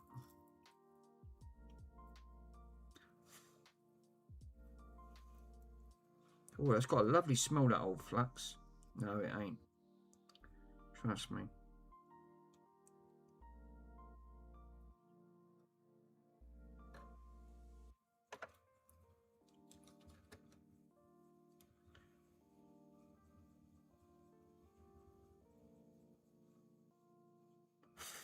Fuck, that is hot. Cool, I'll tell you what, that is...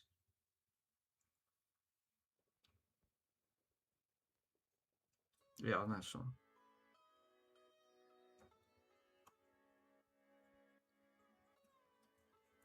Lovely. I think that'll do.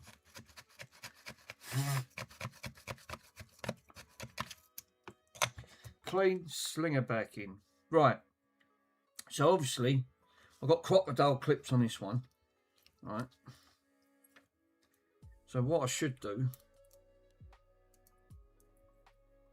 is put one on here. Oh, mind you, I could tell you what, look how thin that wire is.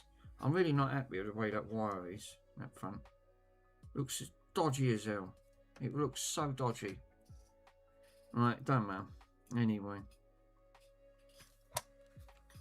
What I want to do is just give her a quick...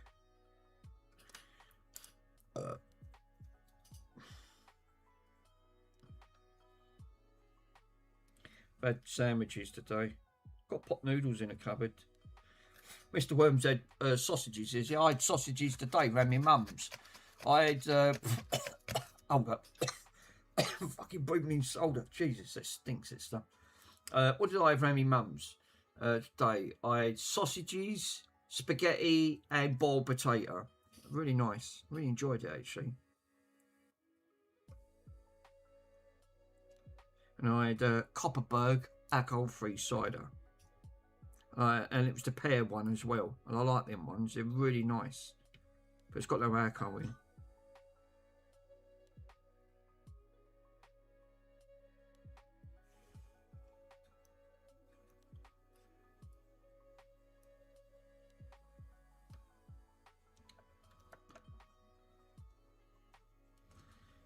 The sausages I always have is the caramelised onion.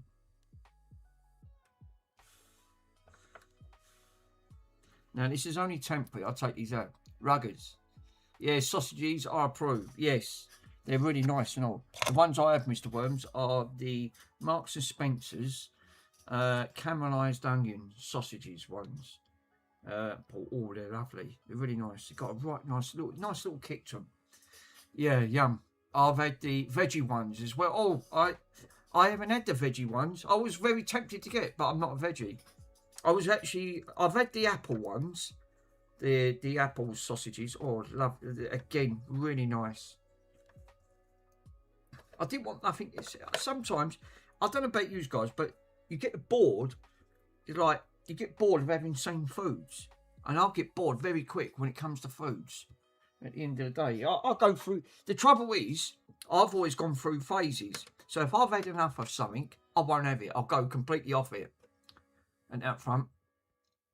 So if I had like pizza every day, I'd get bored of pizza. So now I don't have it. So the best way is like Chineses and curries and things like that.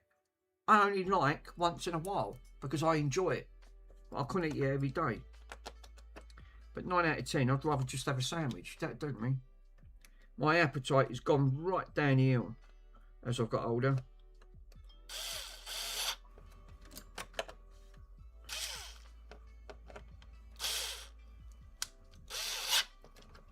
It's still fucking put it that song.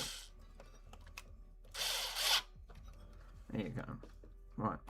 Now, this is temporary holding, right?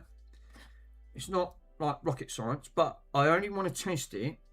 It's now wired back in onto the yellow line, which is the 11.9 volts.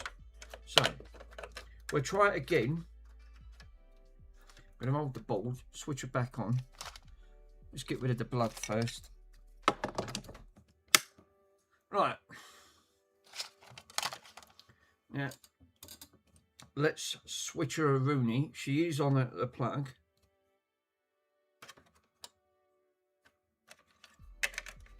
Oh, it would help, wouldn't it, if I fucking put the plug in? Duh.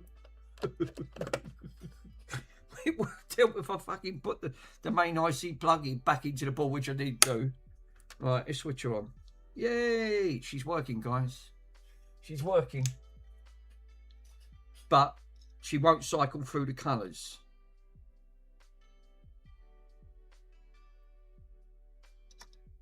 Turn her off. If I turn it on, it then switches different colours. So every time I turn it on, it will cycle different colours. Turn it off. It'll go blue. Then it went red. Really? It's gone back to blue again.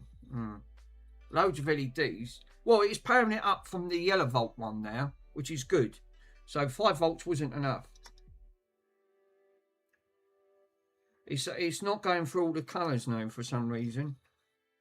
It's got to be that controller. It's got to be that MPT controller, which is a shame.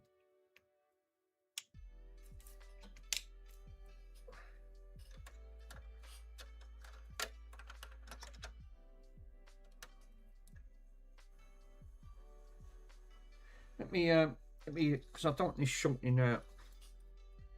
We put that on there, and that way it won't shorten out. I'll leave this running, right? Now it's wired up. Fucking hell, look at the state of it. Look, this is it. This is the only thing. This is the only thing when I was saying about bench-wise. Look at the mess, right? Prime example, I've never learned. I still end up, it ends up being chaos on my deck, on my bench. Hold up, I've got a message.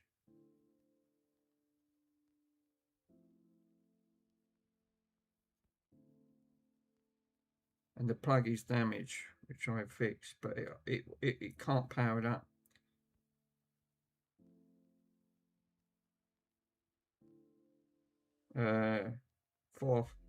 Before I file a case against you.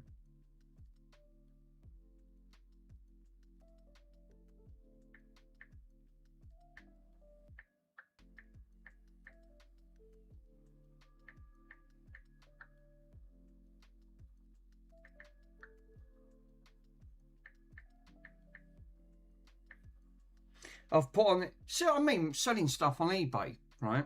He said, like, oh, can you let me know any ideas before I file against you? I've put on it, sorry, I have listed it as untested.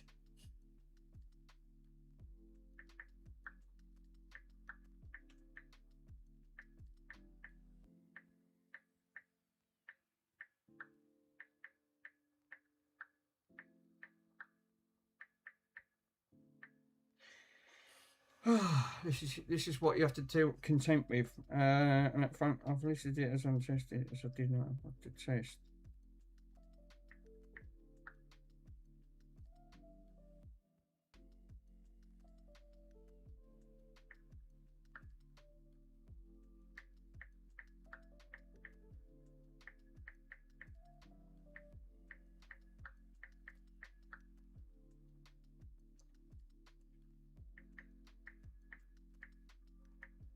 Did put this in the listing.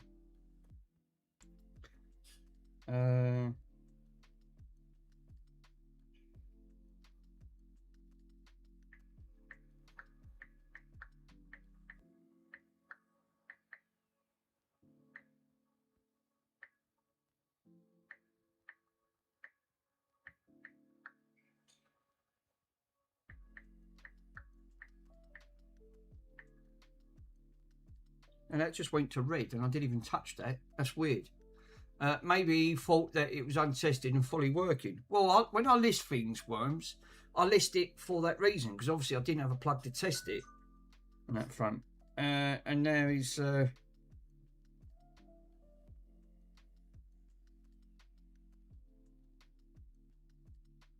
So yeah, right. So he's just said to it. I said, so I'm not responsible for it not working.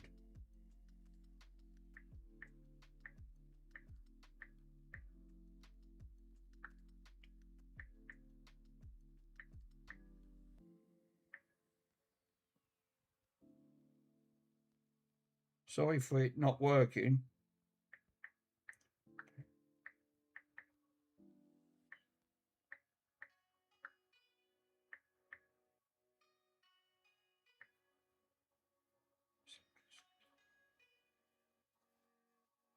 Right, so I've put on there.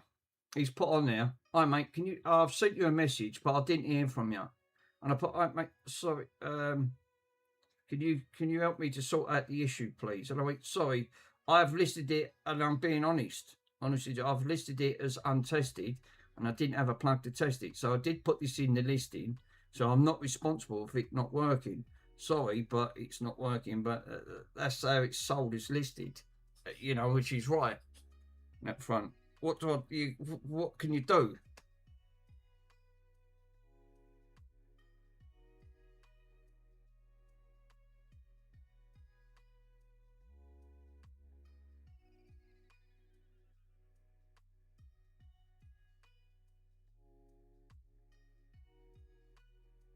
Unfortunately, it don't power up. The plug is damaged. Oh.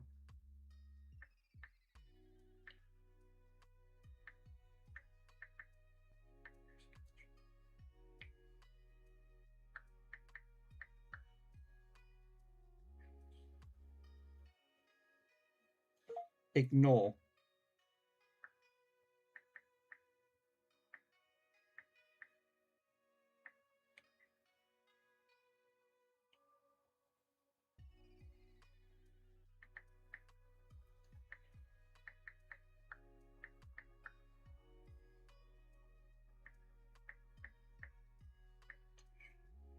I thought plug was in working condition.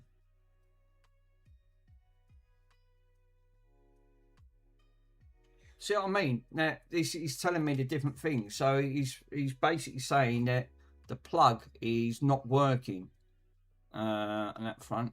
I messaged you right. So he's put on there. It doesn't power up, and the plug is damaged. Plug was working, and a video shown working.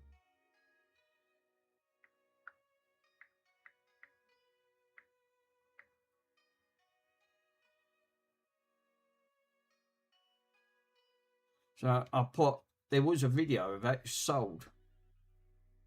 So again, with these people, these again, I think someone's trying to get out of it. This is the trouble when you're trying to send things, and I've put on there.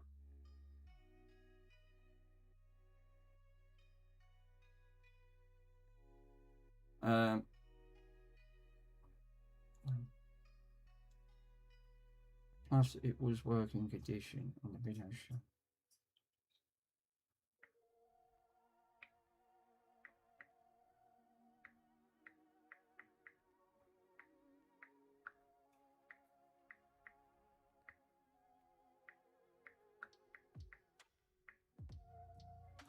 Please upload a photo or video. Oh, we're back now. Message retracted. Sorry, Stu. There was messages, obviously. Right, so I've got to try and find to see if that is faulty, and I've got more plugs.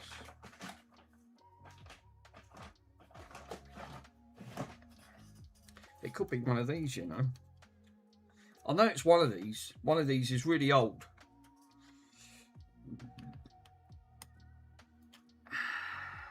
Where's that other plug gone?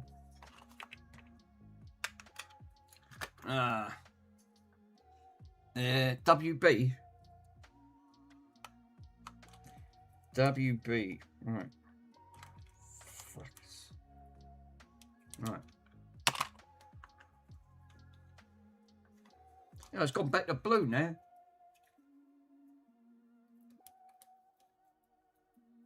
One of these controllers, I'm sure one of these actually did work it. I know it did, because I remember. Welcome back. Oh, WB, welcome back. Duh. It's short. It's like short wording, isn't it? It's like short type.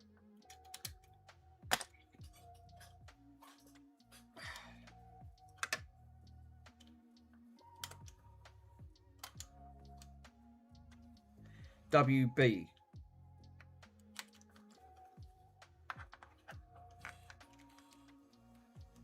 For one of these, yeah. Yeah, sorry, I was lazy. All the brothers. Thanks, Stu. There's actually a good. Thank you, sir. That's made me laugh.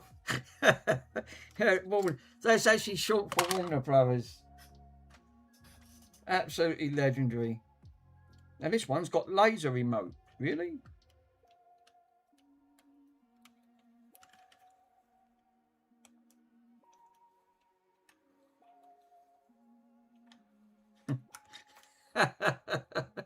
These guys crap me up. You really do. That's what I love about it. No, that one's not working it.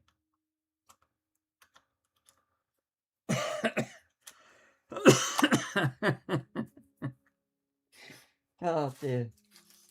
Funny as hell.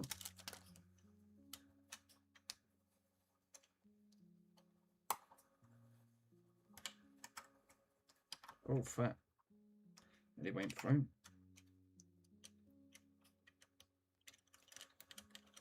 I'm trying all these fucking different remotes. I've got about 1,000 different remotes on it. I thought these would all be on the same frigging frequency. I'll tell you what. Ow, ow. That's enough hot, guys. I don't think that's right. Oh, fuck. That board's getting hot. Glad I felt that. God, that's really toasty. Fuck. It's coming right up from the top here. I reckon that's shorted out, you know. I reckon that's shorted out. Fuck, that's red hot. God. So, I mean, this is what I said about shortening things out. It's the only thing with LED mods. Got to be so careful. Got a bit more burnt on my finger. Great, lovely. Fucking hell, not only stabbed myself, I burned myself at the same time. it ain't a chill and relax moment if you don't catch yourself on fire. Do what the coder does at the end of the day, or it stab yourself or burn yourself in the process. It's got to be one of either three things, or use old flux. That's fucking red hot. I'm not exceeding. The wire's all right. It's this board. Yeah, message retracted. Yeah, thanks, Stu. I think it is. I think it's that. I think it's that controller board. It's faulty. It's fucking glowing. The wires seem okay. It's coming directly from that board.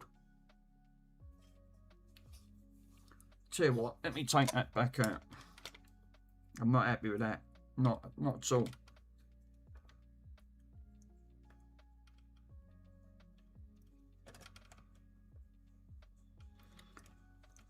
Red hot.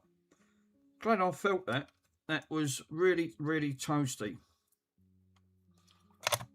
It was like grabbing it. Yeah, I've got 5-volt LED strips from the app control via my phone.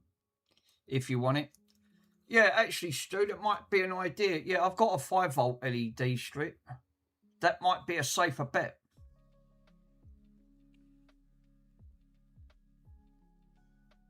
What? And actually, because we tried powering this up for 5 volts. It didn't run for 5 volts.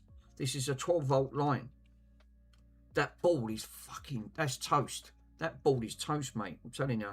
That's well toast. That got red hot. I'm glad I felt that.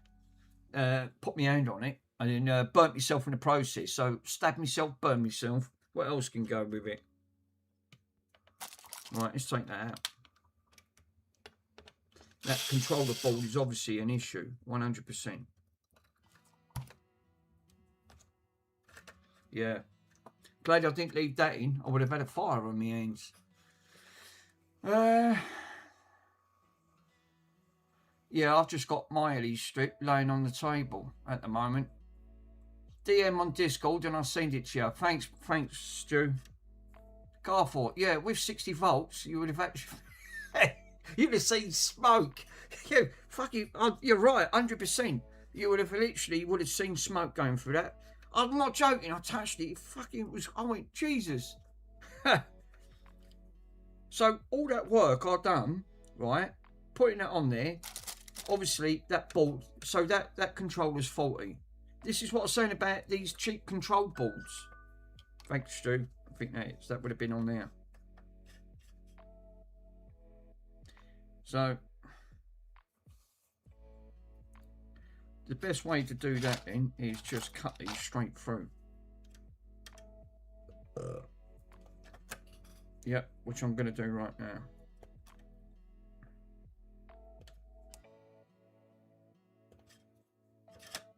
That's it. So I can't put an LED mod on it because obviously that controller is toast. What's the best way to actually do it safely, guys? There's got to be a safer way of doing this. There's just got to be.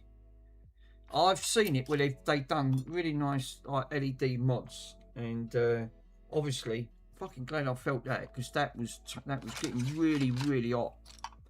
There's a short somewhere along that point. I'm going to cut this right open right now if I don't splice through my hands. All right.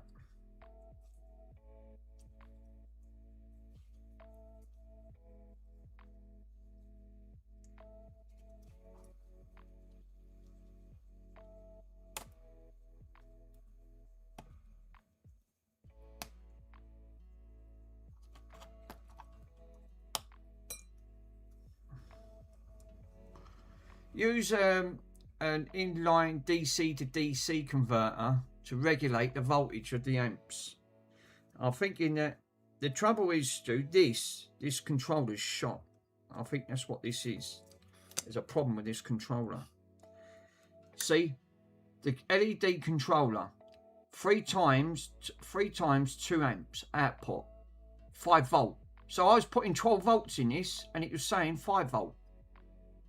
So obviously I'm putting too much voltage in. So this controller is the wrong controller. And I just see it on there. It's saying 5 volts. So I'm shoving 12 volts through. Yeah, that probably won't help. So obviously for what I just done on here, it powered it up, but it was obviously putting a lot of voltage through that at the same time. So it's drawing a lot of amps. Yeah. You're right. So this controller is not designed for that. I would say that was more controlled for this one, which is this one here, the control box. But it's got an output current 6 amps, DC 12 volts. So this is the right control board for this.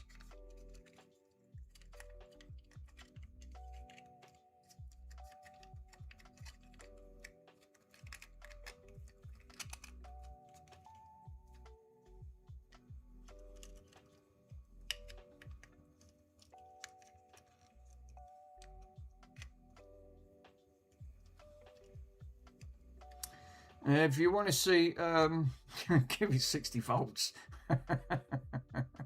You want to see if it can actually survive. Yeah, that's the trouble. I've had these before, Worms, right? I've had 2 of these burn out on me, right, at the end of the day. Now, again, it's all about the amps, cranking this up. Now, this one's got the infrared sensor. And it's got the plug on the end of it, which this one has. And I'll prove it. I'll plug this in. We got an arrow going to an arrow, right? So it goes around the right way. Let me put a plug into this, and then I'll power this up through the bench power supply.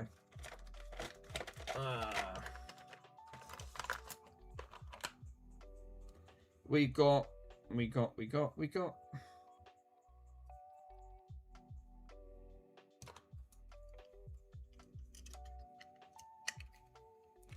Right, so I've got to find which is the center pin. I've got to do quick continuity test to find out which one's the center pin, because the center pin one's the line. I'm thinking that it may be getting the LEDs blown, part of that. It's got 12 volt instead of 5 volt. The controller, obviously they could. I've killed the controller board, but it was obviously already dead anyway. So, which didn't help.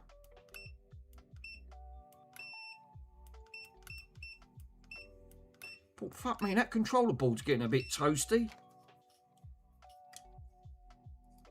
Let me find out which one's the centre pin. Right, the end one. Right, okay.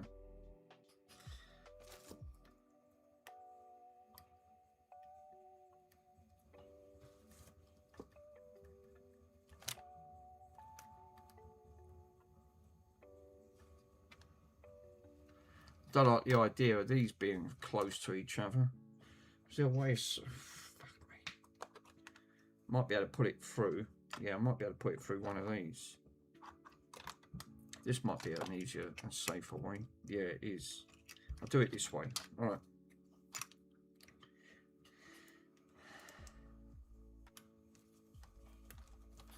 right. I don't know what that little controller did, but obviously it didn't do. It's killed it on that sort of sense. All right, let's switch that back on. And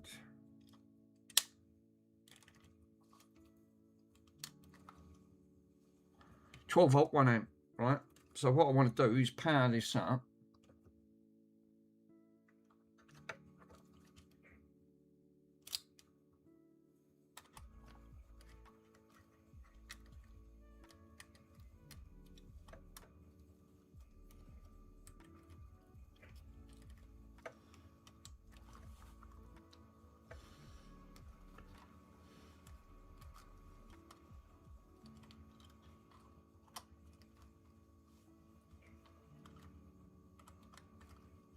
Right, so she's turned off at the minute.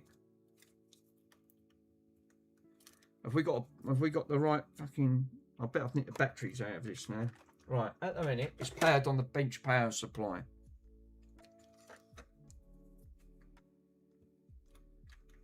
Right, obviously no. Any of these should have just had.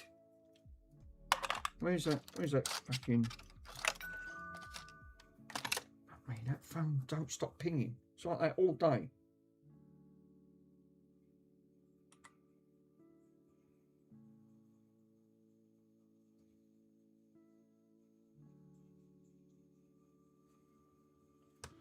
Right. Trying to look for that fucking. Trying to look for the battery. That's enough. Can't find nothing on this table.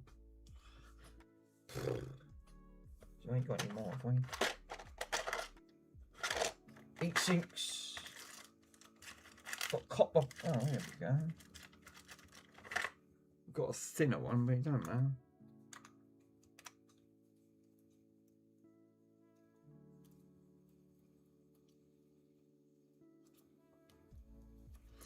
It could have been the batteries dead.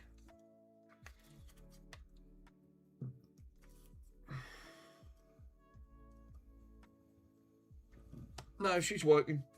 Battery's working in this one. So we've got power. So now this is down to the controller. So that controller is not working. That one. Right, okay, fair enough. Let's go back through some of these shitty controllers. Let's try that one.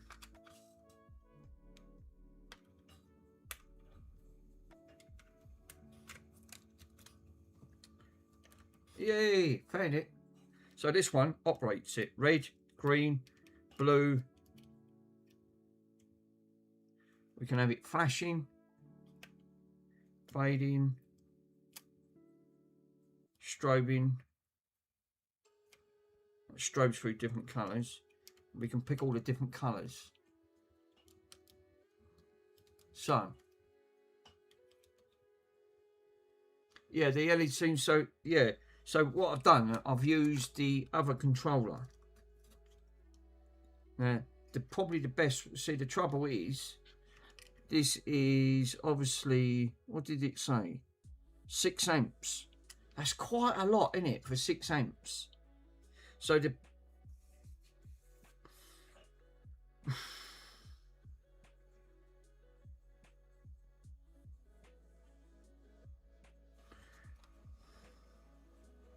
I mean, that is, what's that pulling in? That is pulling in 0. You can guys actually see. Perhaps it was the wrong way. It survived. No, I'm using a different controller, Worms, on that one. Look.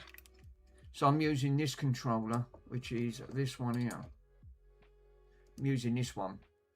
And this one's working it because it's 12 volts. So on the power supply, I'm actually, what am I pulling? I've got it 12 volts, 1 amp, right? So it's actually pulling 11.99 volts. The wattage and the amps, it's actually pulling, it's fluctuating. It's pulling between 8 watts. It's flickering, no? Why is that flickering? See, this is what makes me think of these control balls are dodgy, right? At the end of the day, you know, like it's pulling up to now 10 watts of power. Right, and it's pulling in 0.84 amps, so it's just under 1 amp. It's pulling. Yeah, Car 4 saying about 7. It's actually pulling 0.84 of an amp. 84. So just under the 1 amp, just under the 1 amp region. It's pulling. This one's actually quite a good meter because it can actually tell me the proper wattages and the amps it's pulling, but it's actually now stable at 10.7 watts of power it's pulling, and then it tells you in the wattage and the amperage hours and the wattage hours. So that thing tells you everything. It's actually really cool. But I just want to keep an eye on this controller. These controllers get red hot. And this is what worries me in Xboxes. When you used to do Xbox mods. Obviously, I don't know what that's actually pulling. The only best way is wire this up to it and keep an eye on it. Yeah, the zero. So the zeros don't matter. No. I've had problems with them doing them. I've had no problems doing it with mine.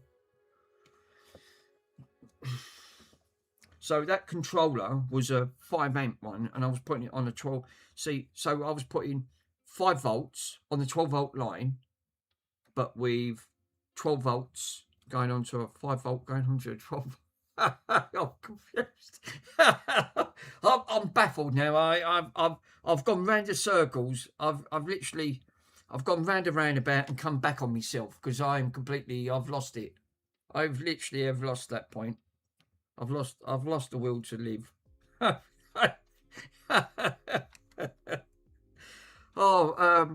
So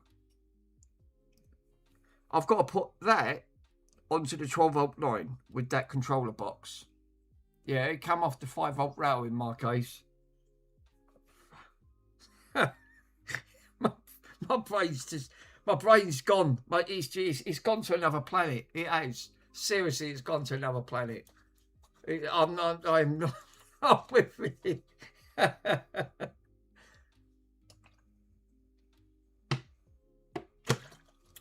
Right. Well, at least I found these controllers. The controllers should be 2.4 gigahertz because it turns it off, which these are. I'm sure these are around about 2.7 hertz. They're very low hertz range. This one's operating lovely, and it's much more better in colouring. It bleeds the colour better. That other one was paint. This bleeds colour so much better. The only thing that concerns me is this controller board. Now, yeah, I'm not with the LEDs on the end of it. So, obviously, I'm not pulling. Oh, it's pulling 1 amp now. It's pulling exactly 1 amp. This is what I'm saying about ampage. But it's saying on here, the maximum it can take is 6 amps. But I don't know the ampage, obviously, on that wire. It's through your fingers. No, it's not. I'm not touching it. It's pulling exactly 1 amp. It's through your fingers. Obviously.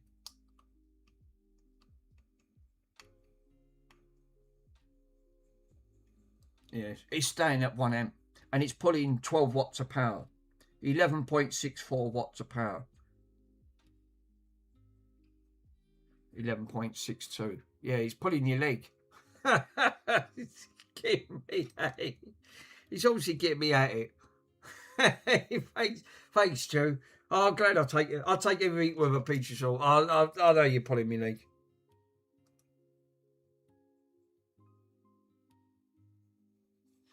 What's this? These packs are some heat rods. Right, hold up a minute. Stu's just sent this. Let me open it up. I'll show you guys. So these packs sort out like the redneck bush style hacked together LEDs running on 240 volts. Oh no. Wait for it. What's he actually... Jesus Christ. What have you done there? What? Stu, what the heck is that? What is that? It looks like a heat sink. No, hot glued and amplifier heat sink. Oh wow! Oh fucking Jesus! I like the heat sink. It looks like it's similar to an amplifier. It did. For a minute, I thought, fuck me, what's he?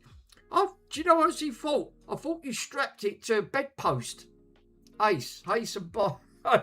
What you Ace? How you doing, my friend?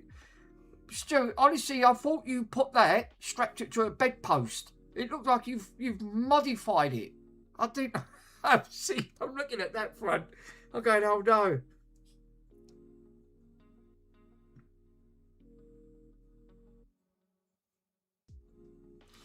That is actually legendary. Right, anyway, so I've got this. It is going between 99 and that. So is that that's the old drum kit stand. All right, okay. So the only other way I'm going to get round that is just turn that off for a minute and switch that off. Let that pulsate. So I've got to modify this. So obviously, I think I've killed the bolt for the other one. That was absolutely legendary. Even these. Look at it. Oh God, you can't see. Let me move this camera over. Right. And then I can put the eatings on.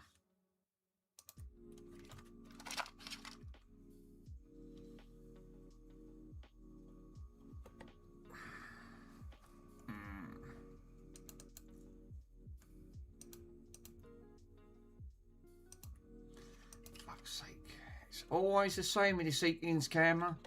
What is it with the fucking connectors? They are paints. Pico. Oh. Just ordered one, mate. Thanks. Mr. Pico's just ordered one of my mugs. There you go. Right. So, the issue I've got... Let me just... We got the same issue again with these fucking scabby controllers. Look how crap these wires are. Hold up. Hold up if I get it in focus. Again, they're not the greatest of connectors. Let me switch the light on. These guys might be able to see a bit better. They're not the greatest. They are not. They don't seem all that. It looks like it's barely touching. So I mean, they cheaply put these together. This is what I was saying about earlier on, about that wire. That wire's fucking barely hanging on. That's going to come off, that wire. It's not even soldered properly. These ain't even soldered properly.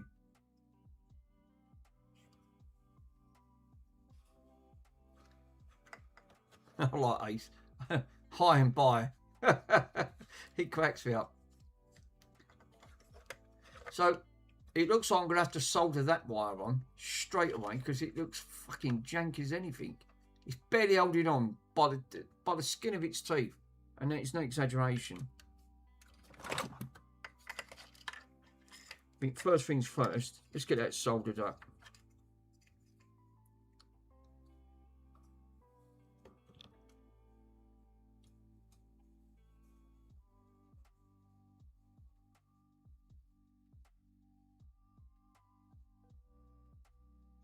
Yeah, I've seen that. Yeah, it's listed. Yeah, the solder ain't good. No, it's not on there. Carfoy is absolutely paints, mate. I'm telling you. That one's barely holding on, and there's hardly any solder on it. This is what I was saying about earlier on.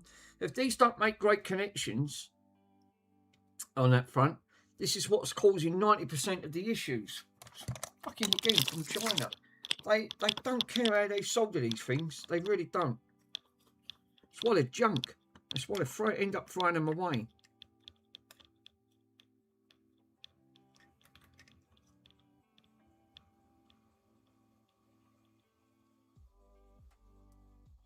So what I need to do is solder that pad up.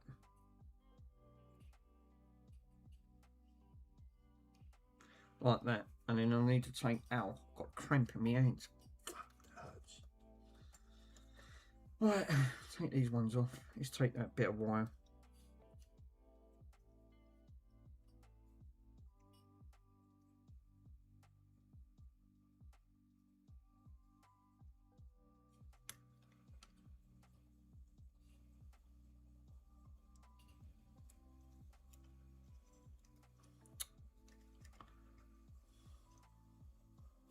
It's awkward because I'm trying to hold it in one hand.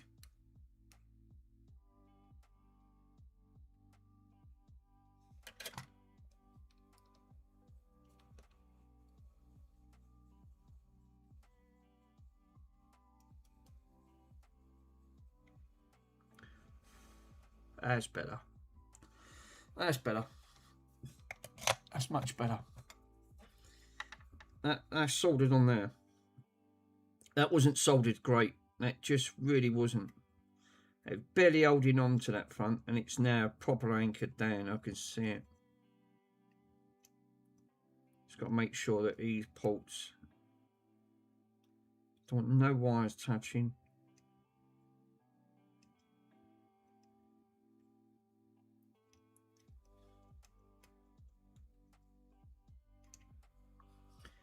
That needs to be desoldered now, so I need to desolder this because obviously I've got to take yes, solder's expensive. Oh, so as you see, the solder isn't. This is, yeah, it's not. It's licking on the front of that.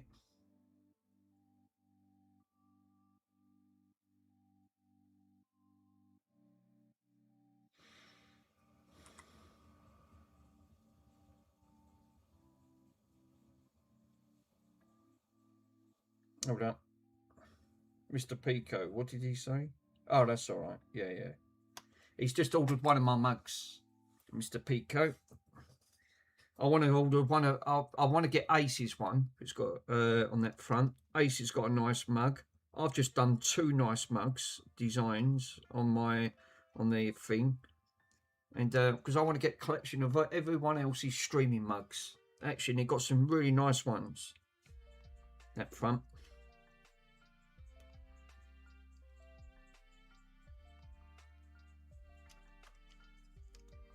So I've ordered one, and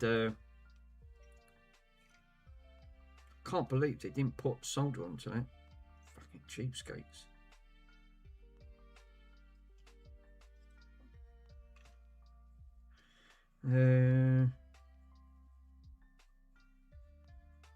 So what am I going to need? I'm only going to need 2. I'm only going to need 2 of these, aren't I? So if I use the, where's me solder sucker? Now Mr. Swindon gave me a lovely solder sucker, but I've still got my old one here. It's a bit burnt, but it does work on that front. So what I want to do, I want to take this off.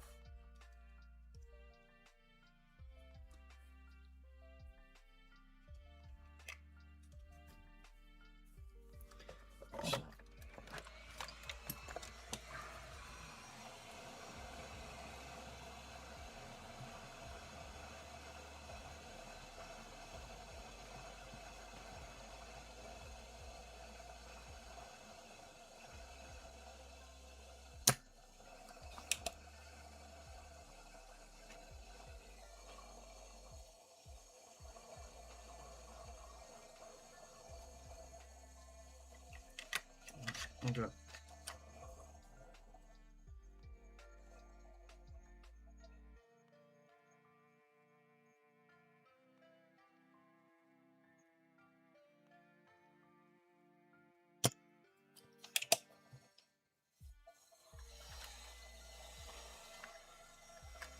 Let's take that off from it.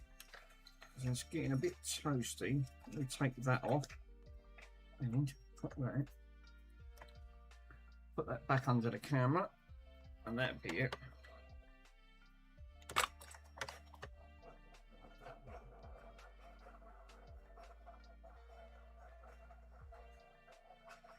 I've blown that component off. Fuck, I knew it. Yep, I have.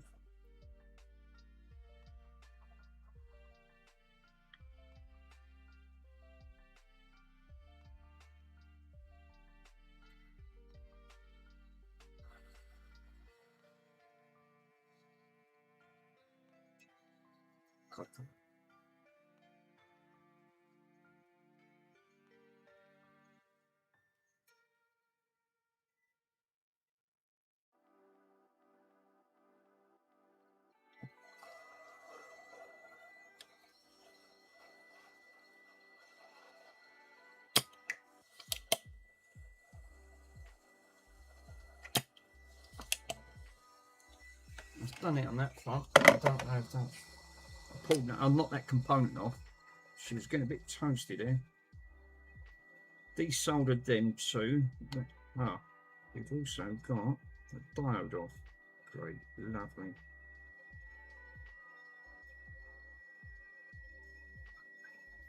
Yeah, it looks like 470 ohms. Fuck, that board's red hot.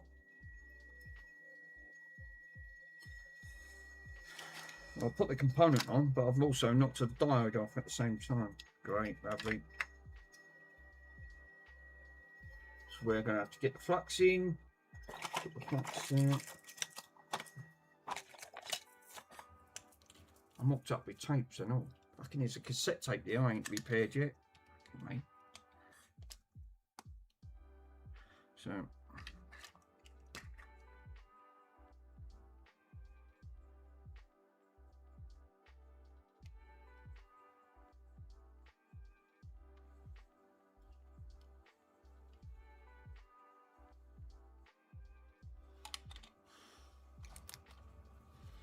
I don't know if this diode has to go around this way. won't know until I bang a bit of solder. Sorry guys, I know you can't see. Let me try to I've knocked it off again.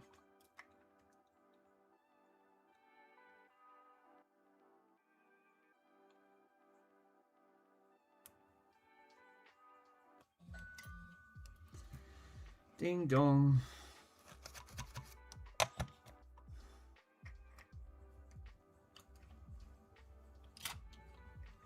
Obviously I've got to put that diode back on. Car 4 sent an image. Thanks, Car 4.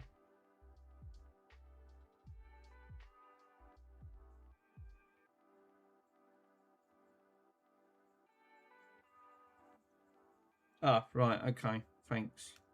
So I've got the image that Mr. Car 4 has put on there. Yeah, that was actually helping them with the mod. So the blue's got to go back onto the negative side of the leg. Right, okay. So I did have that the wrong way. This is why he was paying attention here, so.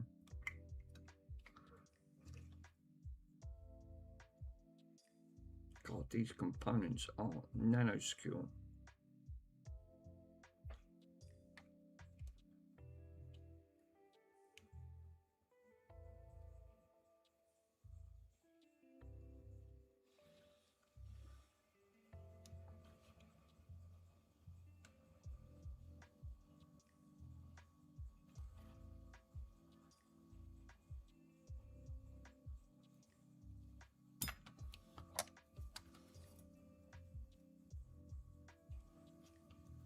So what I'm better off doing is holding that diode. Oh, let me that pinged out my hand.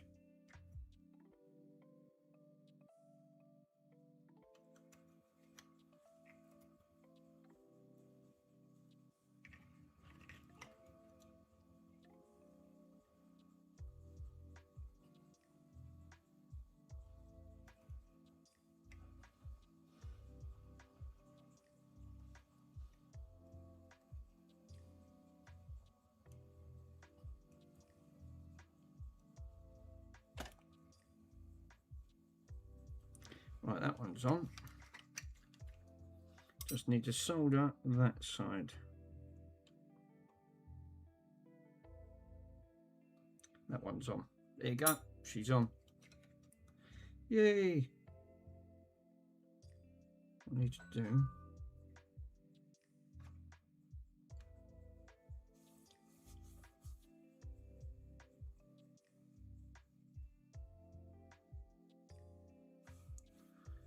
Brilliant. Just got notification Mr. Pico's ordered the mug.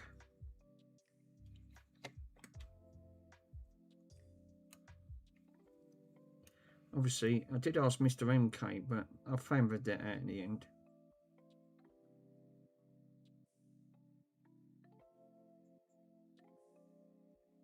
No, he's busy. God almighty, that controller chip is minuscule. It is so tiny.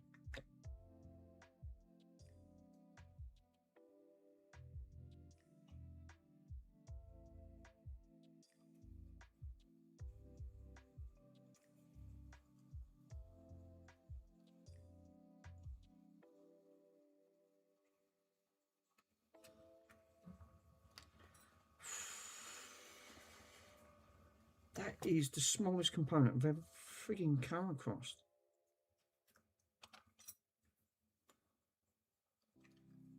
It's not on there, great.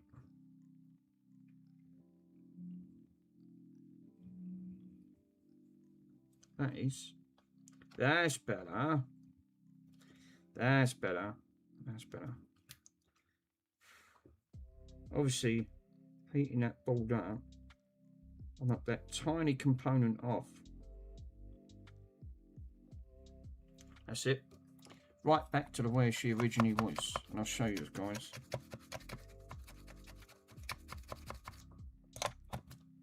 So.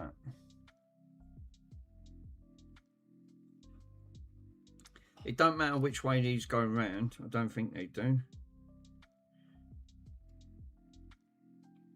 But obviously, that's controlled on. That one's on. That component's on.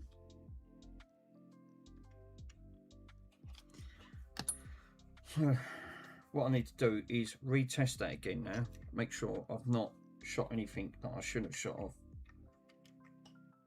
All I wanted to do was get that bloody controller off. Get this off. Fucking knock the component off. Or two actually. Where's that? Let's test that one again. Let me move.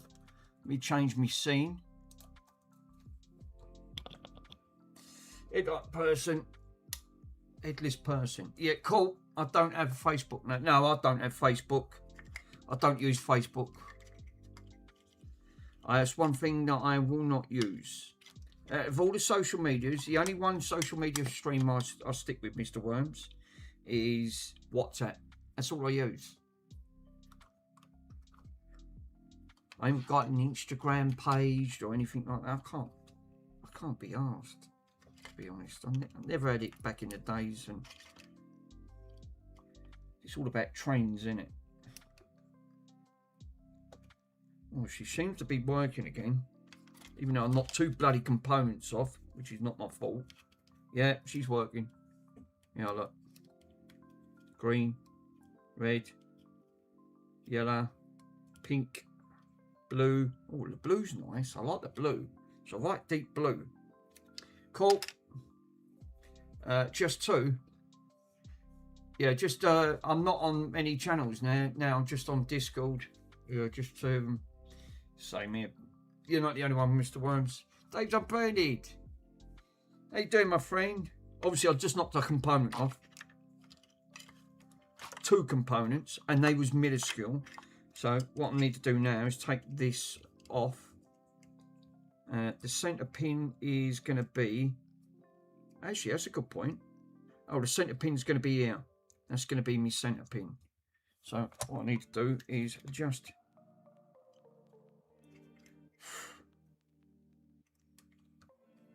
Well, I knew Mr. Pico wanted to order, because he said when you're actually doing a mug, because he wants to order all the mugs from all the different streamers, and I said I ain't going to do one on that front. Now I was just lurking mostly anyway. I'm on Aces, yeah, I'm on Aces and Reps. Oh yes, the yeah. God, that soda freaking stinks. It's stinky and it's horrible.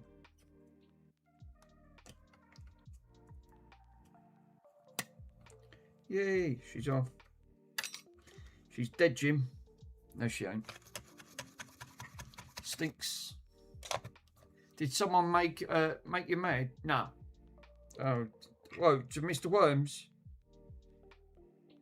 Worms is like yourself. Sometimes you just like to lurk, just like watching streams. Sometimes, you know, you do get like that. I'm like that sometimes. I just want to watch in the background, peace and quiet. And it's nice. It's just nice just to chill out.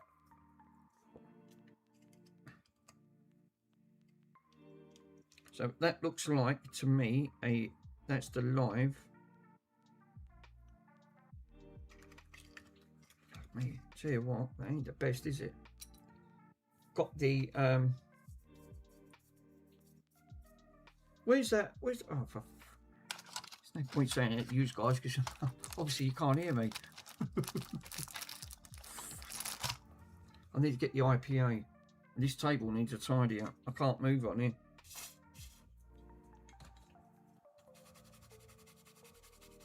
So I knocked two components off with the hot air gun. Lucky enough, I put them back. And resoldered that leg, because the other leg looked like it was barely hanging on for dear life. But mate, that phone. Ding dongs all the time. Dave's unbranded, sent soon.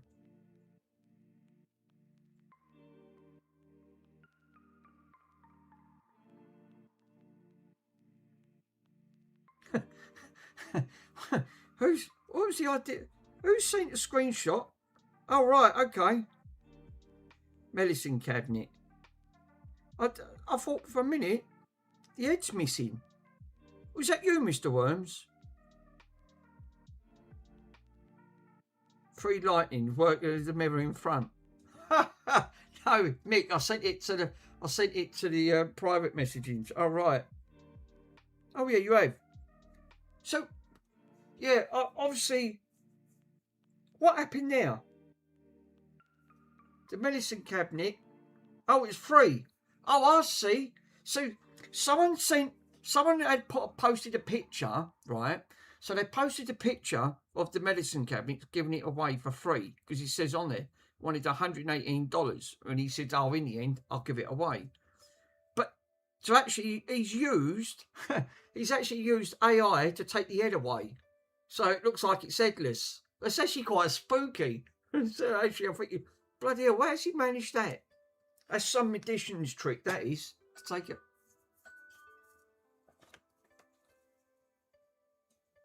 Oh, it's that bloke again.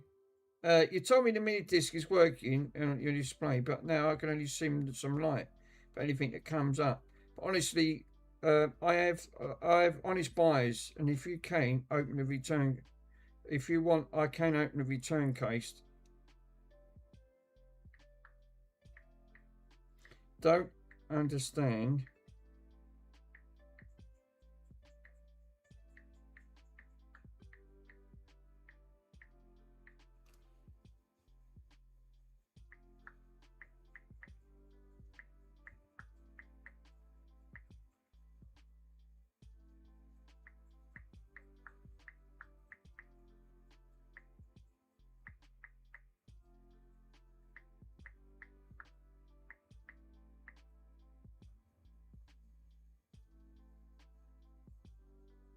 I don't understand why it's not working. I uploaded a picture and a video showing it working.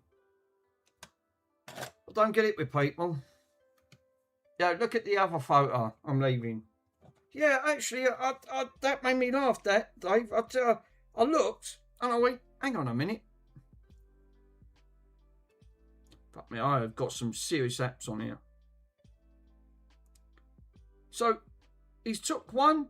So he's tried to take one standing up, right, of the medicine cabinet. Wants to show off the cabinet because it's free. But the other one, he's took a picture sitting down with it holding because there's no other way of taking a picture.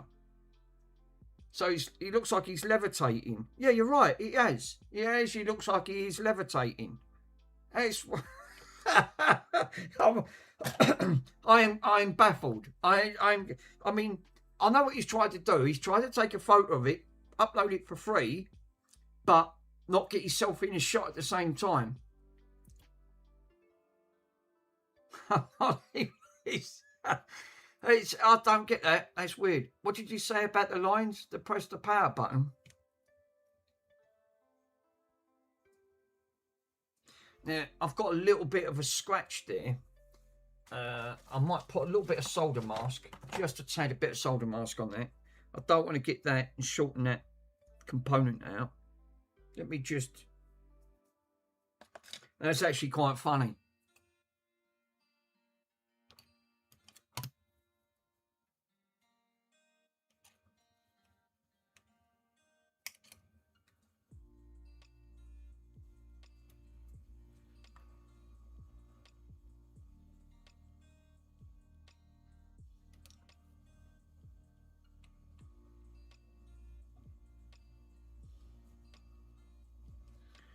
What I'm trying to do, I'm just trying to put a little bit of solder mask.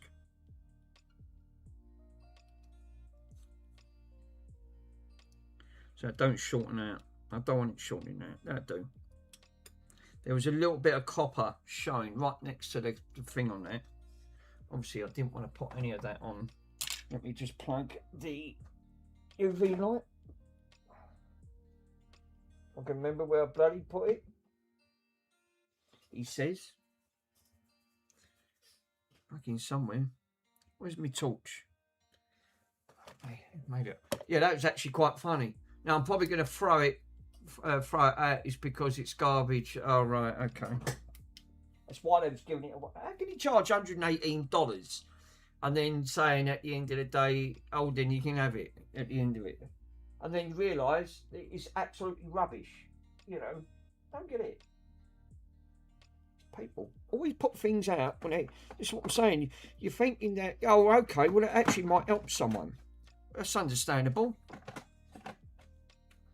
And then give it, and it's complete rubbish. It's, you know, it's not worth nothing. I don't get it.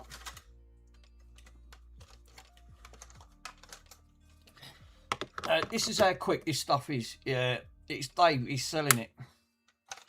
Now, worms. That solder mask. This is how quick solder mask. This solder mask can come off, which is this stuff here. Right. I got this off the Coder's website. Cures in 3 seconds, and I'll show you. Right. I'm giving it away. No, I don't think he understands. Oh, right. Oh, he was actually giving it away.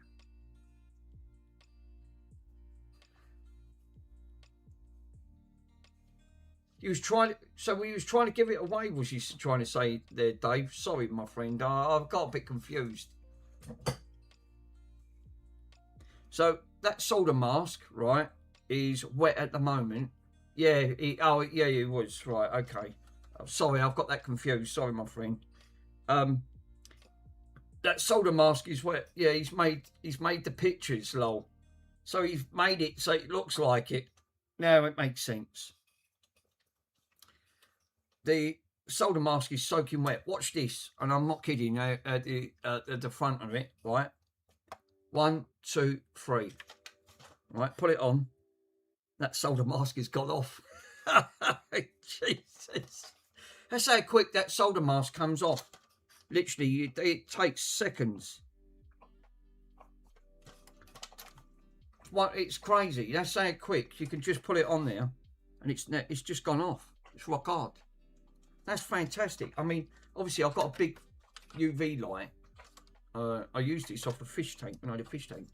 Cures in 3 seconds. That's how quick. You don't have to leave it on there. You just think that does up front. But the longer you leave it on there, the harder it sort of sets up front. I mean, this is enough getting fuck me. I'm blinding me something to process.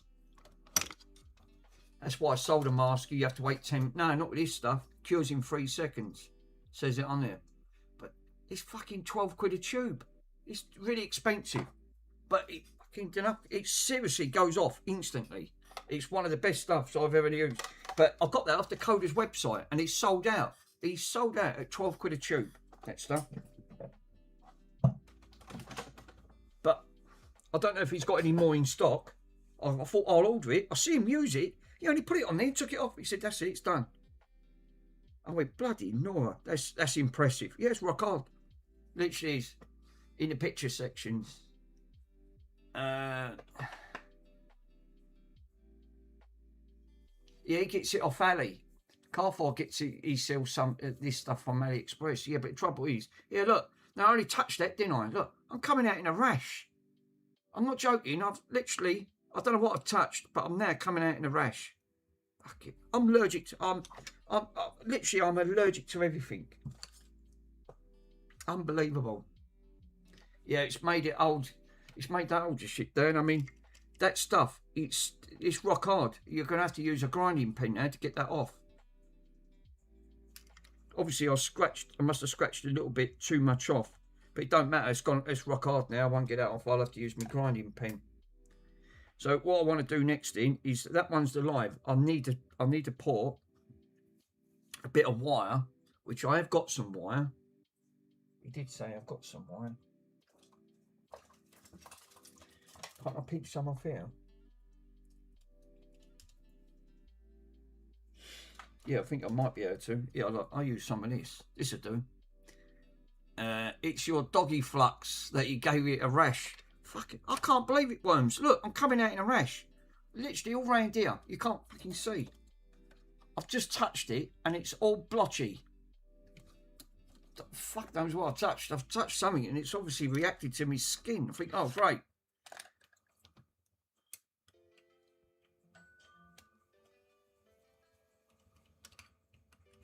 So I'm going to nick this wire. I'm going to be a bit cheap here. Right. I'll take it off my amplifier. This is much better wire.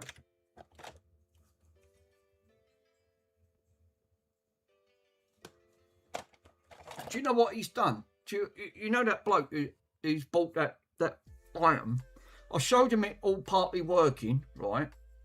Partly working on the other item, and I put that on eBay. And now he's saying it ain't working, right? I guarantee I know what he's done. I bet he's done it like that other bloke has done on there, right? He's given me obviously he dented that to get me money back because I showed it all working. And this is what annoys me with eBay at the end of the day, and it does. It really, really bugs me. These people then change their mind saying, I don't want it, and how can I get out of it? I'll sabotage it at the end of the day. And that's exactly what they end up doing. They sabotage it. And then that's how they get out of the system, because they know they can get their money back.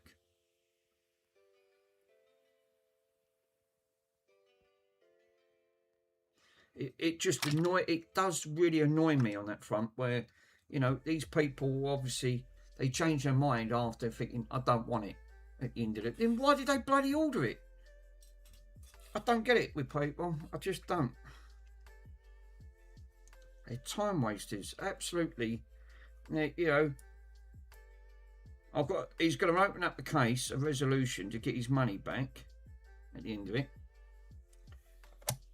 Then when I get it back, I've got to then dispute it, showed it all working, which I have, and now he's saying it ain't working. So that means I've got to contact eBay, go through all the messaging service.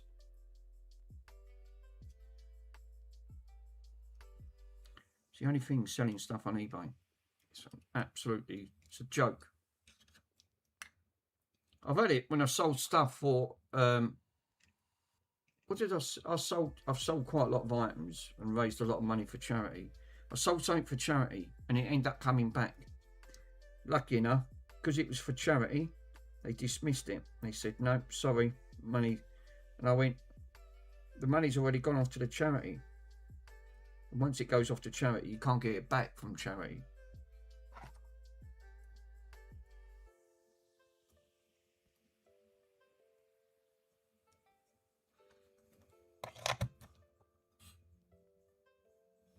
Out. Freaking no.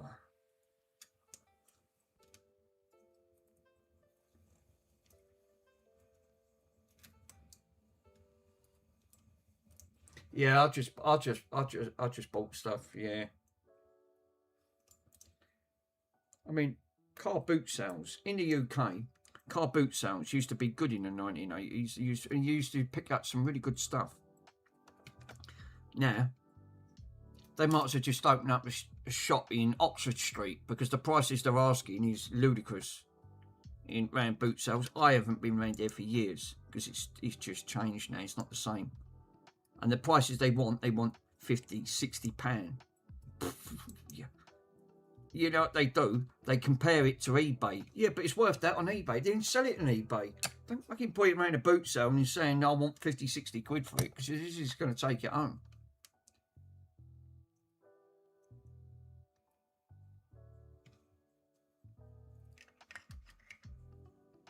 God, that flux stinks. It ain't as bad as that other flux on that board I done the other day. God, it smelt like rotten fish. It was terrible.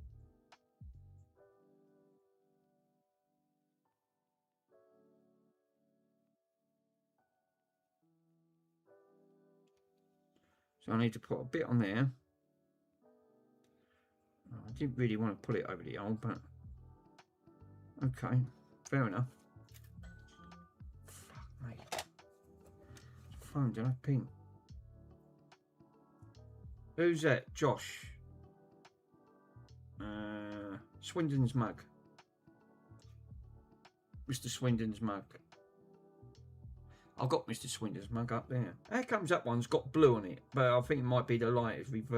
It's obviously because I've ordered one of my mugs. I didn't know it's coming from California. No, fuck me, I could have. So that's obviously I'm going to get it. It's going to say it's going to take about 2 weeks to get.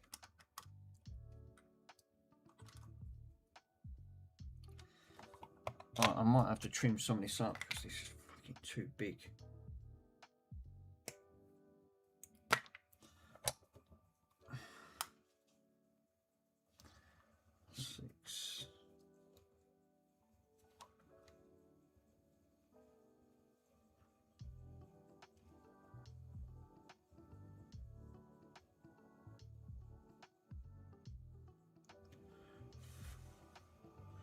Right, I've got 1 wire on here.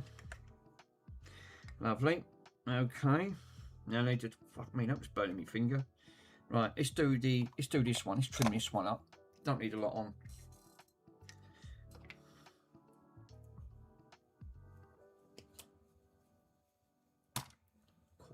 Them soldering irons, they're lethal. They're absolutely lethal. Right. Now I just need to solder that one up. And then what I could do, I could plonk a little bit of hot glue on that. So get the hot glue gun out again after. I think it might be a sensible move.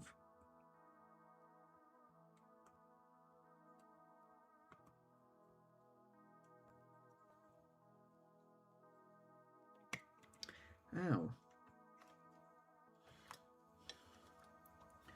I mean, I can't move this. I hate working cat-handed either. It's one of my biggest pet hates. If I'm not comfortable in a position, and this makes it really uncomfortable to like try to solder.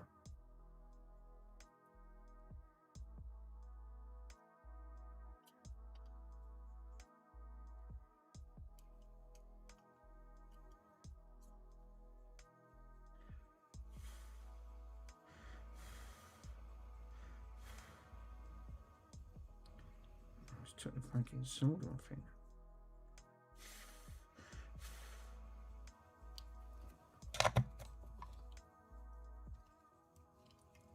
Right, I think that's done it. Oh. No, I've pulled the pad off. Great, lovely. And guess what? You've desoldered the fucking board, you dick. Can't believe I just done that.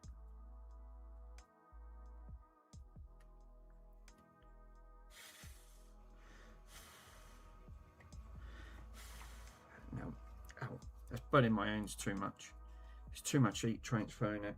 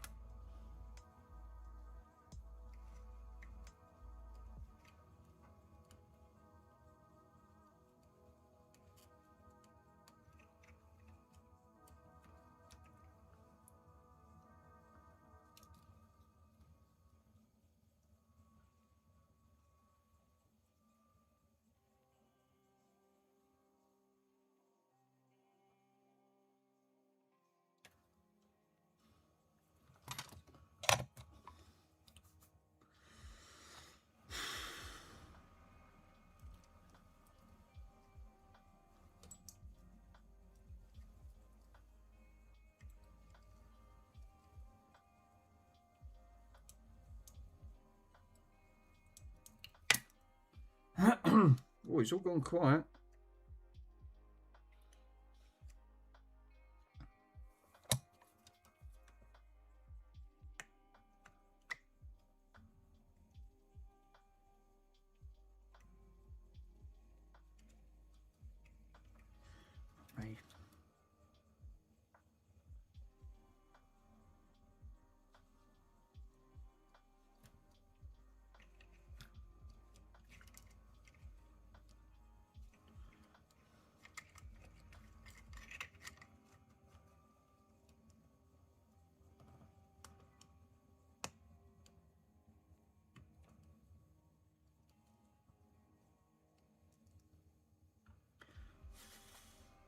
Ow. Fuck me, that is being really, really hot.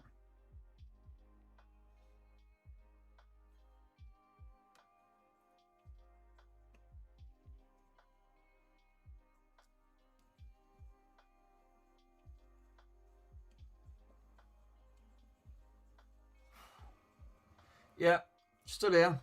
I was mopping. That's all right, my friend.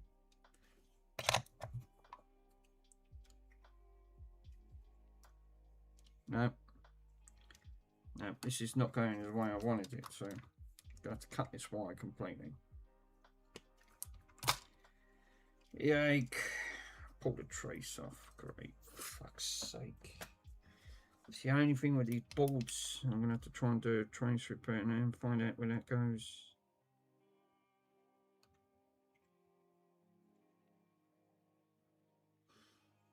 Great.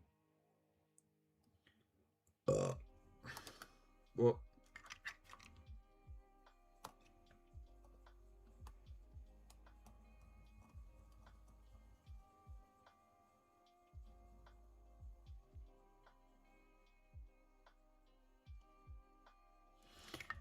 What I need to do is find out. Stu, no, I've just been to Arsenal to get some food. Nice. Are they still open? What? Oh yeah, they don't shut till 8 o'clock, do they? Keep forgetting. Bloody Iceland.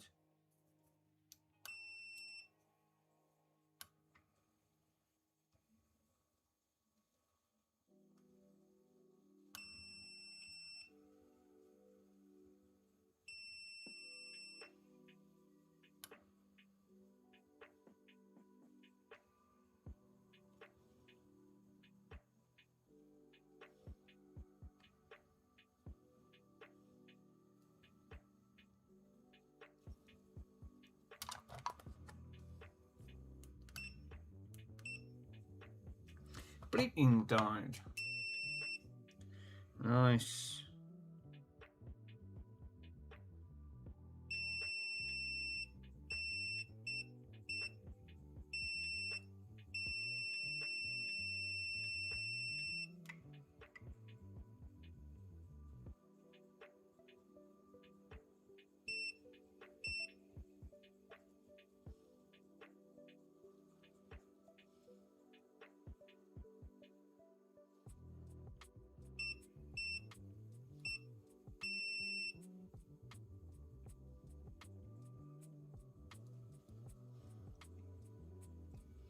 Trying to find out where this other trace goes.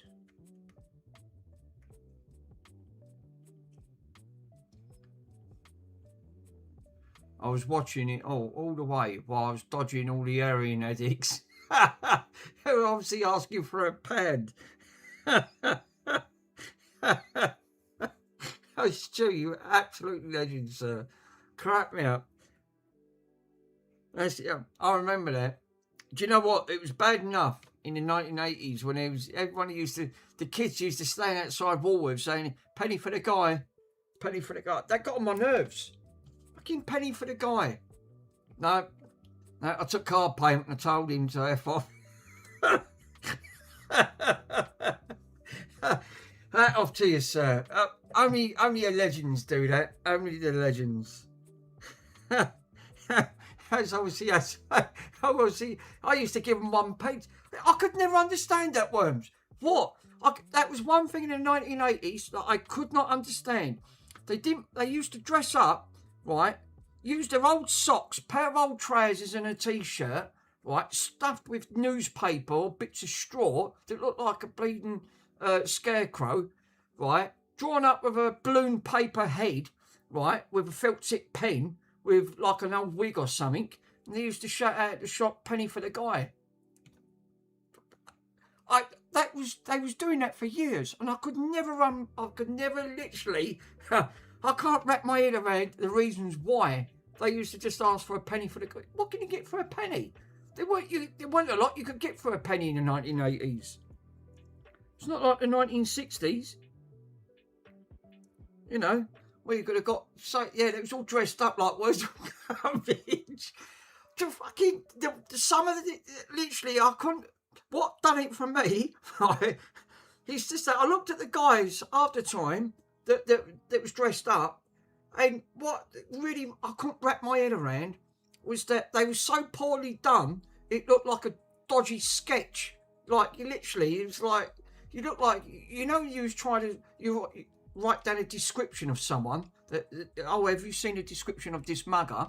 It was like a poor description of this poor thing. What they ever do you know what? Even an alien would have looked better in that. I grew up in the 80s, so honestly, I don't know about what you're saying. It's a UK thing, Dave.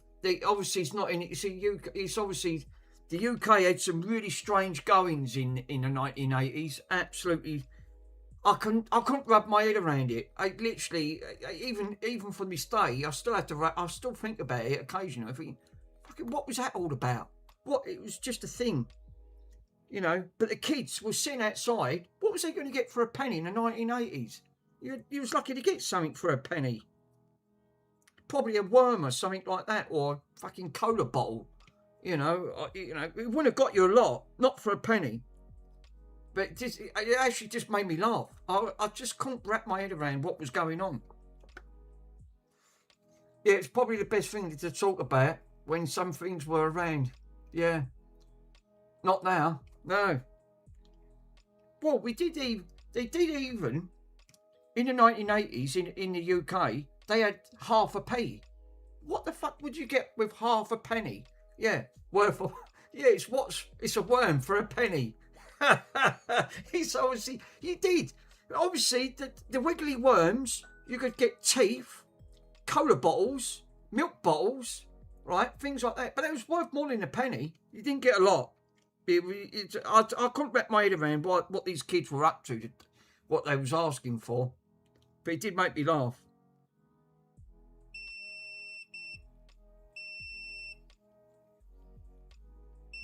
So it looks like it goes to that joint. So I might have to take a wire from there to there. Yeah, it is. It looks like that one's taking it from there, and that one's taking it from there.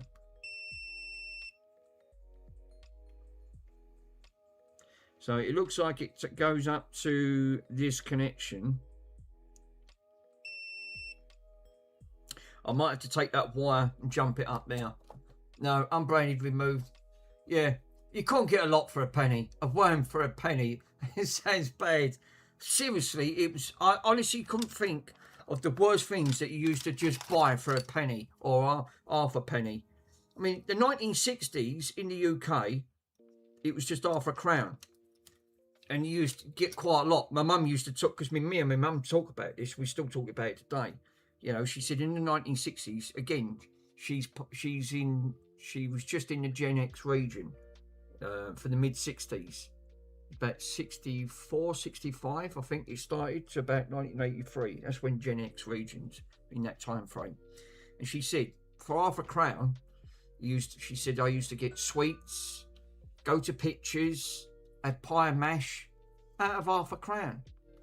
Now, I don't doubt that for a second, because obviously half a crown's a lot of money in the 1960s, before it switched over to the decimal. Obviously, the UK switched from the early 70s. I think it was about 72, 73. They switched it. That front. Yeah, I had the feeling that, we would have repeated that. But the UK did have some strange things. Obviously, I couldn't wrap my head around what was going through people's head. And what was they teaching the kids? Obviously, penny for the guy. It's still done that for me. They used to sit outside the shop begging. In the end, you get like what Stu said. You get the kids today. Obviously, don't know what they was hoping, trying to get a penny for the guy. But I used to hear that all the time. It literally done my head in. Thinking, oh no, not a penny. I used to just avoid them.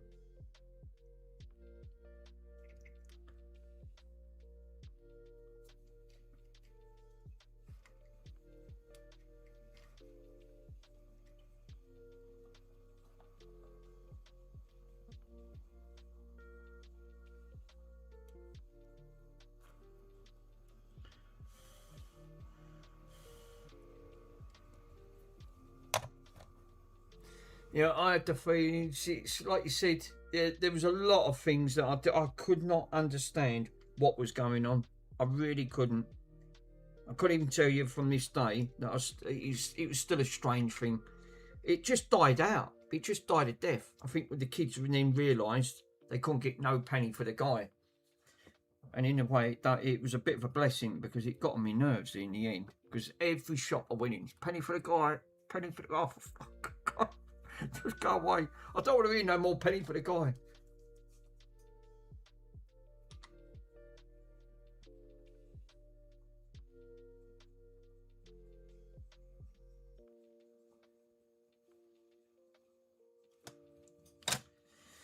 Right. So what I want to do is I want to inject some voltage into this and see if this works. Or it's just called the shake. Stu's off. Yeah, it's absolutely legend, sir. It's called just shake up the old guy. Shake up the...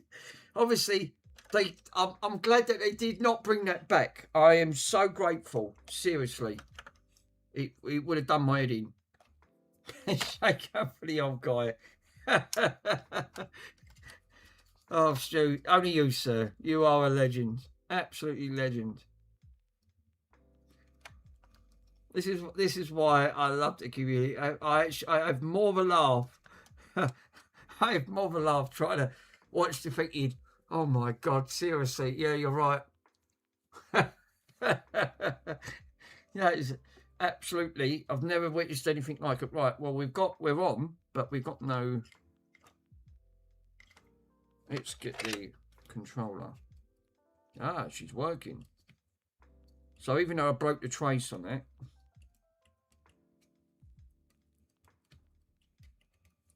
does it... Well, it was working. Off. On. Red. White. Pink. Oh, that is working. Okay.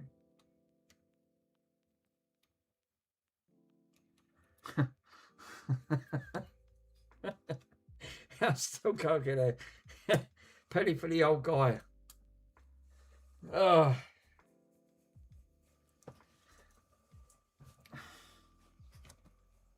My back started twinging. I didn't even fucking put this thing in yet because I'm having issues with the epoxy controller. I'm gonna let that run for a minute. Just let it run. I just want to see if that ball gets hot. He's pulling 1 amp. It's just under. It's pulling 9 volts. It's gone up to 11 now. 11.4. So it's pushing its limit.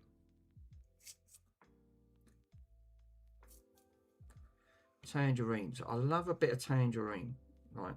Or nectarines. I like oranges that ain't got pips in. I can't stand pips. I think it's the only thing that puts me off fruit. Eating fruit.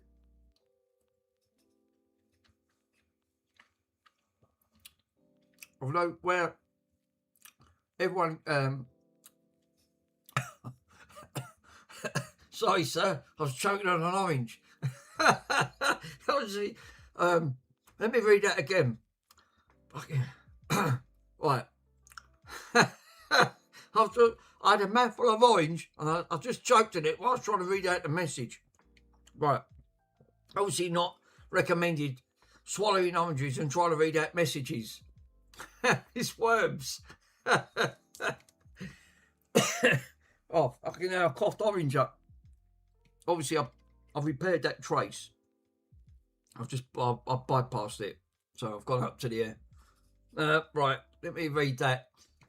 Sorry, Stu. Absolutely legend, sir. What did you write? Even though where are you, Mick? Everyone calls it's chefs. It gives me a watch. Because I was the chief up. What's that? Oh, I can't read. Sorry, Stu, I can't read that message. I'm lost for words. I was working last night.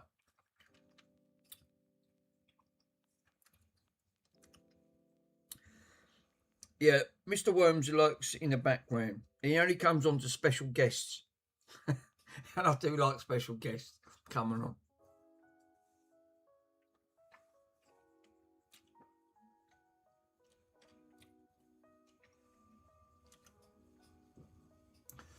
Obviously, there's only certain guests only come onto certain streams. So I must be privileged, and I'm grateful for that. Thank you. Oh, that's a message. Hold up, guys. Fucking, I bet he's come back and he's like, yeah, it is. Fucking 2 messages. Right.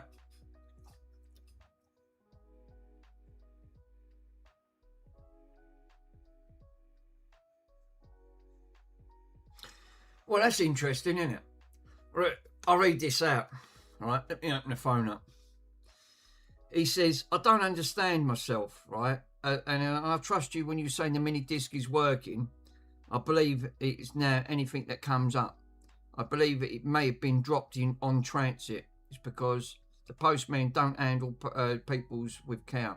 I will send you pictures of it tomorrow, but I'm going to a prayer meeting now. Thanks for replying and have a good night.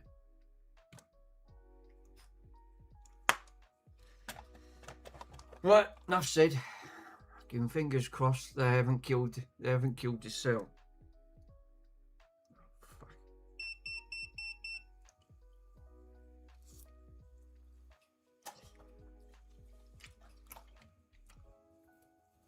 They're saying I hope it's not too much heat. Yeah. Tell you what, Australia's got some really vicious heat at the moment. My sister messaged me. She said it's she's moaning about how hot it is, and she's up in Queensland. I mean, she was over Western Australia, and she said it was even hotter. She was moaning it was 40 odd degrees, fucking 40-degree heat. And moaning about the flies kept getting in her eye, in her eyes.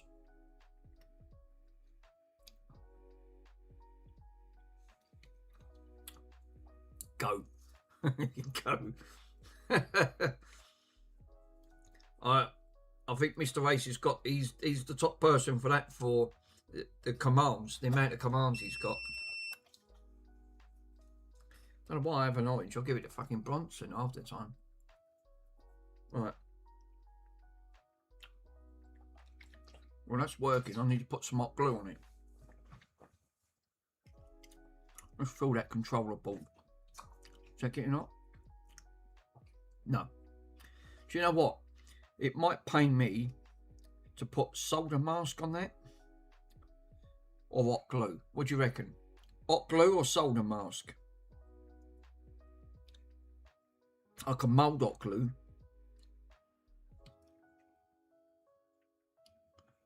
Hot glue. Yeah. I'll go with Mr. Worms. We get the glue gun out. Fucking this glue gun's beaten up. Look at the state of it. I wonder they slung it out. But it works. I'll hot glue it. Yay! I love hot glue. Message retracted. Stru's retracted his messages. There is a little bit of heat going in there. And that way I can keep an eye on all these fucking... I'll just put that straight over and just hot glue it. Oh, excuse me.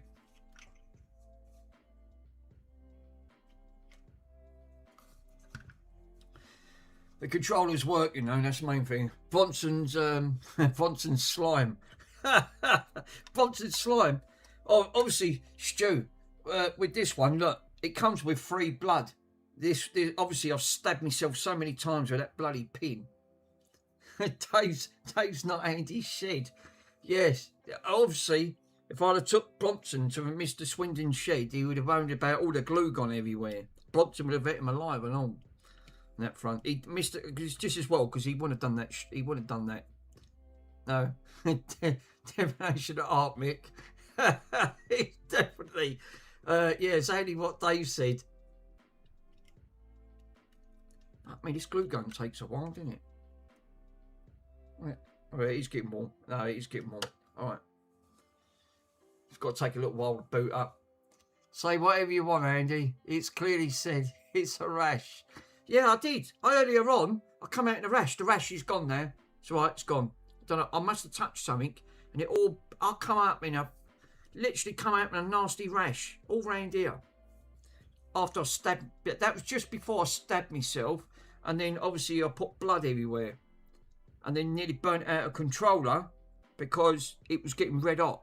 It was saying 5 volts and I put 12 volts through it.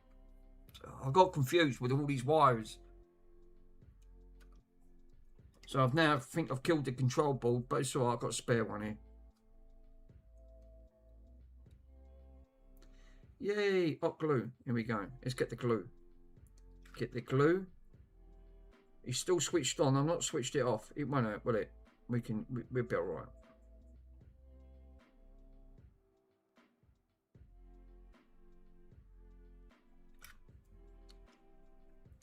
I'll put some glue around this pipe.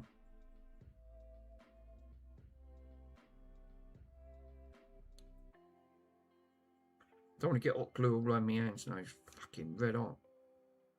But I think we're good. Don't have to make a mess, didn't it? Glue.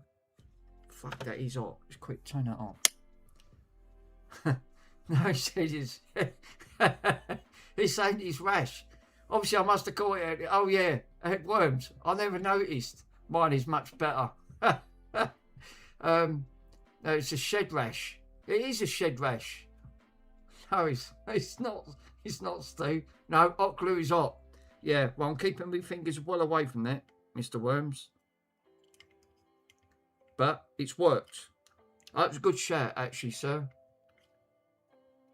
I don't know what shed rash, right? Obviously, earlier on, I come out in a rash. I don't even know how it happened. I touched something and it fucking next minute all my hands all fucking coming out in like red blotches. Well, the glue done its job. Regardless that's old glue, it's still done its job. And it's switched on. I never even switched it off. Yeah. And now that's all anchored down properly. And it's not going to shorten out. And the glue's gone off. Dave said it first. Yeah. What's with the original? Well, I had problems with. I wanted to put an LED mod in it, so obviously the mod's already done. So I've got the Xenium mod chip that was already taken care of. What I wanted to do, Ace, was put an LED kit in, but the LED kit was having issues. So what I was actually having.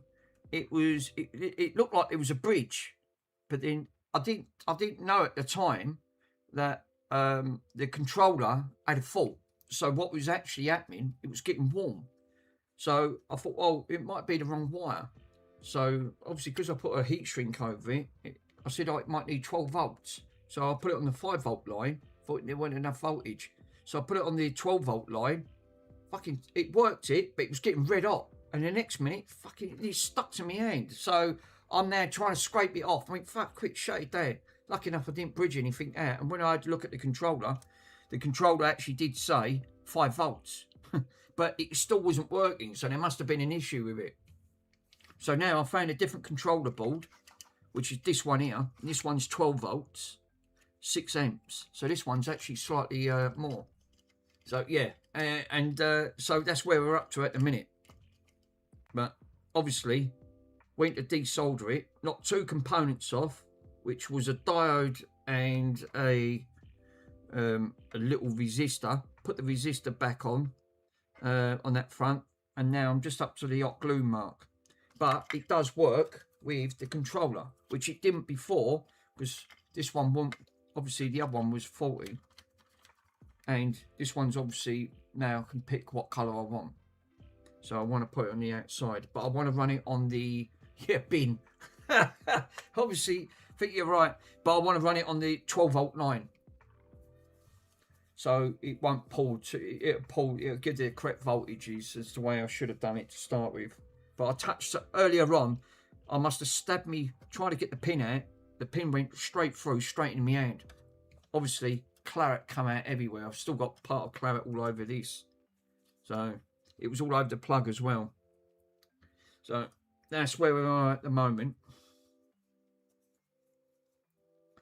So what I want to do is just shove that underneath there. Solder that, and now I can solder this up properly. So Fucking size of them nipple clamps. Jesus, that is massive. I'll tell you what, that TV's better. Now I can see what Mr. Swindon gave me the other day. I can see so much better now. I ain't got to squint my eyes at a small TV. Yeah, I managed to sell 2 PS5s. Oh, nice. Did you, Dave? That's good. Very good, my friend.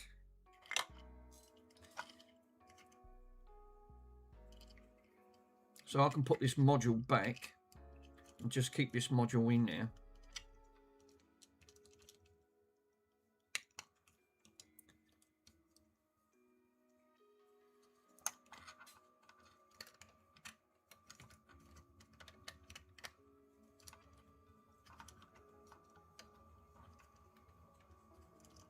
So what I should do was to try and keep that elevated a little bit.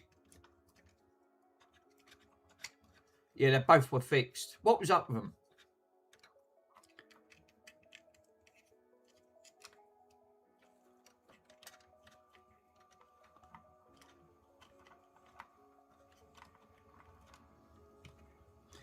Do you know what? I might stick a bit more glue in there. Just a dab of glue. Get the glue gun out. It should be still pretty warm. Long story, both of them. Oh, right. Well, at least you fixed them. That's the main issue, innit? You've done it. That's one good aspect. I'm going to dab a bit more glue inside. Just in that box.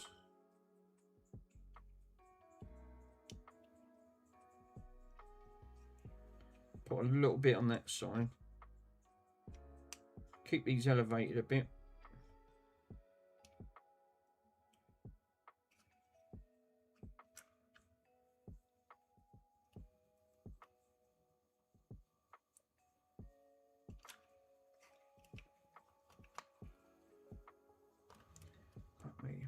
Glue is good stuff. It knows its stuff. Where would we be without hot glue?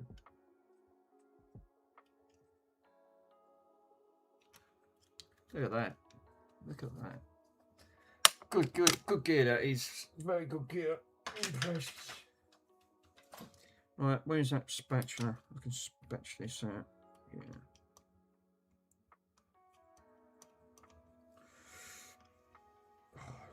Spread the glue. It's like Bronson's glue. Jesus. I can mould that now. It's started to cool down a little bit. Just wanted to keep it. Just using it. Really, all I'm using it for is a little bit of padding.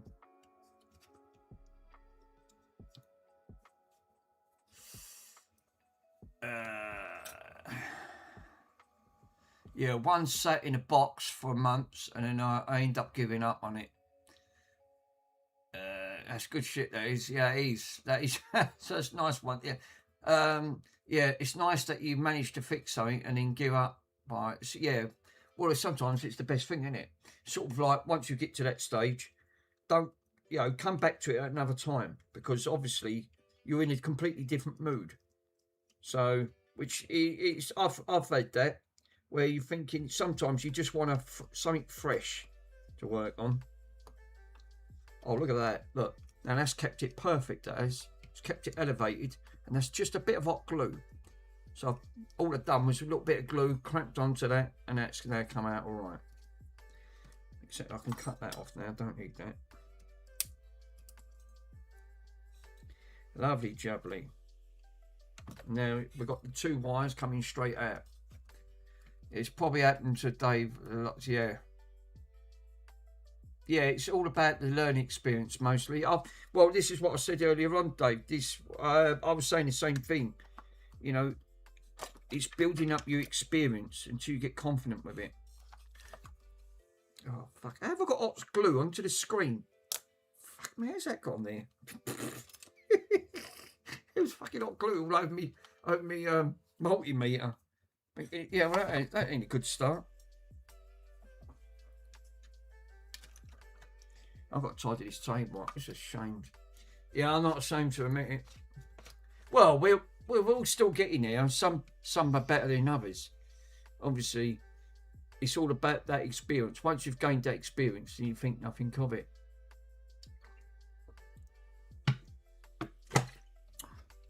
Look at Michael last night, right? It's a prime example. Never took a Switch apart before on that front. After he'd done the PlayStation 3, Mr. Ace was helping him out. Obviously, helping him to try and swap a drive out and put one in. And that was a prime example to what he said. And then Mr. Swindon helped him to, take a drive out because obviously it needs a port swap. And he's never done one before. I've never done a port swap. It's good. And micro USB Type-C ports on that front. So, yeah, it's a prime example. If you've never, I sort of said, you're really better off practicing on an old board before you attempt to do it on your own one. Because that way, if you fuck it up, it doesn't matter. It's an old board. I recommend like old TV boards, things like that. And that's what I've got to learn. I haven't got to that stage yet. Because, like you said, it makes it look easy when you've got people like Mr. Swindon. You've got Ace. He's been doing it for years. You get used to it. They just get on with it. At the end of the day, it's not a problem to them. But then we come along, and obviously we got to learn. And you're thinking, right, okay, I've got to have a crack at that now. Think, oh fuck, yeah, exactly. It's not that easy, and things are going to go pear shaped. But there's an old saying: it gets worse before it gets better. And that's where you've got to get to that point. You've got to wait. You just got to keep at it.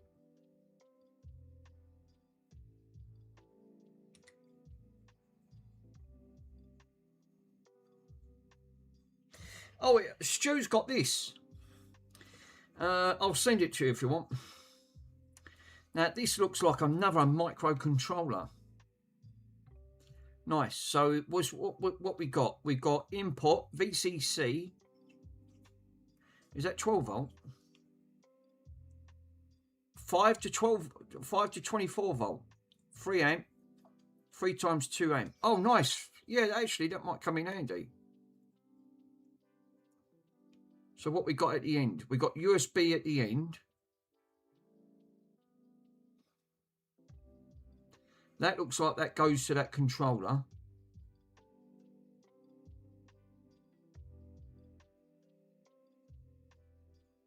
Yeah, because the USB is going to be your 5 volts, isn't it? That's going to be your input. Yeah, because it's got input on here. Now, the only other way you can get around that without cutting that plug off is literally to buy a female USB and then tap into it. I think they do one, something like that. You can buy them off eBay.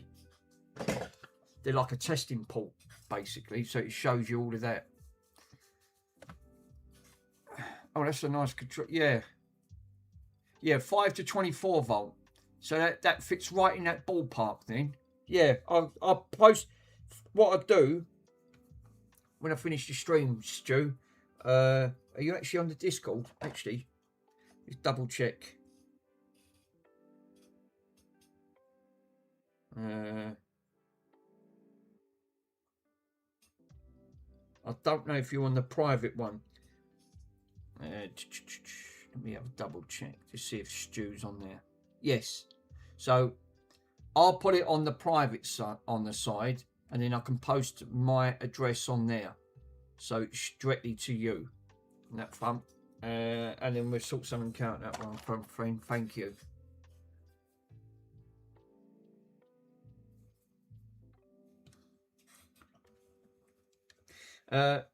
Well, I've lost a frigging cat.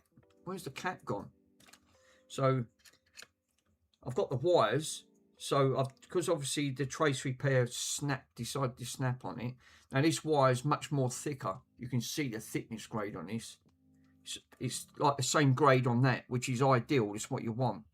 The only downside is I might have to put it onto an earth point onto the board, would that be a good anchor point, or would you recommend take it directly from an earth point towards one of the black wires?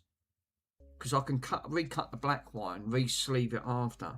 I think that might be my best bet, instead of taking it directly to the board, because that might alter some of the frequencies on that front.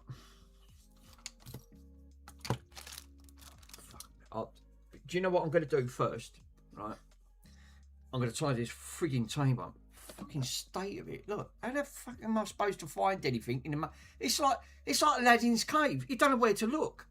Literally. No, take it as close as you can from the source of the power. I was definitely thinking of that. The same. So that controller, right? It's fucking ruined anyway. I mean, obviously, even at 5 volts, the frequency was, well, obviously all that hot glue I put inside it obviously didn't do it much justice. Right, first things first, I'm getting rid of half of this crap. I need to tidy this because I can't find nothing on here. I've got bits of everything on here. Literally have. I've got bits of tape, bits of hot glue. There's heat shrinks. I need to get rid of it. Oh God, I've got a stiff arse and all. Got already moaned about his chair. Oh.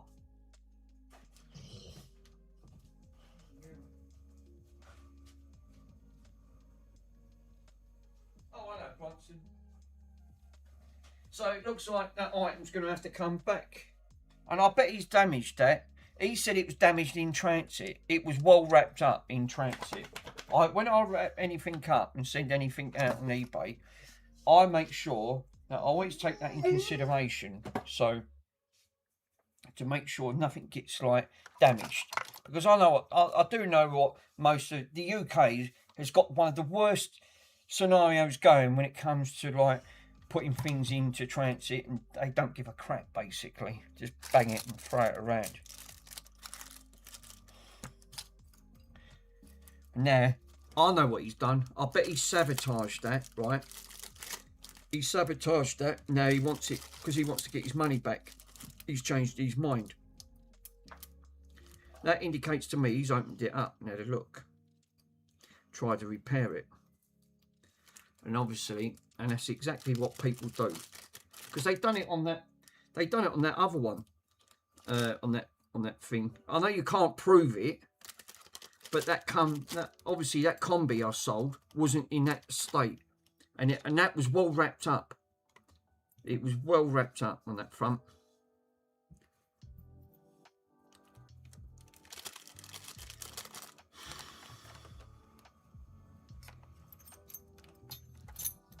Right. Still got bits of plastic here. Fuck me, look at this lot. Look, Jesus. So, obviously, he's got to go to do his praying. So, it indicates to me that he's now don't want it. And that's the only way he can get his money back. Yeah. Mick, you need an ultraviolet pen to mark that stuff before selling on eBay. Now, it's actually a good question. Do you know what? It's funny you should mention that. Have I got one? I did have a security marker.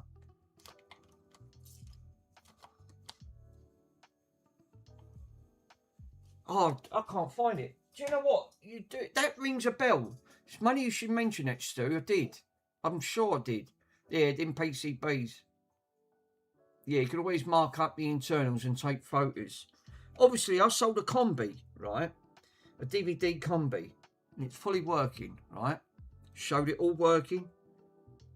Literally 24 hours after they received it, they said it was damaged in transit. Now, I took photos.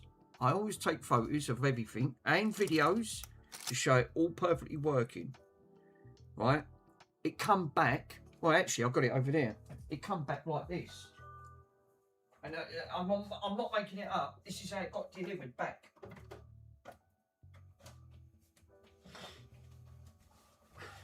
This is the one I sold. And it was working lovely. Right? So, Samsung. It come back.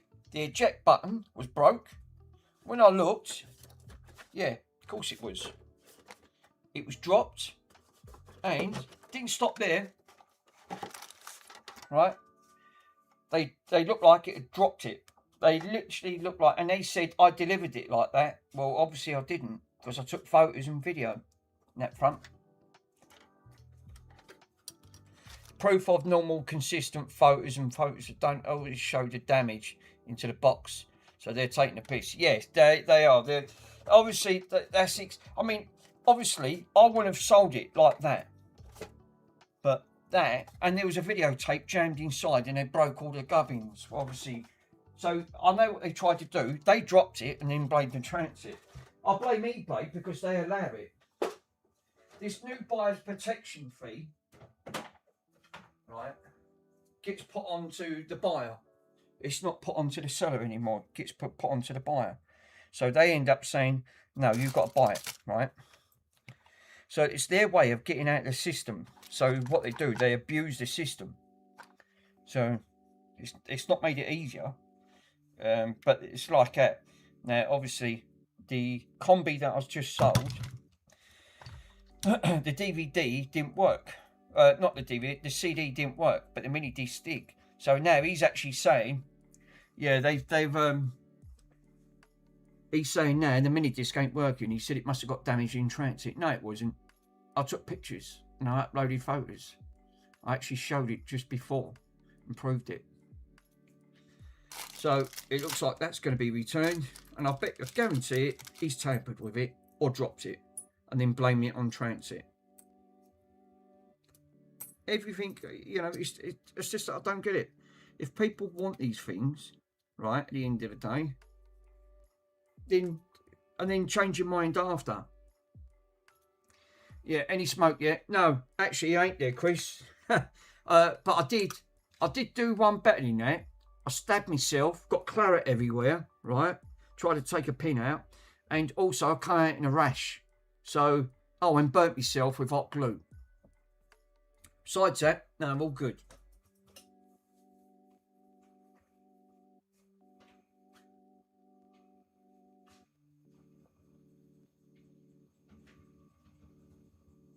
I'm just tidying up the desk because I can't move on this desk.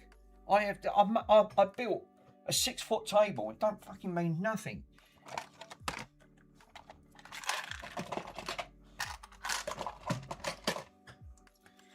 I've got a cassette tape I haven't repaired. I've got bits all over the place. Heat shrink's all popping out. Oh God. I am making a right hashtag out of this. No, yeah, besides that, no, everything's all hunky-dory, mate. It's really good. Yeah, look, I've got proof. Look, I've got claret all over it. Dried blood. So I've got a little bit of dried blood up here. I stabbed myself right there. It was just pissing out everywhere. And while I was reading Stu's message, it was just cracking me up. And I went, like me, I thought I've definitely stabbed myself at some point. And I went, bloody hell, that hurt. What was that? And then I realised all this blood's coming out.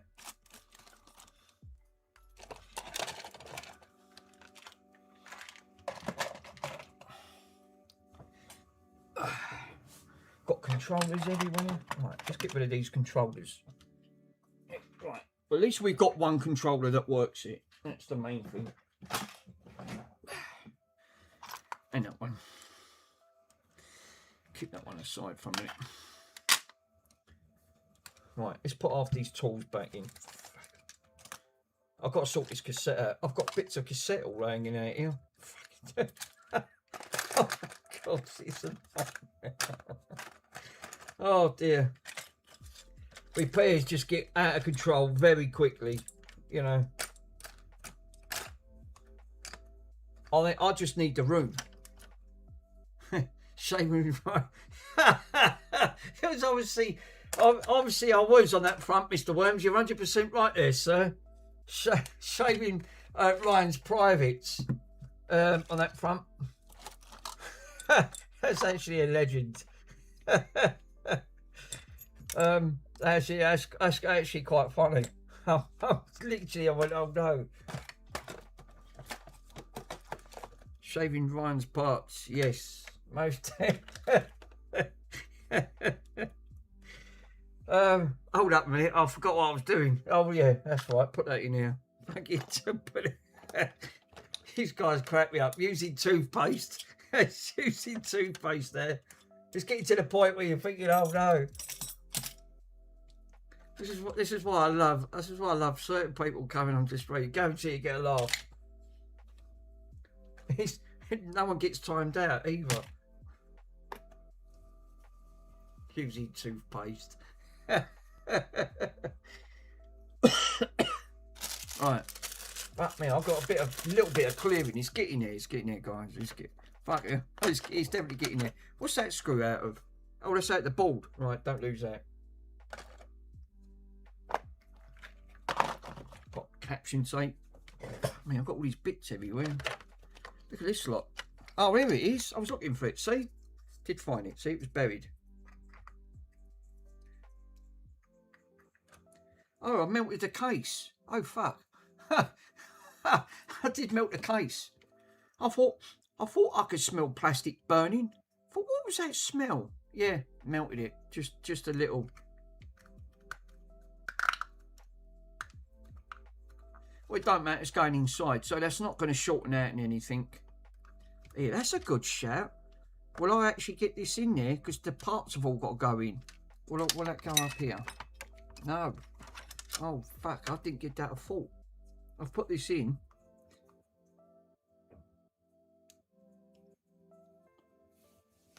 Oops.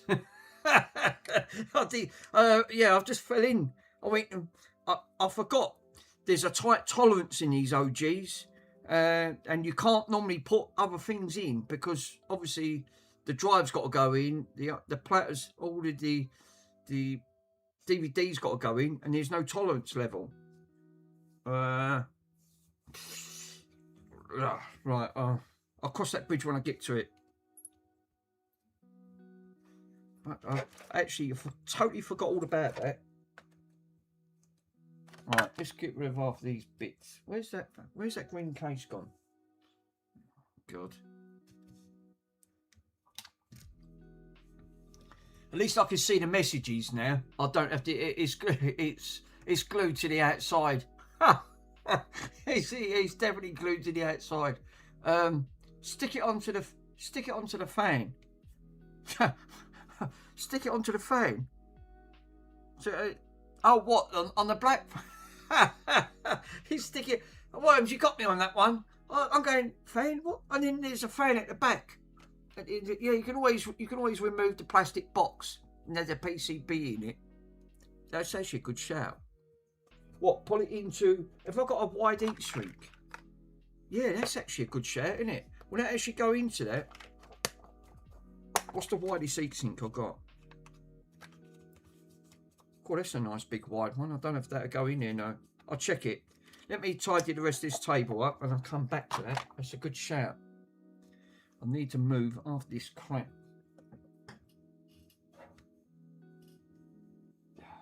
Oh yeah, I'll stand here. Now, you can remove the plastic box, but you just have to beat the PCB. Hold up, guys.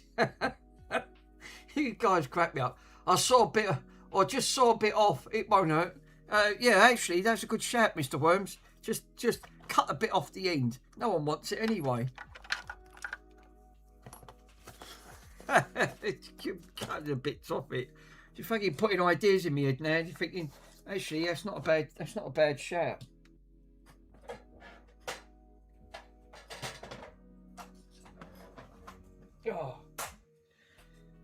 Oh God, bending my brain, my poor brain just can't process it like it used to. Over the years, that's it. Hot glue it. Obviously, Stu's got the right. Fuck me, my throat's gone. You obviously got the right idea there, so obviously get the just get the hot glue gun out. I have got another glue stick in here. I've just seen it. There is another sort of murky grey blue glue stick. It's obviously must be one of them big ones.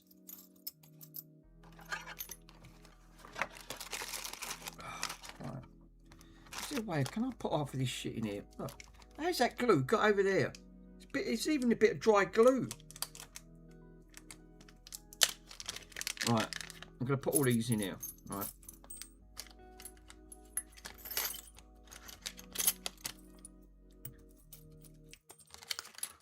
Use get the hot glue out.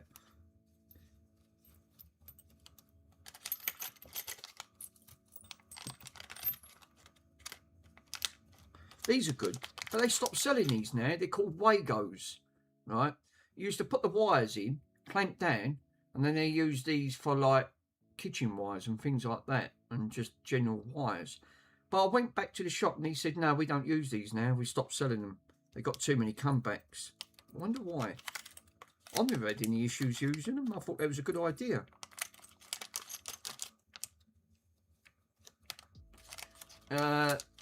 No, I'll send you some. They must be able to buy Wagos still. Well, they did. But when I went back to the shop, Mr. Williams, they actually said they stopped selling them. I went to a proper electrical shop. And I said, well, yeah, I bought a box of them. I went, oh, there's all different like makes and models. And these are enough good, these little Wagos. Put these in and these give it, like, all they do, these clamp down. And that's it. It bites onto the wire. And then the wire don't come out. But he reckons that they was getting comebacks on them. Now, obviously, depending on the size of the wire, but I actually never had any issues. I've used loads of these Wagos, and they're really good. Right. Now I've got a little bit more freedom. Thank God I have. Yeah, don't know why they didn't like them. Must have been a reason. Right.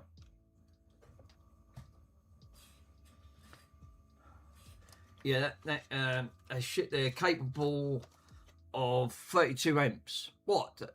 That's the bullshit. They're capable of. No, read both sides. Let me have a quick look, so let's see what you guys are saying.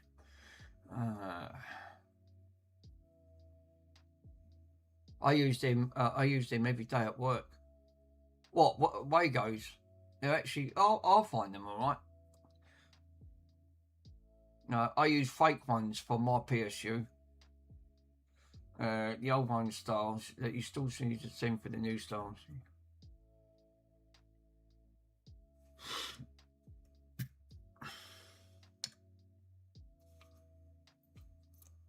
Right, now we've got proper clearing.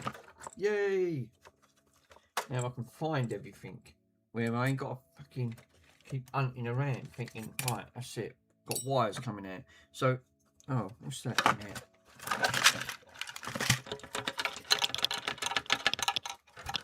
What the fuck is that? So we've got, that's come out. Right, there ain't nothing, that's why I'll give it a good shook. Yeah, they are expensive, the real ones now. Yeah, I think these were. I think there was about 7 or 8 quid a box.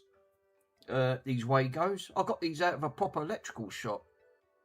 Saint Electricals. I bought these, and there's all different makes and sizes, and that front. And yeah, they weren't cheap, but they're not bloody good.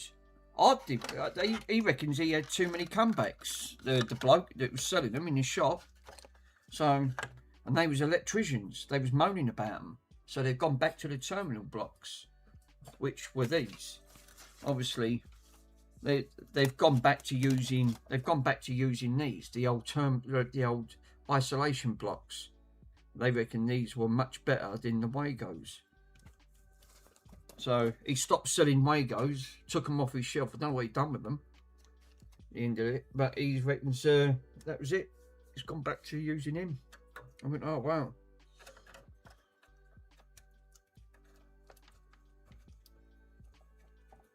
Right, I can pull that bit of tape off. I mean, it's that caption tape. Quite once that stuff sticks, it really sticks.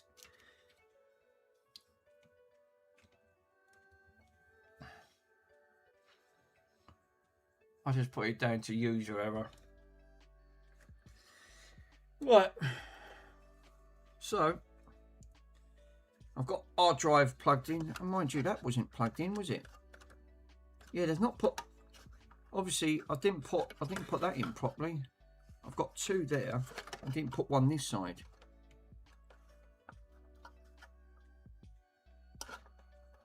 That one's. I don't think that would have gone anywhere anyway.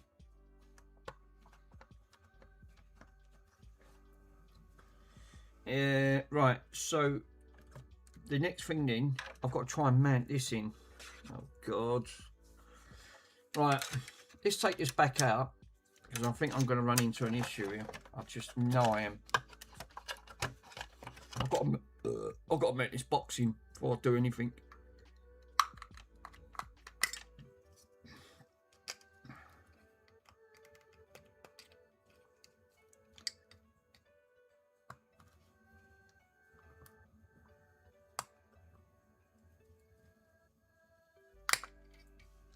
Right.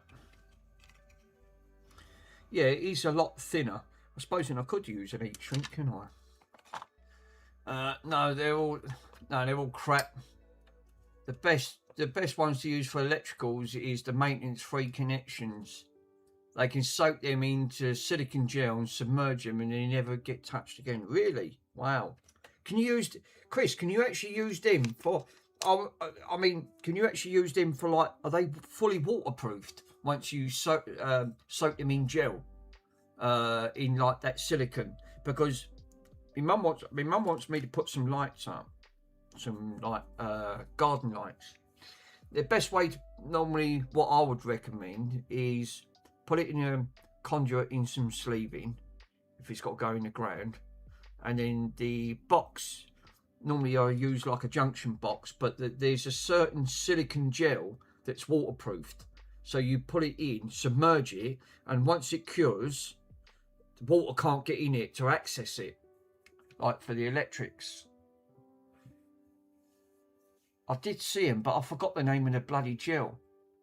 It's special gel that's for electrics, and once it sets, yeah, that's a Class A continuous cable, and it's so that's maintenance free. They're custom torpedo joints, and they never get touched again, and you'll never get failure from them. Yeah, because there is ways that you can actually put them in there, but there was a gel. I'm pretty sure. It's funny you mentioned that it was bringing out a gel. But I forgot the name of the bloody gel, what it was called. It sets. Once this gel sets, I see it. I watched it on YouTube. One of the electricians used it, and he put outdoor lights in it. Yeah, I use it for outdoor lighting. Yeah, he did. I watched it on YouTube. He put it into this little junction box, and he squirted all this gel with the electrics. Obviously, it was shut off. And once this gel sets, he said nothing gets in it. He said it seals it, basically. He said you have to physically cut it to get to it. But he said that once this gel sets, that's it. It's set. No water or moisture can get into it, and it completely seals it from an electric point. And it's electric safe. But I forgot the name of the gel. He did tell me the name, and I can't find the video.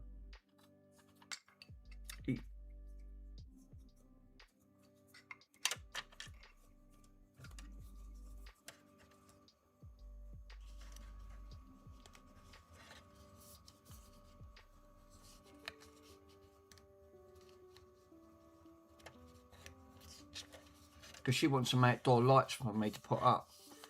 Because them sealable boxes, what they have from there, they're crap. They get moisture in them. I've had them before, and they shorten out. They are absolutely dire.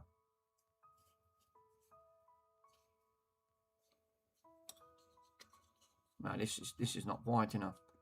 That could have been just a little bit wider.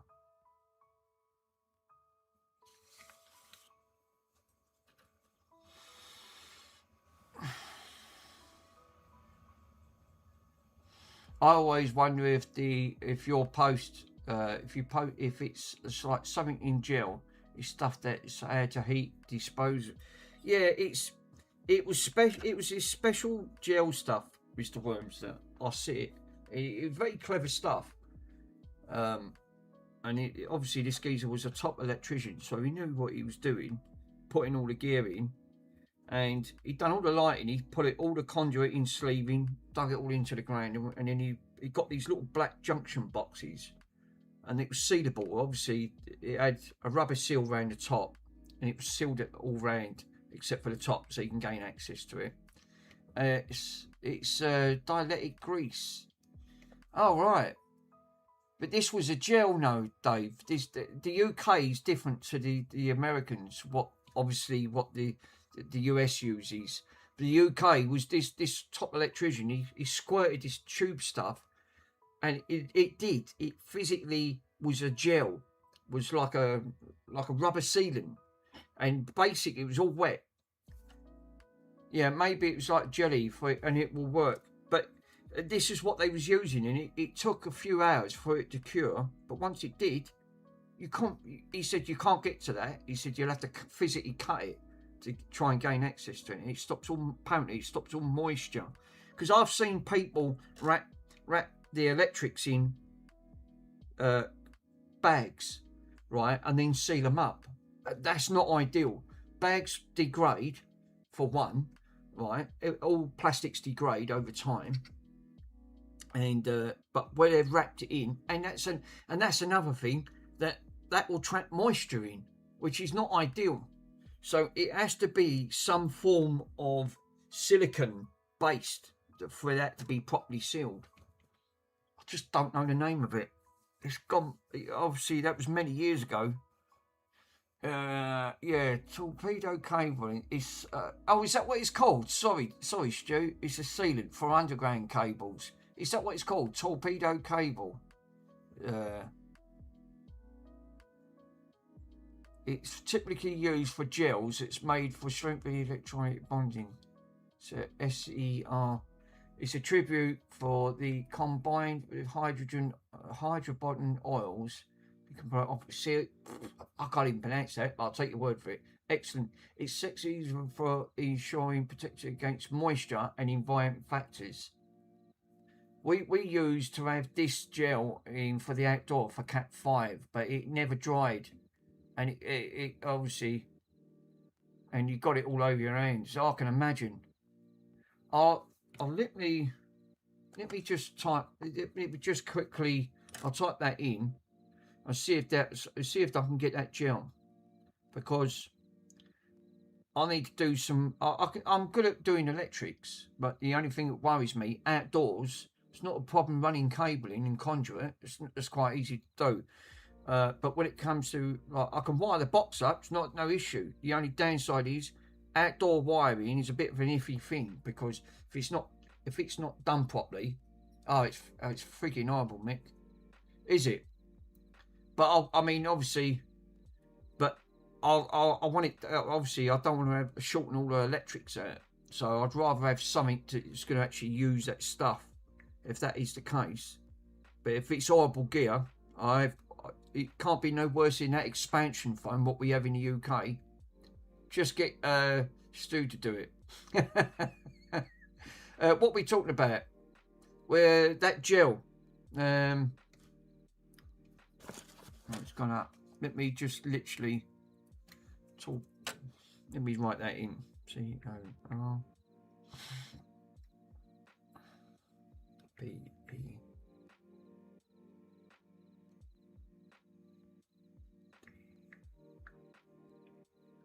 cable.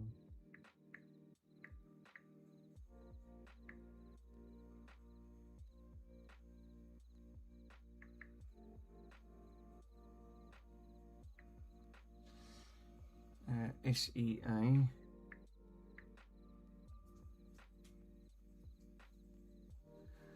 SEAL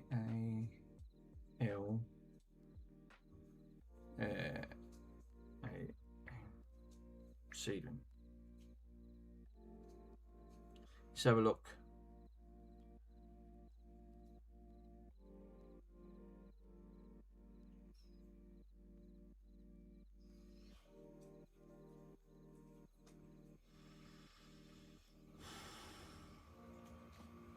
Now I can go back to that. Sorry, guys. Let me read your messages. it's good for, yeah, it's no good for indoors. It's only, yeah, because obviously it's got to be water based. Andy really needs that for a cable. Yeah, he actually does. Come to think about it.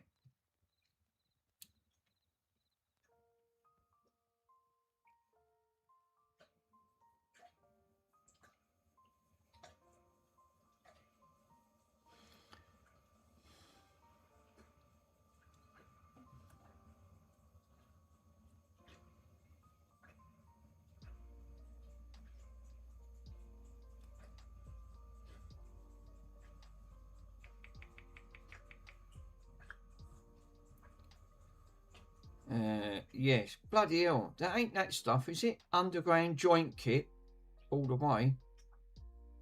It looks like it's in torpedo cable. It's got torpedo cable sealants. It's often used as resin. It's resin. So it's cables. It's for joints. Insulates joints and designs to create 100% waterproof and submerged underground sealants for cable connections.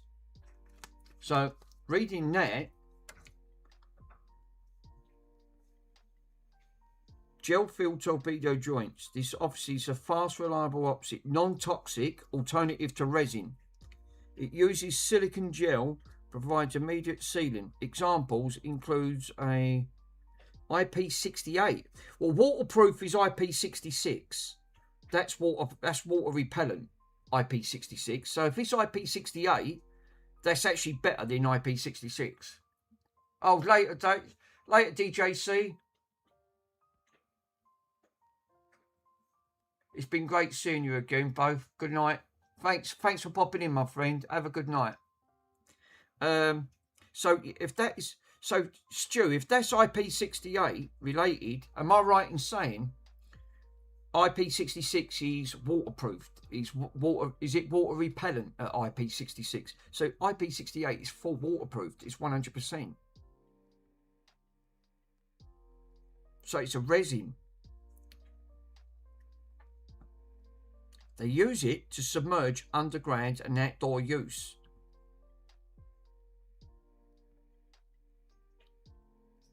IP68 is submergible. Right, okay. So that means you can put it fully underground. So if it stays underground, obviously if it was on top of the ground, it'll rain. But then there's going to be days where it don't rain. But if it's fully submergible, means underground, grounds could stay wet for like years. Yeah. So so that's the type of gear you really want. Simple Tech, is he just gone live? No, he's not. He's just done an update. Simple Tech's just done an update on one of these shorts. Amplifier build progress. I think that was the one that you were saying, Stu, wasn't it? I think that was the one you were saying about with that build he was doing. A 3K amplifier. Bloody hell, 3K amplifier build. Hi-fi audio thing.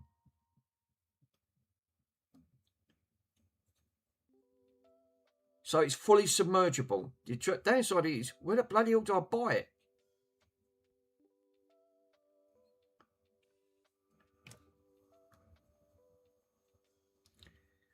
Stu, is there anywhere I can get that in the UK? Can you put a link in your on that Discord? So because I need to get some. Obviously, I've got to do a lighting at some point. I haven't done it yet. It's been too wet. But I've got to dig the ground, and I've got the cable. I can run it, but that's one thing that's stopping me. I need something fully submergible, because it's got to have electrics running out, and it's got to be underground. That'd be tool station. Oh right.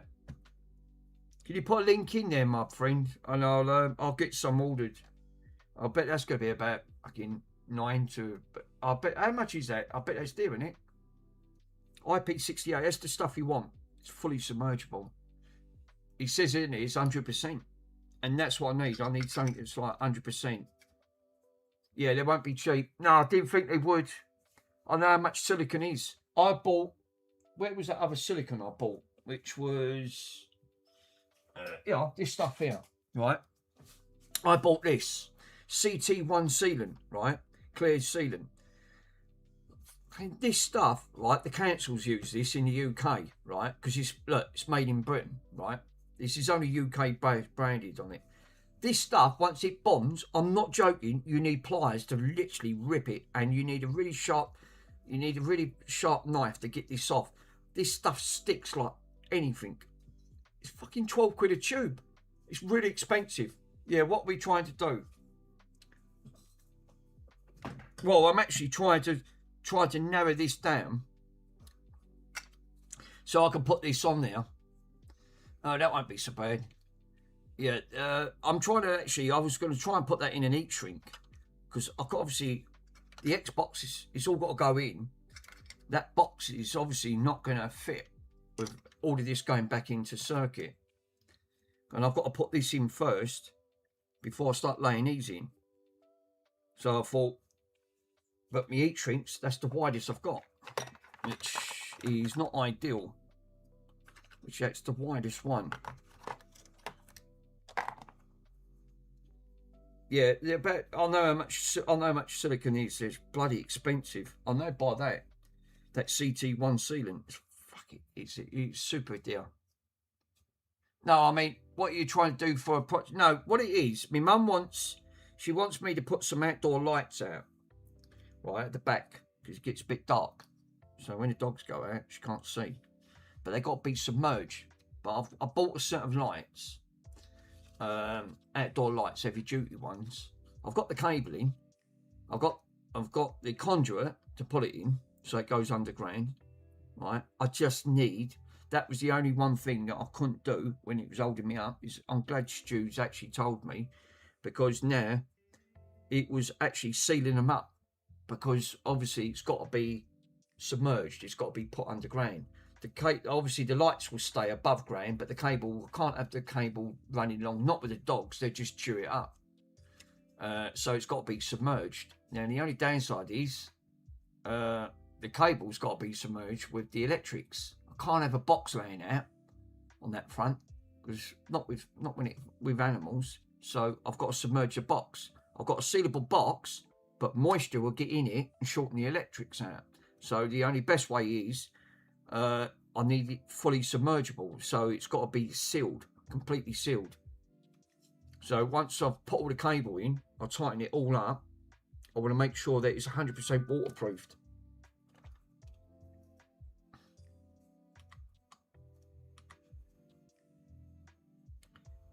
Dave sent a video.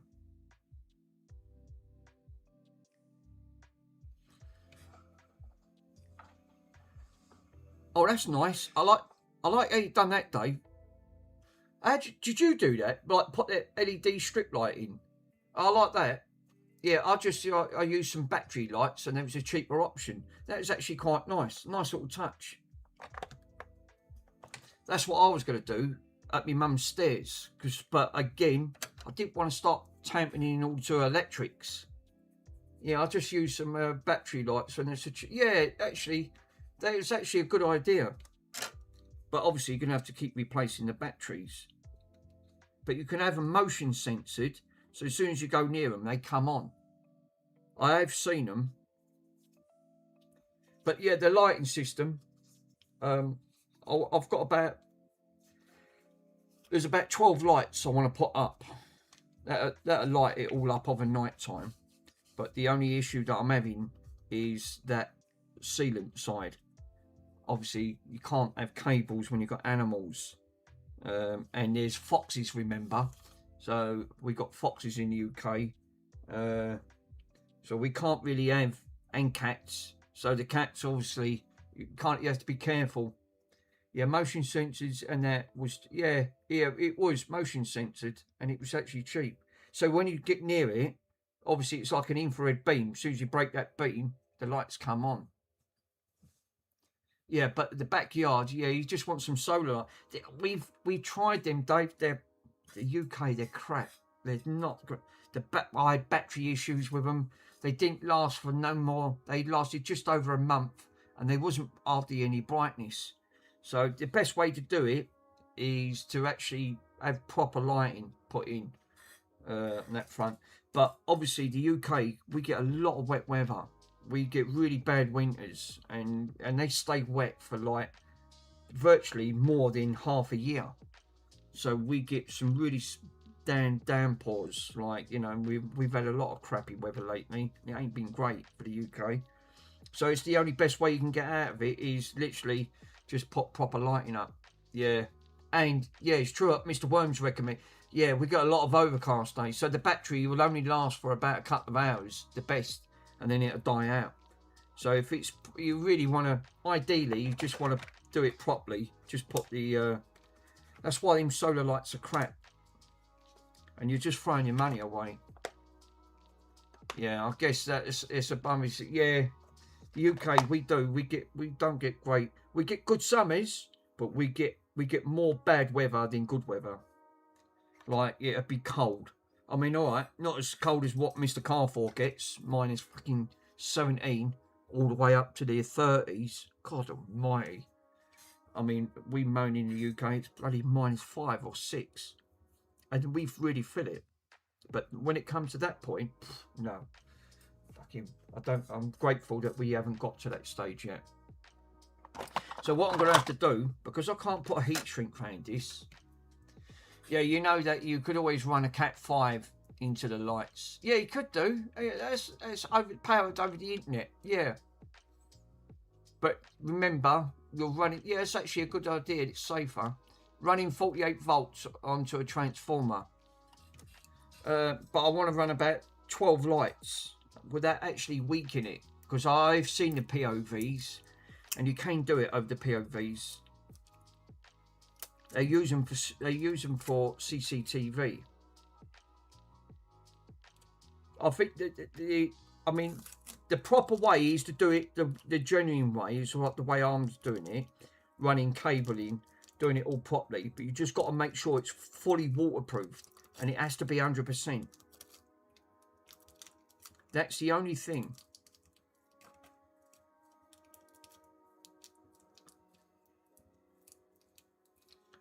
Stu's right. 100%. You have to make sure it's fully waterproofed on that front. You can do it with your, but you might need 6 to 2 lines. Yeah, I thought it did, because there would be a limit. There'd be a limit over it. Yeah, I'll just be worried about the legal issues. I'm running 220. Yeah, see, again, the UK do have limits. I've not known the limit, again, because they can get really funny over it. The US ain't no much different than what the UK is. There is limits of what you can and what you can't do.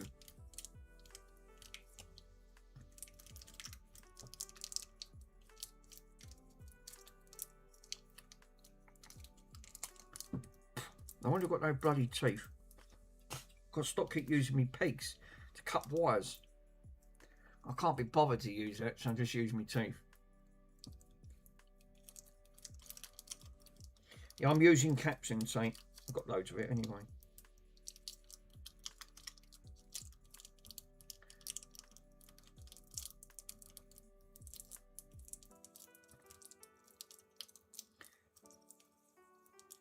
I still ain't gone to the dentist.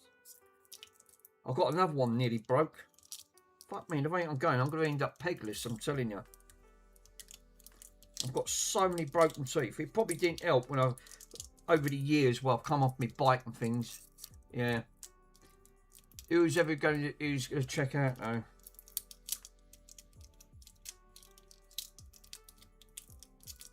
Yeah, that's actually true, Mr. Worms. Still doing it. Right. I know it looks sketchy. Yeah, I need to go to the dentist soon. I have a tooth that hurts from time to time. I'll tell you what, Mr. Carfor. I've got 4 broken teeth in my head, right? 4, right? And another one's virtually on the verge of snapping. And one of them, I accidentally ate by, what was I having? I was having a bacon butty, right? My mum done me a bacon butty, and I was really enjoying it. And I went, right? And I went, cool, that was a bit hard. What was that? Right? Didn't think nothing of it. right? Obviously bit into the bread and obviously the bacon, and I felt something a bit sharp. I didn't think nothing. I just swallowed the sandwich, right? After I give after it the Blomson. And I went, when I felt after, I went, fuck me, where's all this blood coming from? Obviously, I'm going, fuck me, what are you putting in this sandwich? I said to her, she went, what do you mean? She said, I said, fuck me, say it felt sharp. I said, did you put anything in it? She went, I only put bloody bacon in it. She went, I ain't going to try and food poison you. When I looked in the mirror, I'm seeing all blood coming out. Right? I'm going, fuck me, what have I done? Right? I thought I might have cut myself, or she put something in the sandwich. Now, when I looked, right, yeah, some razor blades. When I looked, fucking swallowed my own tooth. Literally swallowed it. So, absolutely, yeah. So, yeah, obviously, it's annoying dentist, it's expensive, so I can't afford it. I wish I had that with popcorn. Fuck it. So, when I literally on there, right, I looked down, there was all fucking claret coming out. I couldn't stop it. I'd snapped half the tooth in the top part of my head. And I'm seeing all the blood. Obviously, I'm rinsing my mouth. She was, what have you done? I mean, you're not going to believe it. Fucking tooth snapped. I said I swallowed it. Obviously, half the tooth still lodged in my head. And that was that one. So I've got two broken now. And there's another back one waiting to go. It's on the verge of going. I won't go to the dentist. I hate needles. I hate needles.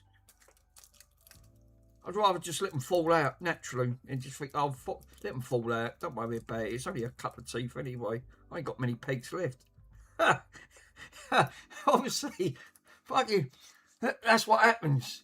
No, that was just you know, you want to see coming there. I'm shitting out teeth.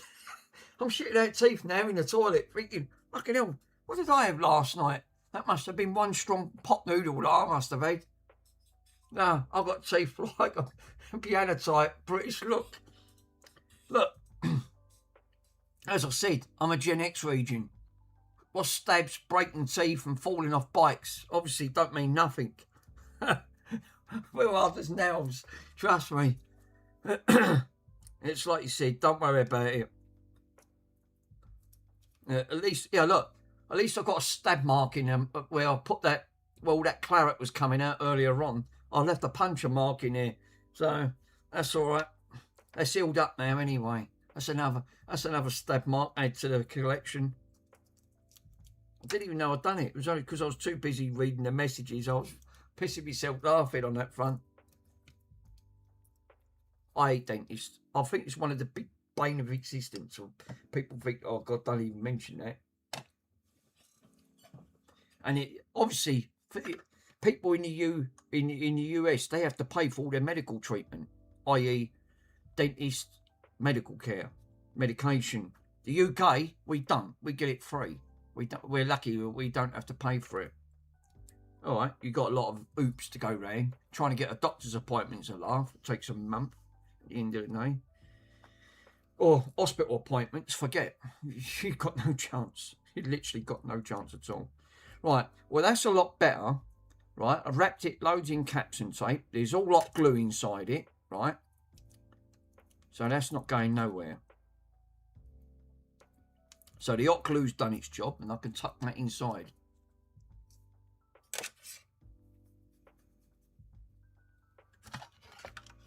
So, right. Oh, God. So I can't use a box. Well, I've got round that headache. Right, let me get rid of that, and we can do the next stage. Let's do the hot. We're going to actually pour and cut the LED mod.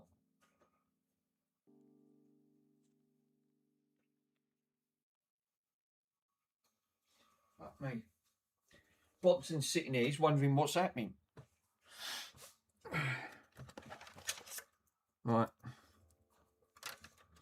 So now I can have this mounted. I can have the wires. Going in,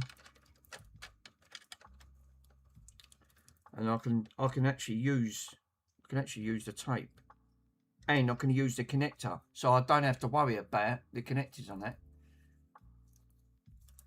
Yeah, there you go. Dentist suffered from, hang on, let me read your message. What did Mr. Carfor put? Yeah, I've got dentist stuff free too, but in Sweden, it's expensive to go to the dentist, to actually do it into the dentist. Dave, so he's put, I paid 2,500 for a broken tooth. What? 2,000 for a crown? What, dollars? You tell me you did not pay that. Surely not. Dave, seriously not. You did not pay $2,500 for a broken tooth and 2,000 for a crown. Oh my God. I swallowed that crown and I'm shitting in the bucket. Obviously, no, seriously, the root canal and I paid 4K. Oh, that's daylight robbery. They can't charge that. Surely not. They cannot. The US cannot charge £4,000 in the UK. Well, actually, if that's $4,000, that's close. Well, put it this way: $4,000 is it's roughly around about £3,700, give or take, in that ballpark. God Almighty, that is extortionate. Oh, what if you ain't got the money? Obviously, people obviously on very tight budgets. You can't pay that type of money. That's not justifiable. Jesus, they could actually the option is to remove it for 300 or this shit. Yeah, I would say remove it. Just remove it. You're only going to have problems. You can't pay that. No one's got that type of money. I mean, I know, people are on tight. Like I said, people. It's hard to earn a living. How are they supposed to fucking pay that to have literally a root canal at literally paid about $4,000? I know, obviously, the Australians are very similar to the Americans, so everything's in dollars over there and it's expensive. But I'll just say fucking take it out. Just take it out. Problem solved. Have no teeth at the end of the day. Then that way you'd never even have to worry about fucking going to the dentist ever again. That's insane. That is literally insane. Yeah, here the root canal is $400 to $500 United States dollar. Oh, Jesus. So I sort of said to you, all your wages, if you was working or retired, right? So if you was getting a pension, you'd never be able to afford it. You'd never be able to afford it. Yeah, obviously, I found that out. Sending stuff to Sweden, it's cost a fortune. It's worse in Australia. Yeah, I've got it. Seriously, I'm not making it up. Right, sending stuff to actually Sweden is dearer to go to Sweden than what it does to Australia. I've never had that issue. I've sent it to the other side, 10,000 kilometres to Australia from here in the UK. It's quite a long way. Yeah, I've stopped eating popcorn. My dad used to eat that popcorn. He got hooked on it. He got really hooked on it, bless him. But in the end, yeah, there's no caps. It's just for the rich. Fucking hell. Yeah, that is not justifiable, my friend. Not at that price. I'll just say, do you know what? Take the tooth out. I don't care. Just take it out. Obviously, that's going to be a cheaper option, and in the end, you'll end up with no teeth in your head, and then problem solved. You'd never have toothache again. All right, you'd be gumless, but fuck me, what's a small price to pay? I reckon. I ain't got many pegs. How many have I got? Hang on, I got that one's nearly snapped. I got 2, 3, 4, 5, 6, 7, 8, 9, 10, 11. I've got 13 teeth. That's all I've got. I've got 13 pegs left, but one's on the verge of snapping, so I'll end up down to 12. I've just counted. So all the rest have been out. I've got about 3 of them snapped in my head already, and I'm not even going to the dentist to get them out. They ain't hurting me.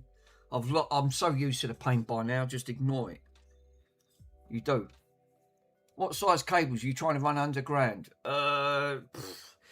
it's probably going to be, it's not armoured cabling, because I can't afford armoured cabling.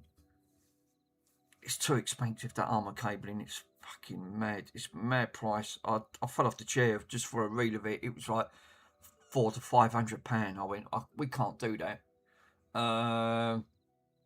So the best thing is, I'm going to put it into some conduit anyway, which it recommends you put it in conduit. I will get the thickest 3-cord wire stranded ones going, the highest rated, which I've seen on eBay. You can get about 10, you can get like 20 meters of that, and it ends up being about 60 quid. But it's the thickest one they've got. That's what I've run down to my garden, to my shed at the end of the day. And that's what I've got. So I'll end up with that.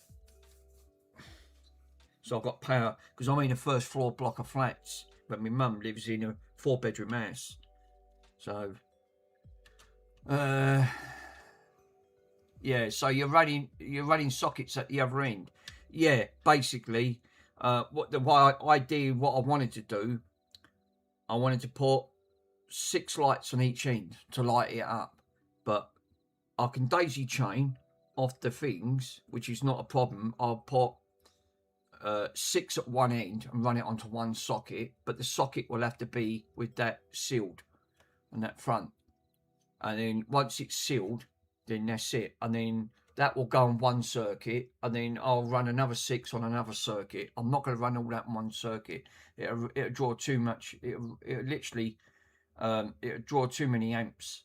And you could potentially run it over. So yeah, I'll send you the kit for that on Discord. Thanks Stu. Cheers mate. Yeah, obviously when it comes to lighting, you can't have too many on the same circuit. Obviously, it's like a ring light circuit.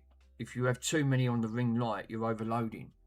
And and obviously the biggest culprits are when people run extensions.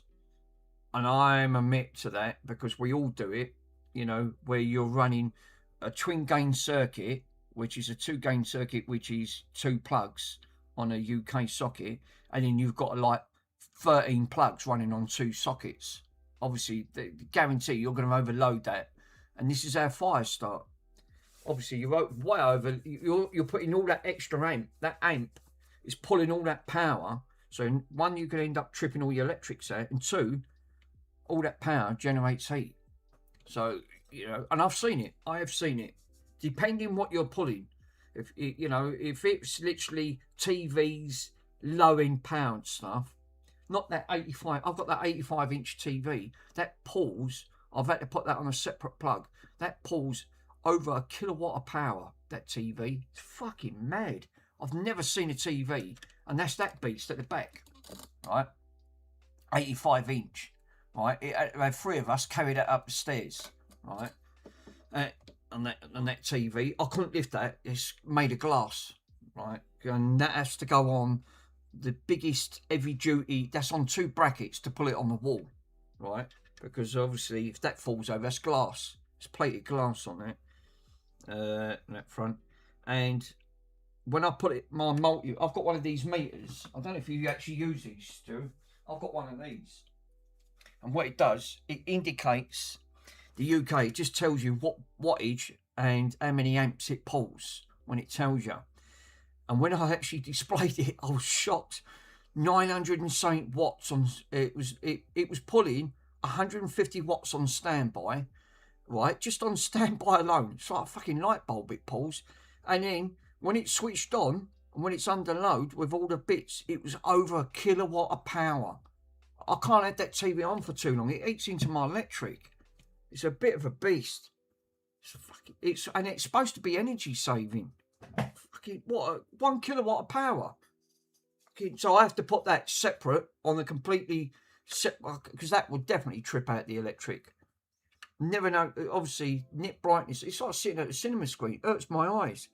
Literally, for the first couple of days, it actually did hurt my eyes. I couldn't get used to it. But obviously, I've built up a tolerance level now. But fuck me, it's seriously, it's got some serious pulling power. Didn't think the TV could actually pull that amount, but it does. Definitely does.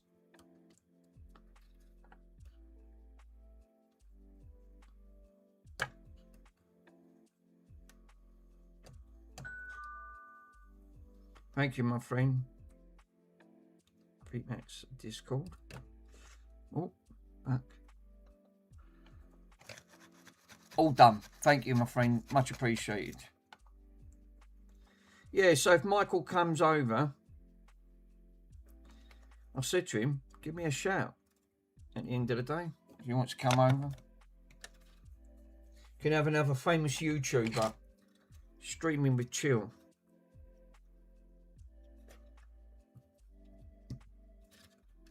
Fuck me, this is made a right mess. Fucking soldos. It's literally burns. I've got so many burn marks on my hand. My skin must be like leather. I've got used to it by now. Got done by an arc welder when I was trying to do welding. Never done welding before. At the end of the day, but I've done it. Did do it.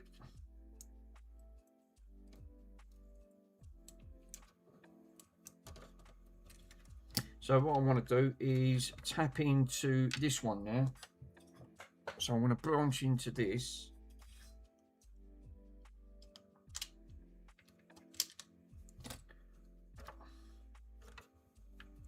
This wire is so much better. That way, then it don't pull so many. Obviously, there's another thing that you've got to take in consideration when it comes to ampage. Like, you know, when you're trying to do something. God, it's still burning. Fuck, that was red hot solder on my hand and all. Up front. But, yeah, 100% is that when you're doing things like this, you do need to, if you're using thin wires, obviously, yeah, claret everywhere. Obviously, you're 100% right there, Stu. 100% right there, sir. Claret, you get claret everywhere. Okay, I've had my fair share.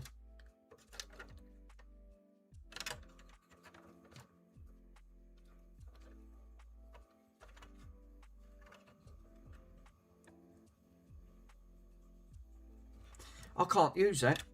No, I can't. I won't be able to, because I won't be able to put that. If that goes over. No, I can do it that way. I can do it that way. If I do it that way, that'd be easier. Yeah, I'll do it this way. All right. I had to think for a minute. It was like a Tarantino movie. It was claret everywhere. What was that on? What was that on, Stu? What was that? I like the Tarantino movies. Pulp Fiction is my favourite. I like that one.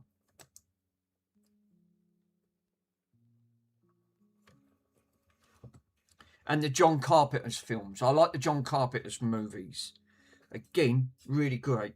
John Carpenter's actually done quite a lot. Christine, Jaws. What was the other one? Oh, what was the fucking? It was a Jack Nicholson film, The Shining. Another classic film, absolutely legend. I like that film. It had a right dark twist about that front. I've got that on Laserdisc, The Shining. Fuck me, where's that gone? Oh, it's down here. Yeah, they're actually good. They're good, really good movies.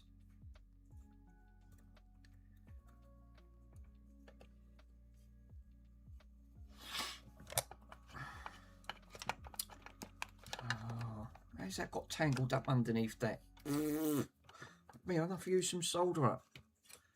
Oh, excuse me.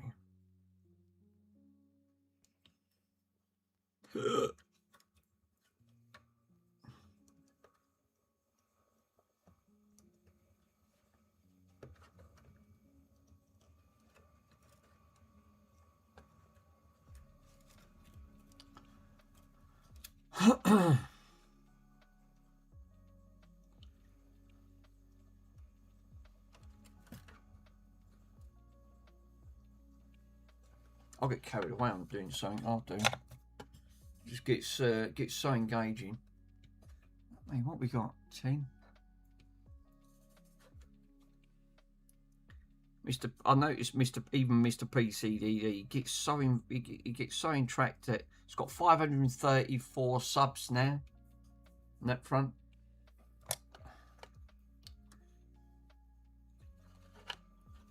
I don't really care anymore. Obviously, you know, once you get to that sort of stage, as long as you enjoy doing what you're doing, what difference does it make?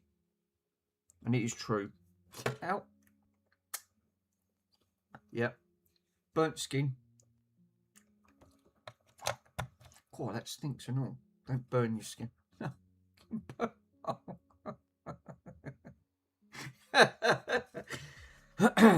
Yeah. I'm not a trained professional. You must know that by now. That freaking hurt. That really hurt.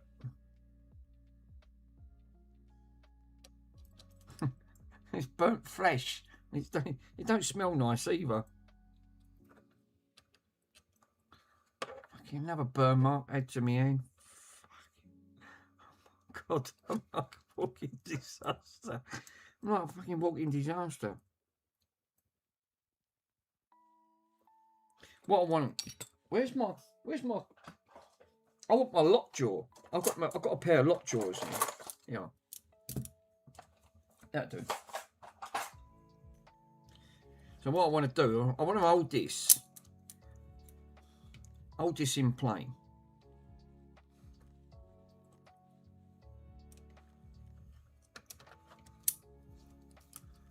Yeah, I'm not a geologist, but I'm not a gynecologist, but have a look. Anyone sees some human bacon in here? It's a nice chart. Obviously, I've had my fair share of burn marks today, I tell you, stabbings. It's really gone down well, Charles, I tell you. Fucking, I don't know what's got in me lately, I tell you.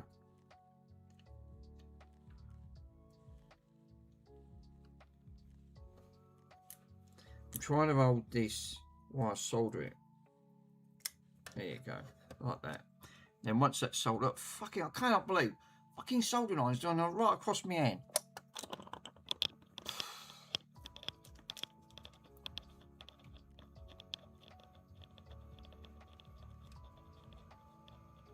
Once I've got bites, right, it ain't so bad.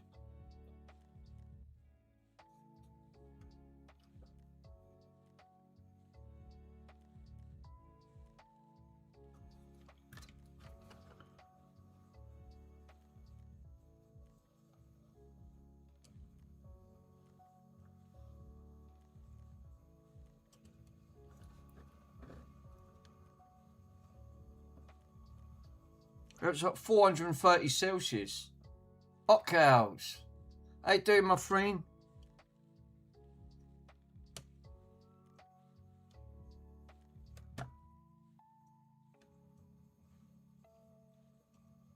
I like Mr. Hot cows. Doesn't make me laugh. No wonder this fucking... Yeah, no wonder this is burnt.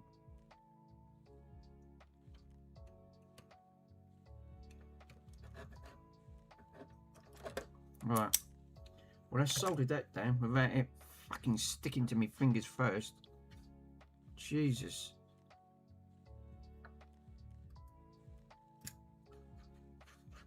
Oh yeah, OG with executor. Yes, it is an no, it's a xenium chip.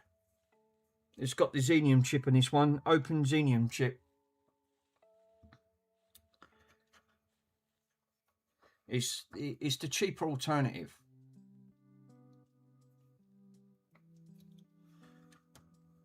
I didn't do it because I don't know how to do mods on that front. I'm not confident enough. I paid someone to do it. They charged me about 45 quid or something like that. It wasn't a lot. Fucking, that's going to leave a right scar on my hand, that is.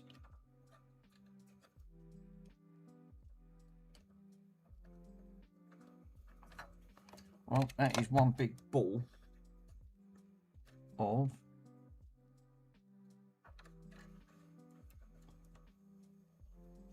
I need to solder that side. It's not great. It's not soldered too great.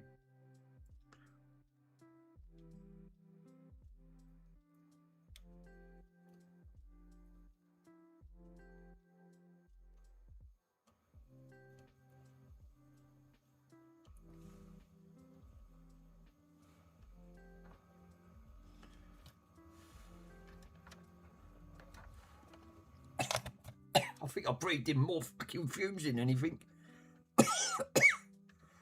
Oh, God, that stuff stinks. Right, I need to put a little bit more underneath there. I mean, it is bonded, but I want to cover all that joint. All of it.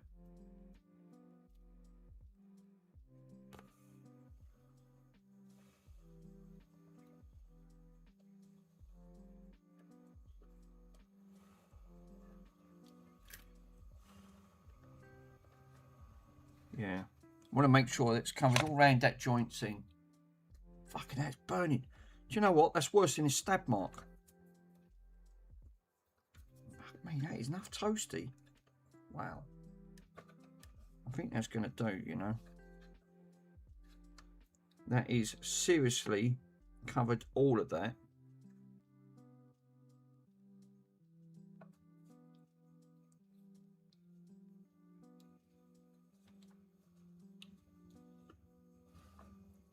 Let's see if I can try to.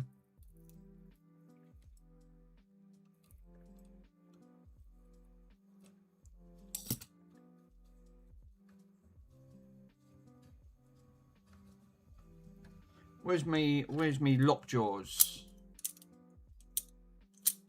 I need to squash that down just ever so slightly. Like that. Solder. Here you go. Nearly. Just a tad bit more.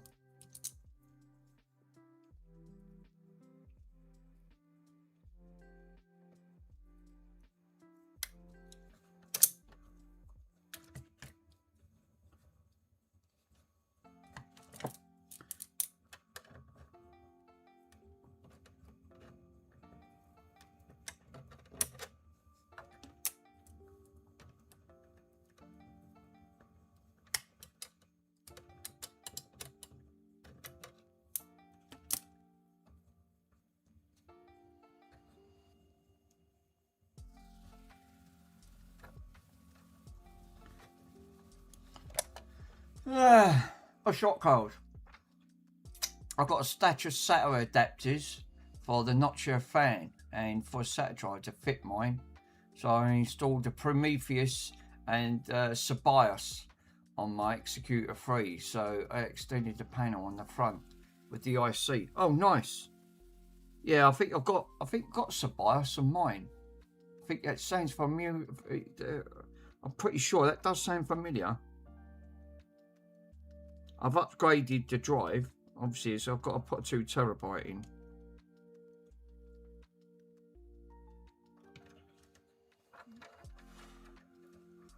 Ow. Fuck, that wire's hot.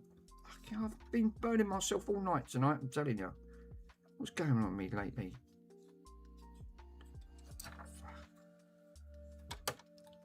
Right, let's turn this around.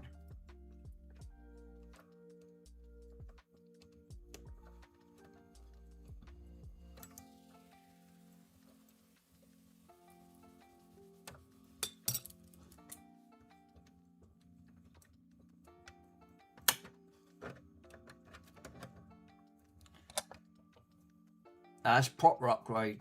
That's the ultimate. Yeah, I was lucky. I purchased it and fulfilled it when it was released. Yeah.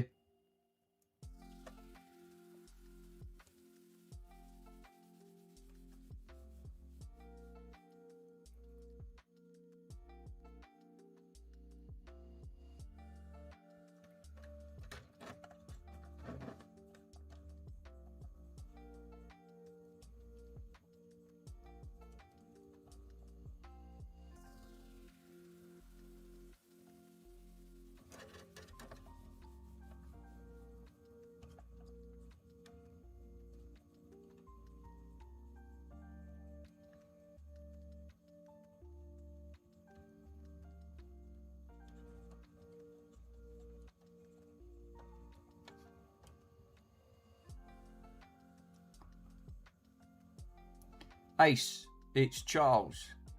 Ace concert is LE. No, at a minute. My opinion is it's worth upgrading.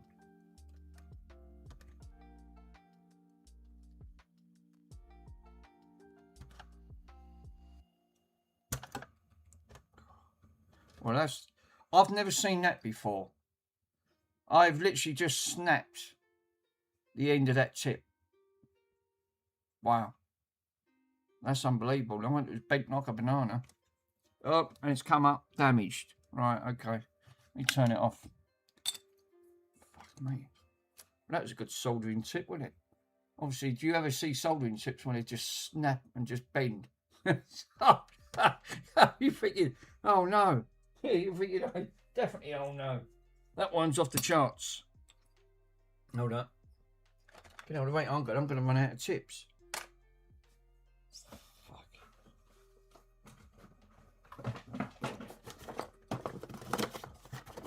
Go me box of tips, see if I've got any more. Okay, well that was, that was unexpected. I didn't expect that. You thinking, oh no.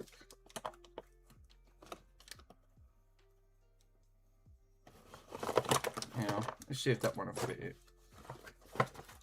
Fucking, well that was a good bleeding tip, wasn't it?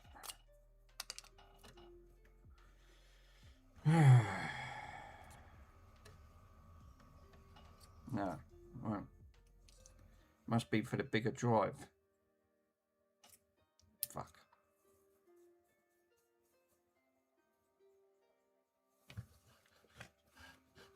No, I'm gonna have to use that for the. Where's the other one in? Because they give you about 3 irons in here. Was it for that big one? I think it was for that big one. No, so I might have to change it. Fuck. That's me medium iron. This is for the big iron. Yeah, it is. It's got a different. Look, it's got a wider nozzle. I'll have to change it over. Fuck's sake. That going in? Yeah, it does. It goes right in. So obviously I'm gonna have to swap the end over. Oh no! She's dead, Jim. It's life as we know it. Alright. So that must have been the medium tip ones. Burgundy in a box.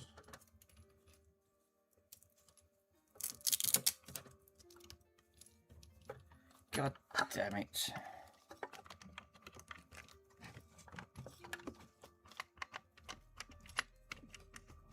Cannot believe it. Just snapped that like nothing. Mr. PCDD, what are we working on?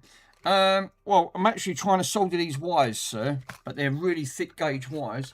And I went to use me soldering tip, and it literally just snapped, which is, and I can confirm, it snapped, completely snapped off. So yeah, Xenium with a mod chip. So yeah, completely snapped. I didn't even went to fucking solder it up, and then it just snapped on me. Great, lovely. Just what the doctor needed. I did pop into your stream, sir. I don't think you see me on there. I did give you a shout out a few times on your stream, but obviously you've been so busy. Did pop in to say hello. Thank your computer, sir. It's been working like a charm. Not once has it cut off. Not once. Never had no issues.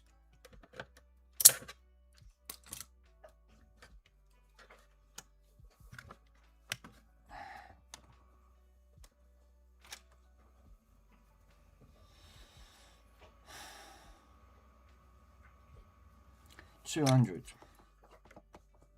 Cannot believe that. It's just happened. Literally just snap that tip like nothing. If it was like just like a twig. Now this has been a much more wider.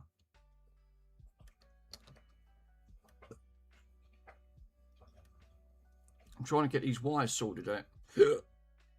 Wait, don't help. I've got fucking indigestion, I know. I only had that orange.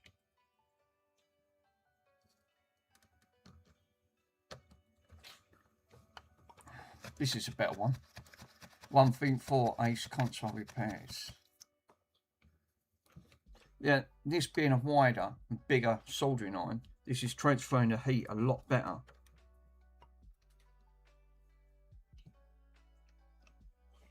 Yeah, it is.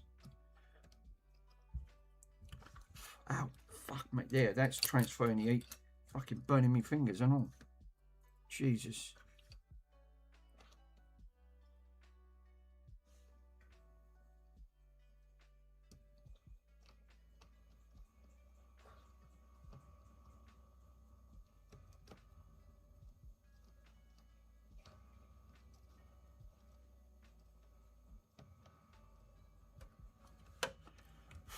Right, get that cooled down. That's a lot better. Yeah, that's a coat up. I've obviously, because I don't want to burn, don't know solder getting inside, dripping on here.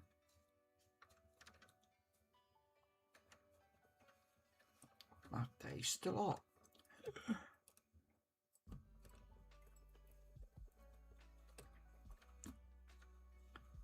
Jesus.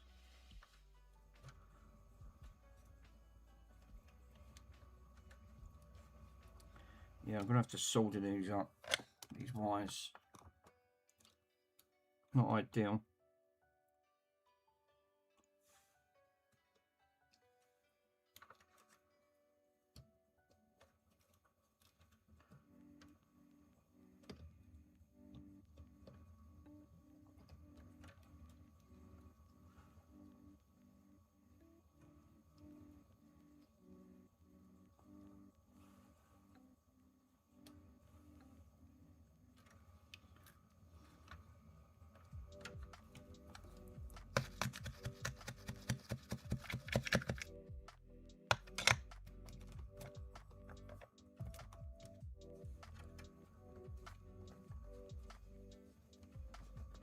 That looks better.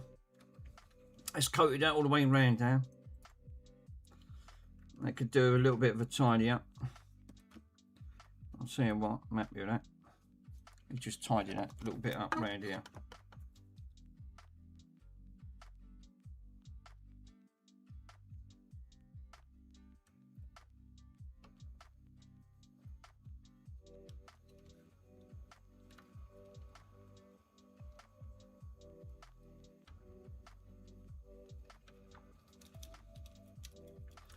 You're gonna have to use up some solder.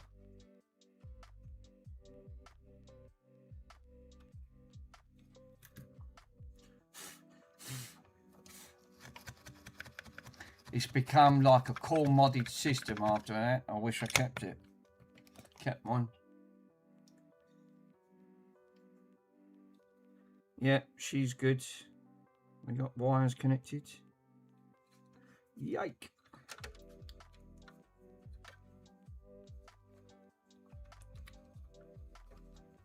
Yeah, looks like it. Cool.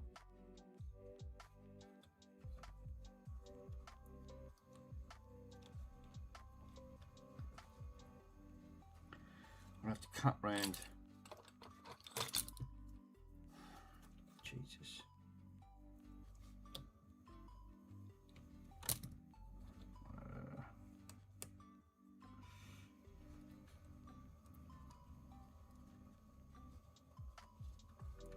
Let's see if I can try and pull that through now.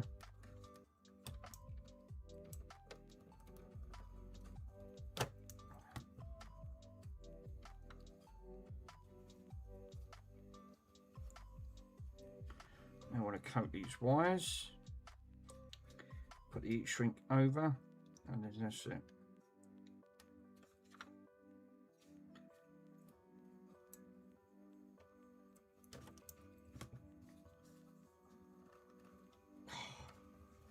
Fuck me, that's tight, because I'm trying to get it over 2 wires. I'd layer for that now. The trouble is with the heat, because it transfers up the wire, and it's obviously shrunk part of it down. I think that when I'm actually fully exploited, that it'd be good.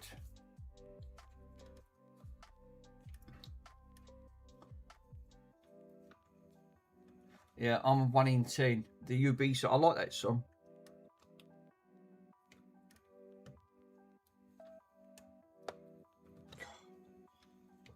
Bit more, come on, fuck me. There ain't much left of it. I only want to pull it over. Literally trying to pull it over the Kingston Town. Yeah, I loved. I'll tell you what, you can't beat the old reggae songs.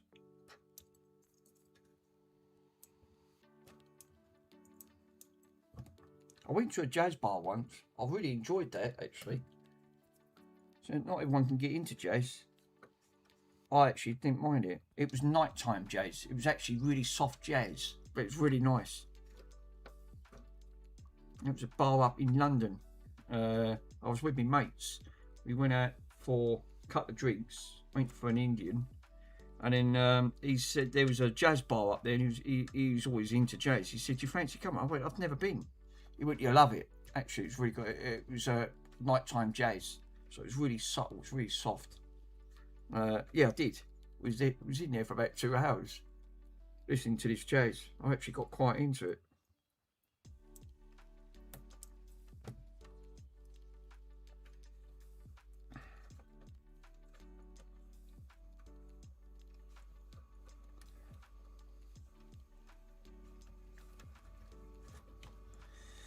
Well, I can't pull that bit over. It's not allowing me to pull it over. Unless I can put tweezers, try and tease her over.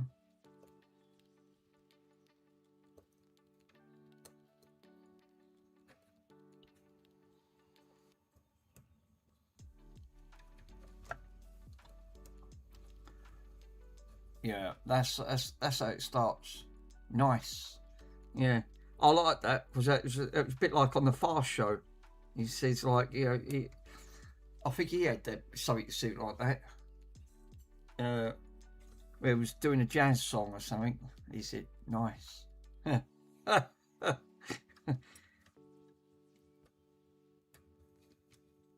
This week I've been mostly eating raspberry Pop-Tarts.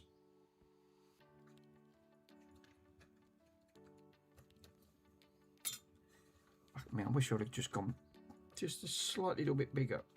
God, them wires are so sort of right.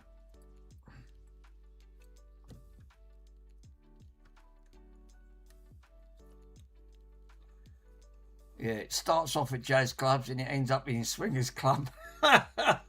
Obviously, you've got that one, Stu, 100% there, sir. Definitely. Starts off at that, it ends up sitting. Oh, come on, let's just spice things up just a little. You crack me up. Absolutely legendary, sir. Absolute legend. Only you can come out with that one. You beat me to it. I love it. I absolutely love it.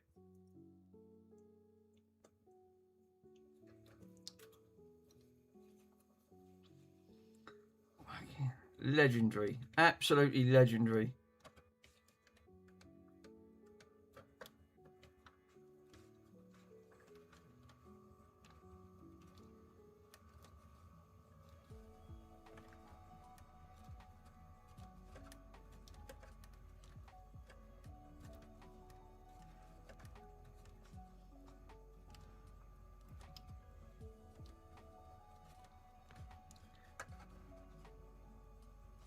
I might have to put a little bit of caption tape around that. I've got it around the majority of the bits. I can't go with that. That's fucking crap me up. I'm going to treat this up. So I'm going to end up snapping it completely. And it always gets caught up. There you go. What I'll do, I'll bung a bit of caption tape over it. I would have slept, but Bronson was up on the roof ripping the tiles off. He fucking would have and all. Actually, he's been good tonight. He was actually playing. He's been a bit naughty today. He was having a go at everyone walking past. Now he's normally been pretty good, but that's how he flips. He can just tend to go in one. Remember, these cane coursers, they're mastiffs. You know what mastiffs are like? They've got a bit of a reputation. Not like my Rottweilers I had. My Rottweilers were actually good. I miss my Rays. I do love a Ray. I am partial to a Rottweiler. They've got a completely different nature compared to strips mastiffs.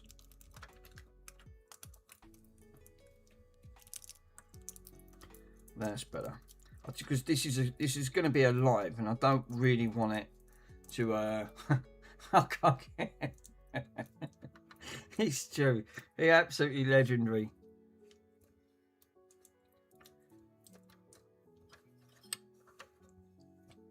Now I can power this up once I cut into one of the wires. So the next wire I want to do is. Fuck, that's fucking saying it's just fell on the floor. I just felt it.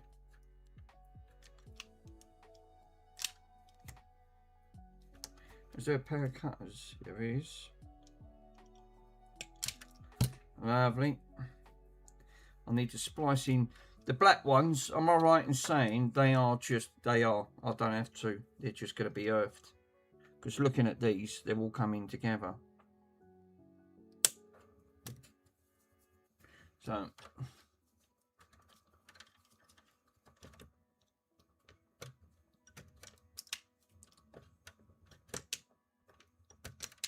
They're actually selling off some of the, they did say on the news, the locals down here, they was actually, Transport for London was actually auctioning off 5 of the original Route Master buses. 5. They're going on auction. And they're all fully working. Now that's a classic bit of history to have on that.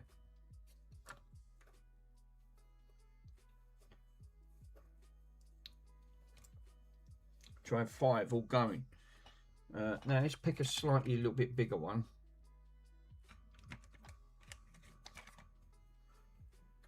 No, actually that one. Stick to one of them wide ones. Because the other ones was.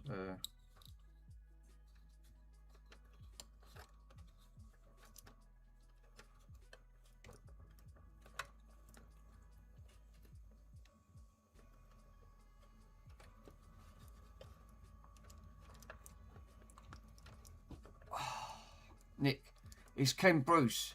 It's Ken Bruce getting one. It's going to get one.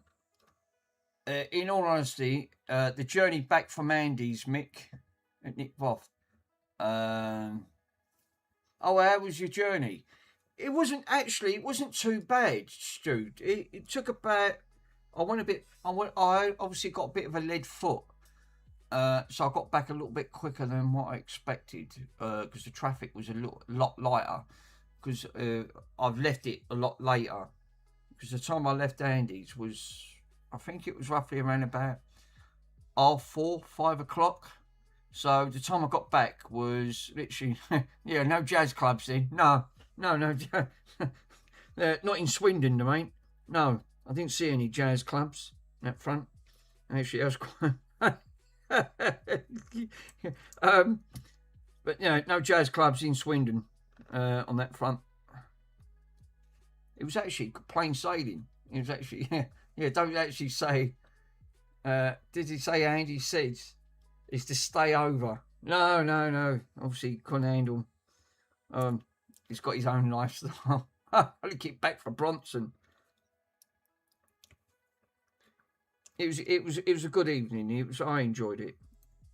I'm hoping Andy did too. I hope I didn't crack his poor brain, you know. I know I can be a bit much for some people, but that's part of my OCD side. But I mean, I'm hoping I'm entertaining. If I ain't, obviously, then you know the reasons why.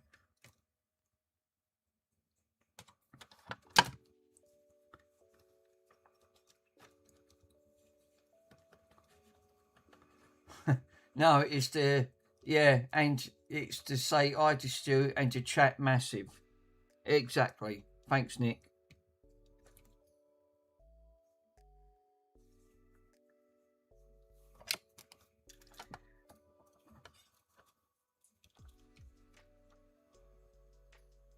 Can't believe I snapped that tip. Now, it was already bent like a banana anyway, but obviously that didn't help.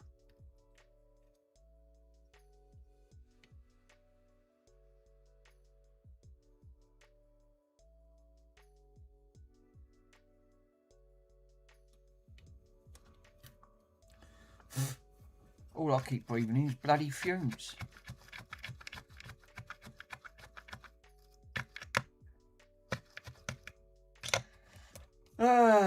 Yes, there's plenty of happiness at the ending comes. There is. There's definitely right there, so the happy clubs.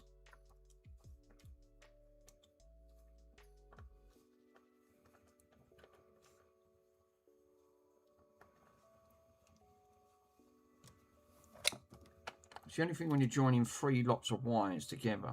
Got to make sure it's all connected.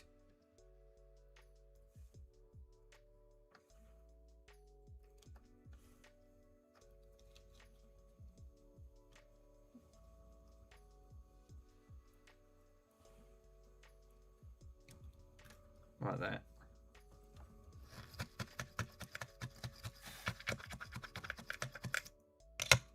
That was full up, that solder. Fuck me, I've used half of it up. Can't believe that. Surprised that stuff's still streaming. He has stamina. Oh, I've got loads of stamina. But it don't bother me. Told you, my biggest stream was 12.5 hours. I think there's a limit now for how long you can stream. It just cuts off. I don't know the length of it. Fuck me. Well, that bit's stuck on there.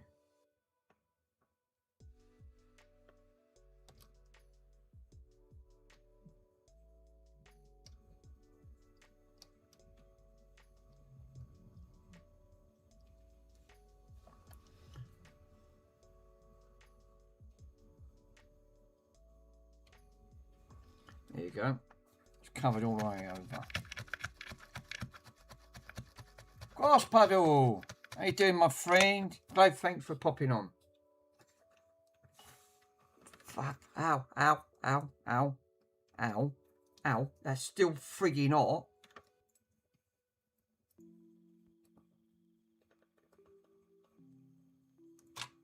Got to put a little bit more on that one there. I want to make sure they're all anchored all round, so that way it don't go anywhere. Only where 2 tribes go to war. That is true.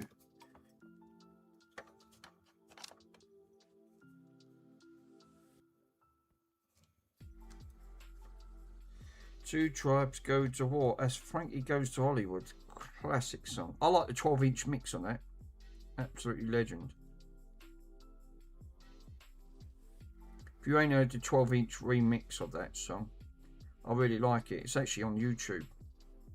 But I've already got it on album anyway. Got it on vinyl.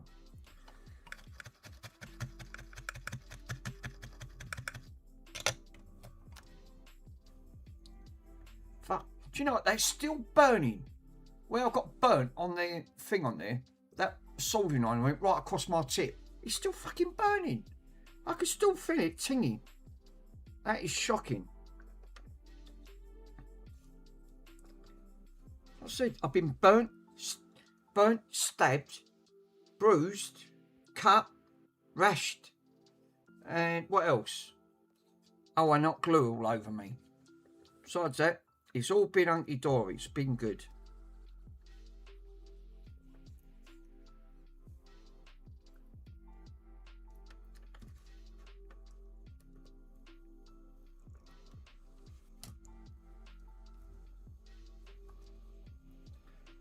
Yeah, ain't a stream if you ain't had one of the 3 things happen to you.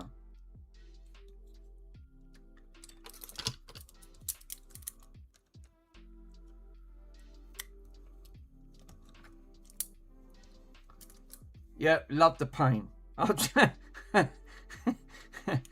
We feel the pain. We feel it. We definitely feel it. That is true. We feel the pain that you've got to go through.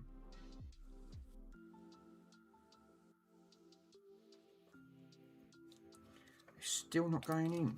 Wow.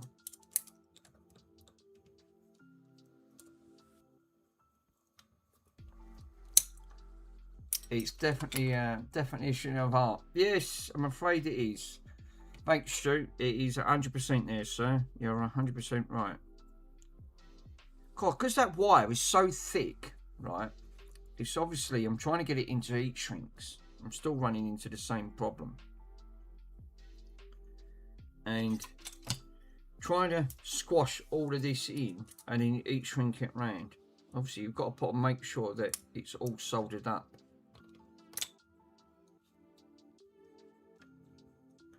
Fuck me. It's one of the hardest things to actually try to put in.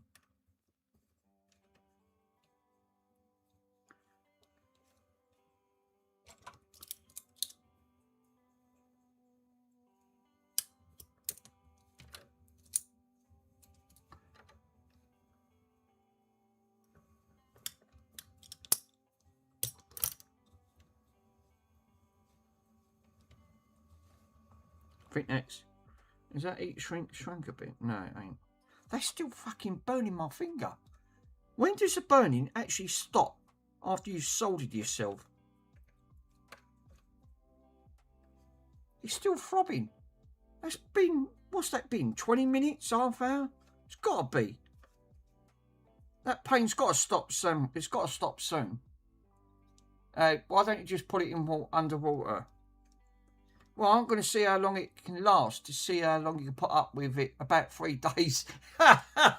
Obviously, thanks, Nick. Obviously, I've got to put up with it for 3 days. I obviously thought I've got a very high pain tolerance, so I just wanted to see how long I could put up with the pain for. Rambo.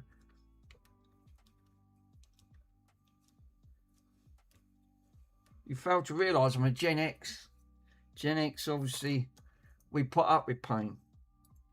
I've got enough with the broken tooths in my head. So I've ignored the pain for that. For how long? Actually, let's have a drop of water. It depends how much damage has been done. Yeah, that's actually true. I did smell... Actually, I did smell burning flesh on that front. And I went, what was that? And then I realised it's my finger. But I did feel it.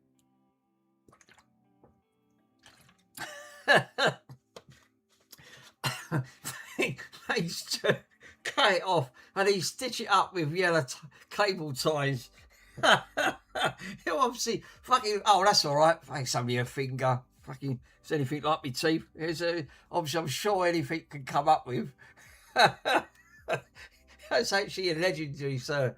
Thank you for that fun. I'm sure we can come up with an idea. Cable ties. I've got a couple of them laying around somewhere. Coming up with it. Oh, fuck! You just cut it off. What's you know? I've had a bit of claret on there earlier on. What's that gonna do?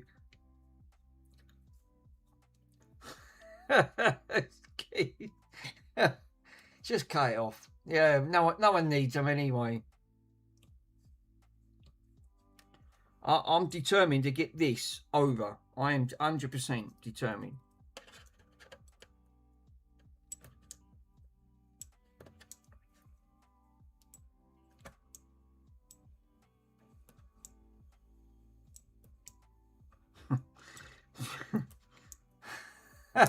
It's like Monty Python. You couldn't make it up, could you? You really couldn't. You couldn't. Obviously, you couldn't make it up. It is 100% like a Monty Python sketch. Yeah. What was he say? Execution, good. Line up and there, one cross each. Door on the left. He said, "No, I'm free to go." He said, "I haven't done anything." Oh, well, then he said, "You can go." They're absolutely legends. And the Knights That Say Knee. I think that one was absolutely... that one was cracking me up. They never, ever get old. The Monty Pythons never, ever get old. Not to me. It's literally come back. You come back, it's only a scratch. He said, "What are you on about, you silly bugger?" He said, you got no arm. He said, yeah. Well, he said, "All right, I'll kick you to death then." He said, "Don't be so bleeding daft." Yeah, absolutely is. Yes, wafer thin mint, sir. That was the Life of Brian. Obviously, because obviously it was different sketches. No, it wasn't Life of Brian. No, hold up. What scene was that from? That was from the waiter where he was sitting in there. Was that The Meaning of Life? No, I love it. It was one of them. It was one of them Monty Pythons. I actually did see that one. That was actually quite funny.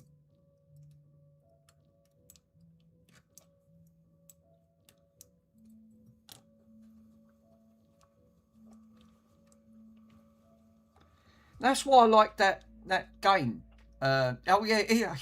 Oh, that's it. So Nick Boff. That was it. That he hit the nail on the head. He said, "What do you mean? I'm not the Messiah."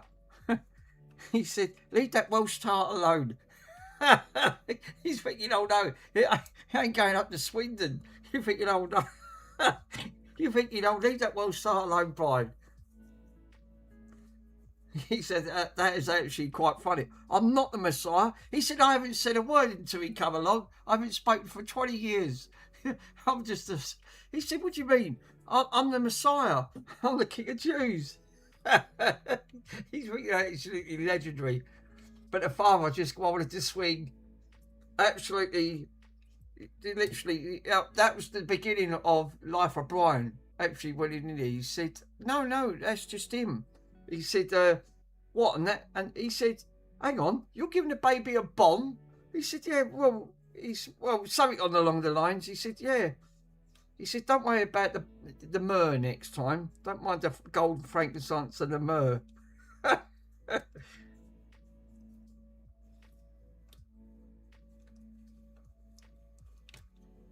I might have to do the same with this one, you know. We are running into problems that the sheath is not running all the way up. Fuck.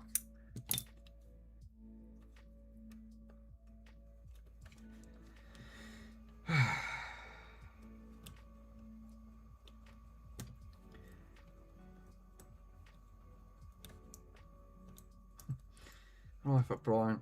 Fucking legendary. It's one of the funniest episodes on there. And Borat. Borat was another one. That scene in Borat where I got saved, where he went to the antiques fair. He said, "No worry." He said, "I have a watch from the future. It will cover all of this."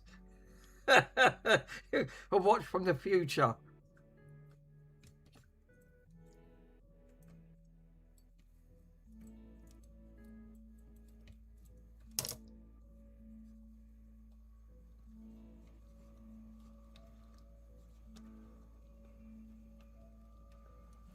One day, son, this will all be yours. Yeah. What's the curtains for? Yeah, it's actually true.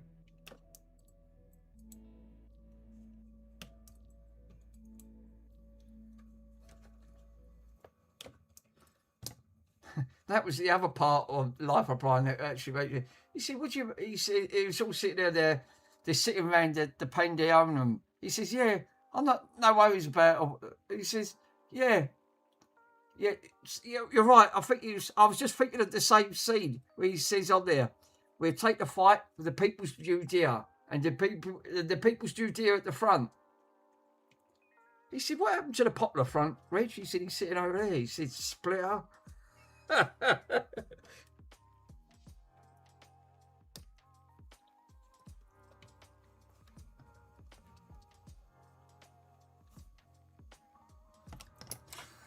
Splitters. Absolutely legendary.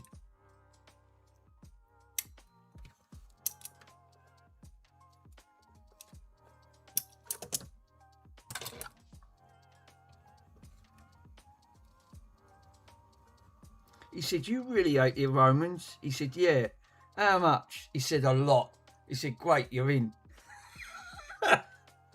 He said, "You're absolutely legend." I think it's John Cleese. Absolutely, he's always been funny. There's always been a few in the Monty Pythons and literally are legendary. Terry Jones, I liked it. I think they was all good. There was some really funny ones in there. Well, what about the roads then? Oh yeah, what about the roads? Oh yeah, yeah. Yeah, that's right, Reggie said. Yeah, give the rug and sanitation. Oh yeah, don't forget about the sanitation. He said.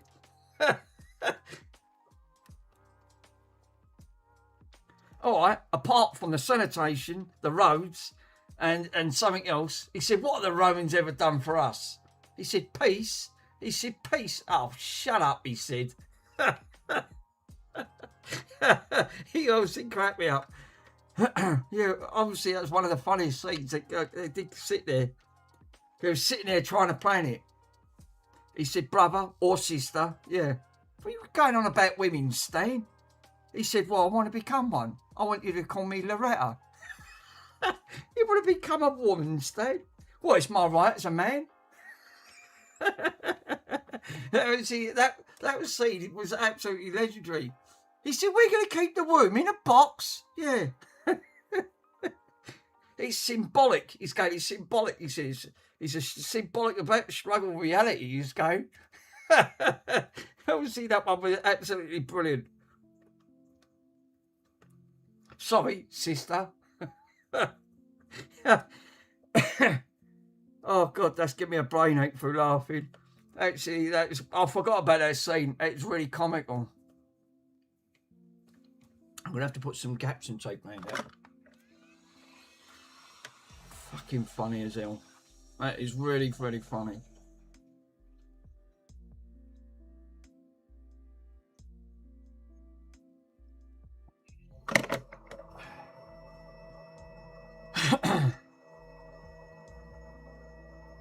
Oh, fuck this up. Right, caption tape. And then I can plug her in and then give her a go. I'm not going to put the LEDs in. I just want to sort this lighting system out.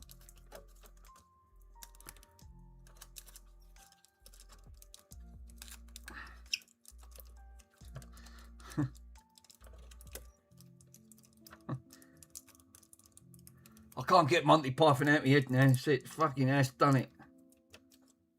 That's one of the funniest things I've ever... You can never ever get bored of watching. If you've never watched it, you've never lived. That's one of the fucking funniest things I've ever sat down and watched. That and Borat. Borat's had me in tears. Especially when he's on the underground train with the chicken. That absolutely cracked me up. You ever heard of the flavour of my flavour tape? It's Captain Biggest. Oh yes. It's biggest stickers. It's obviously, I forgot about that one. Yeah.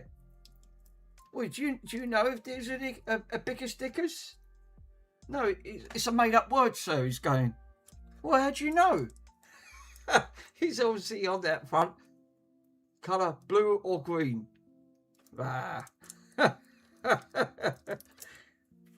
Right. Now I'm going to put this over, right? Because I don't want this shortening out. I'm going to plug this in.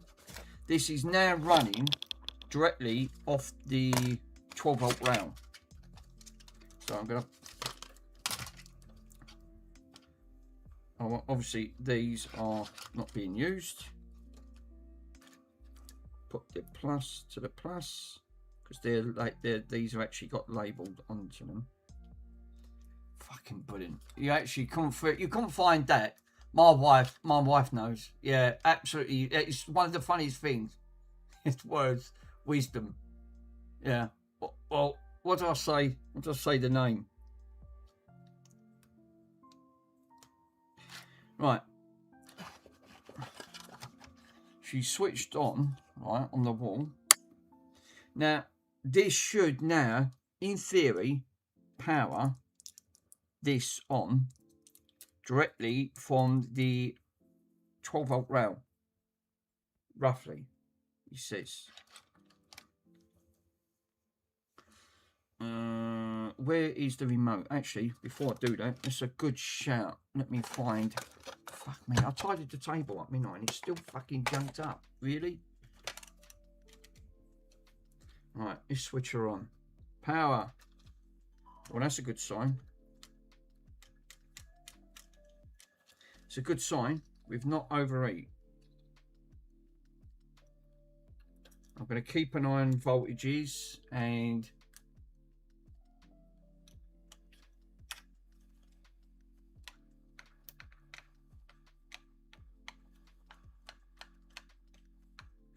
So it ain't this controller. Where's that controller gone? For fuck's sake.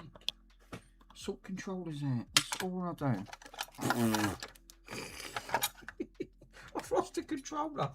It's gone. It's just completely vanished. It's going to flash because there's no DVD or hard drive in. But I just want to confirm. Fuck me. Andy moans about his chair, right? It gives him an answer. You want to sit on this one? Fuck me. You feel like you've sat on it. Your ass literally goes worse than numb. Oh, yeah, it's over here. Oh, great. Now the battery's full out. For fuck's sake.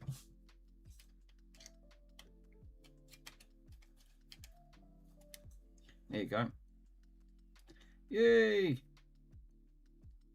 White, green, flash. Yes, that is a great name. Free Roderick. Oh yeah. Oh, forget it. No, he said, yeah, that's right. That's before Eric Idle sings, you know, all things look on the bright side of life. And he says, yeah, my name's Brian, and yeah, so is my wife. Yeah, that is hilarious. I love that. That's another part of the scene. Actually, it cracked me up. Now, I've soldered all of these masking tapes. Well, actually, I've used caption tape on that front because caption tape's good. This ain't going to go anywhere. Just want to keep an eye on that board because the last time I used that board, yeah, Free Roderick. So this is powered all the way up. So using the controller board on this one is a lot better. But I don't know how many amps that's actually pulling on there. But it's up to 6 amps. I don't think that's pulling 6 amps. So, you know, it's on that front. But it is working. And we have got, we can pick colours, which is nice. I like the blue. I like the teal. The teal's nice.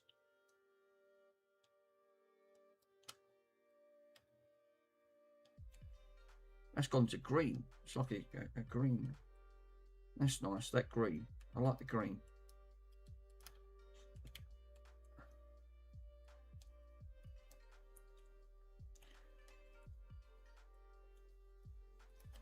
Green's pretty pretty. I still fucking burning my hand. That burn right across that knuckle, right on here. You can actually see it. Look, right across. It's in the worst fucking spot going. It's just calming down. It's just started to calm down. It's took ages. So if I turn that off, it should shut this off. So I don't think you can power these up. No, you can't. So it won't power on. Come straight onto the green. So that means the controller board is remembering the last part on that. It seems to be alright, guys. I'm not going to use all of these, so I'll come back to this tomorrow, and then I can start installing. Obviously, the Xenium chip has gone to green, so that's powered up. But that's what the LEDs are flashing. It's probably just telling me that there's nothing plugged in.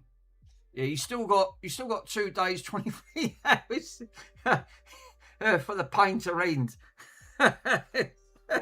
How long, guys, I don't even know how long have I been streaming for? It's hours. The pain's only just started to numb down a little bit. Goes to show, doesn't it?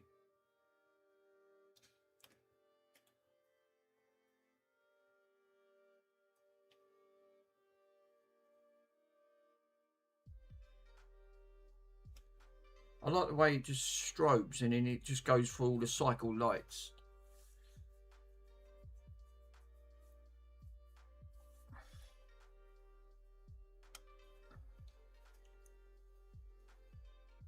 Well, if I press smooth, it goes to strobe, like flashing. If I press fade, it fades. If I press strobe, it then sort of like slow fade. So it's back to front, but it is working. I'm not running into any issues, and it's strobing all like the colours it should be. It's all soldered up. So this is now ready for tomorrow. That front. So I'm going to leave it here, guys, and I'm going to come back to this tomorrow. Obviously, after I nearly cooked myself to the fucking other one, but I'm glad I took that off when I did. So I am going to end it here, guys. I am going to call it a night. Obviously, it's gone 10 o'clock in the UK. It's coming up to 10 past 10. I'll be back on this tomorrow and come back to it. Yeah, time to start going for another. It's, oh my God, it's early. It's like 4:50 start. Ta-ta. Thanks, Nick, for popping on. Hot Cows, Mr. Stew, Mr. Worms, and all the lurkers in the background. Well, there's not that many because it's obviously late on that front. But thanks, guys, for popping on. Really appreciate it. And I will catch you guys in the next stream. We should be putting the LEDs around and then putting it all back together. Thanks, Hot Girls. Catch you tomorrow, my friend. Oh yeah, click on the link in my bio if you need to buy a mug.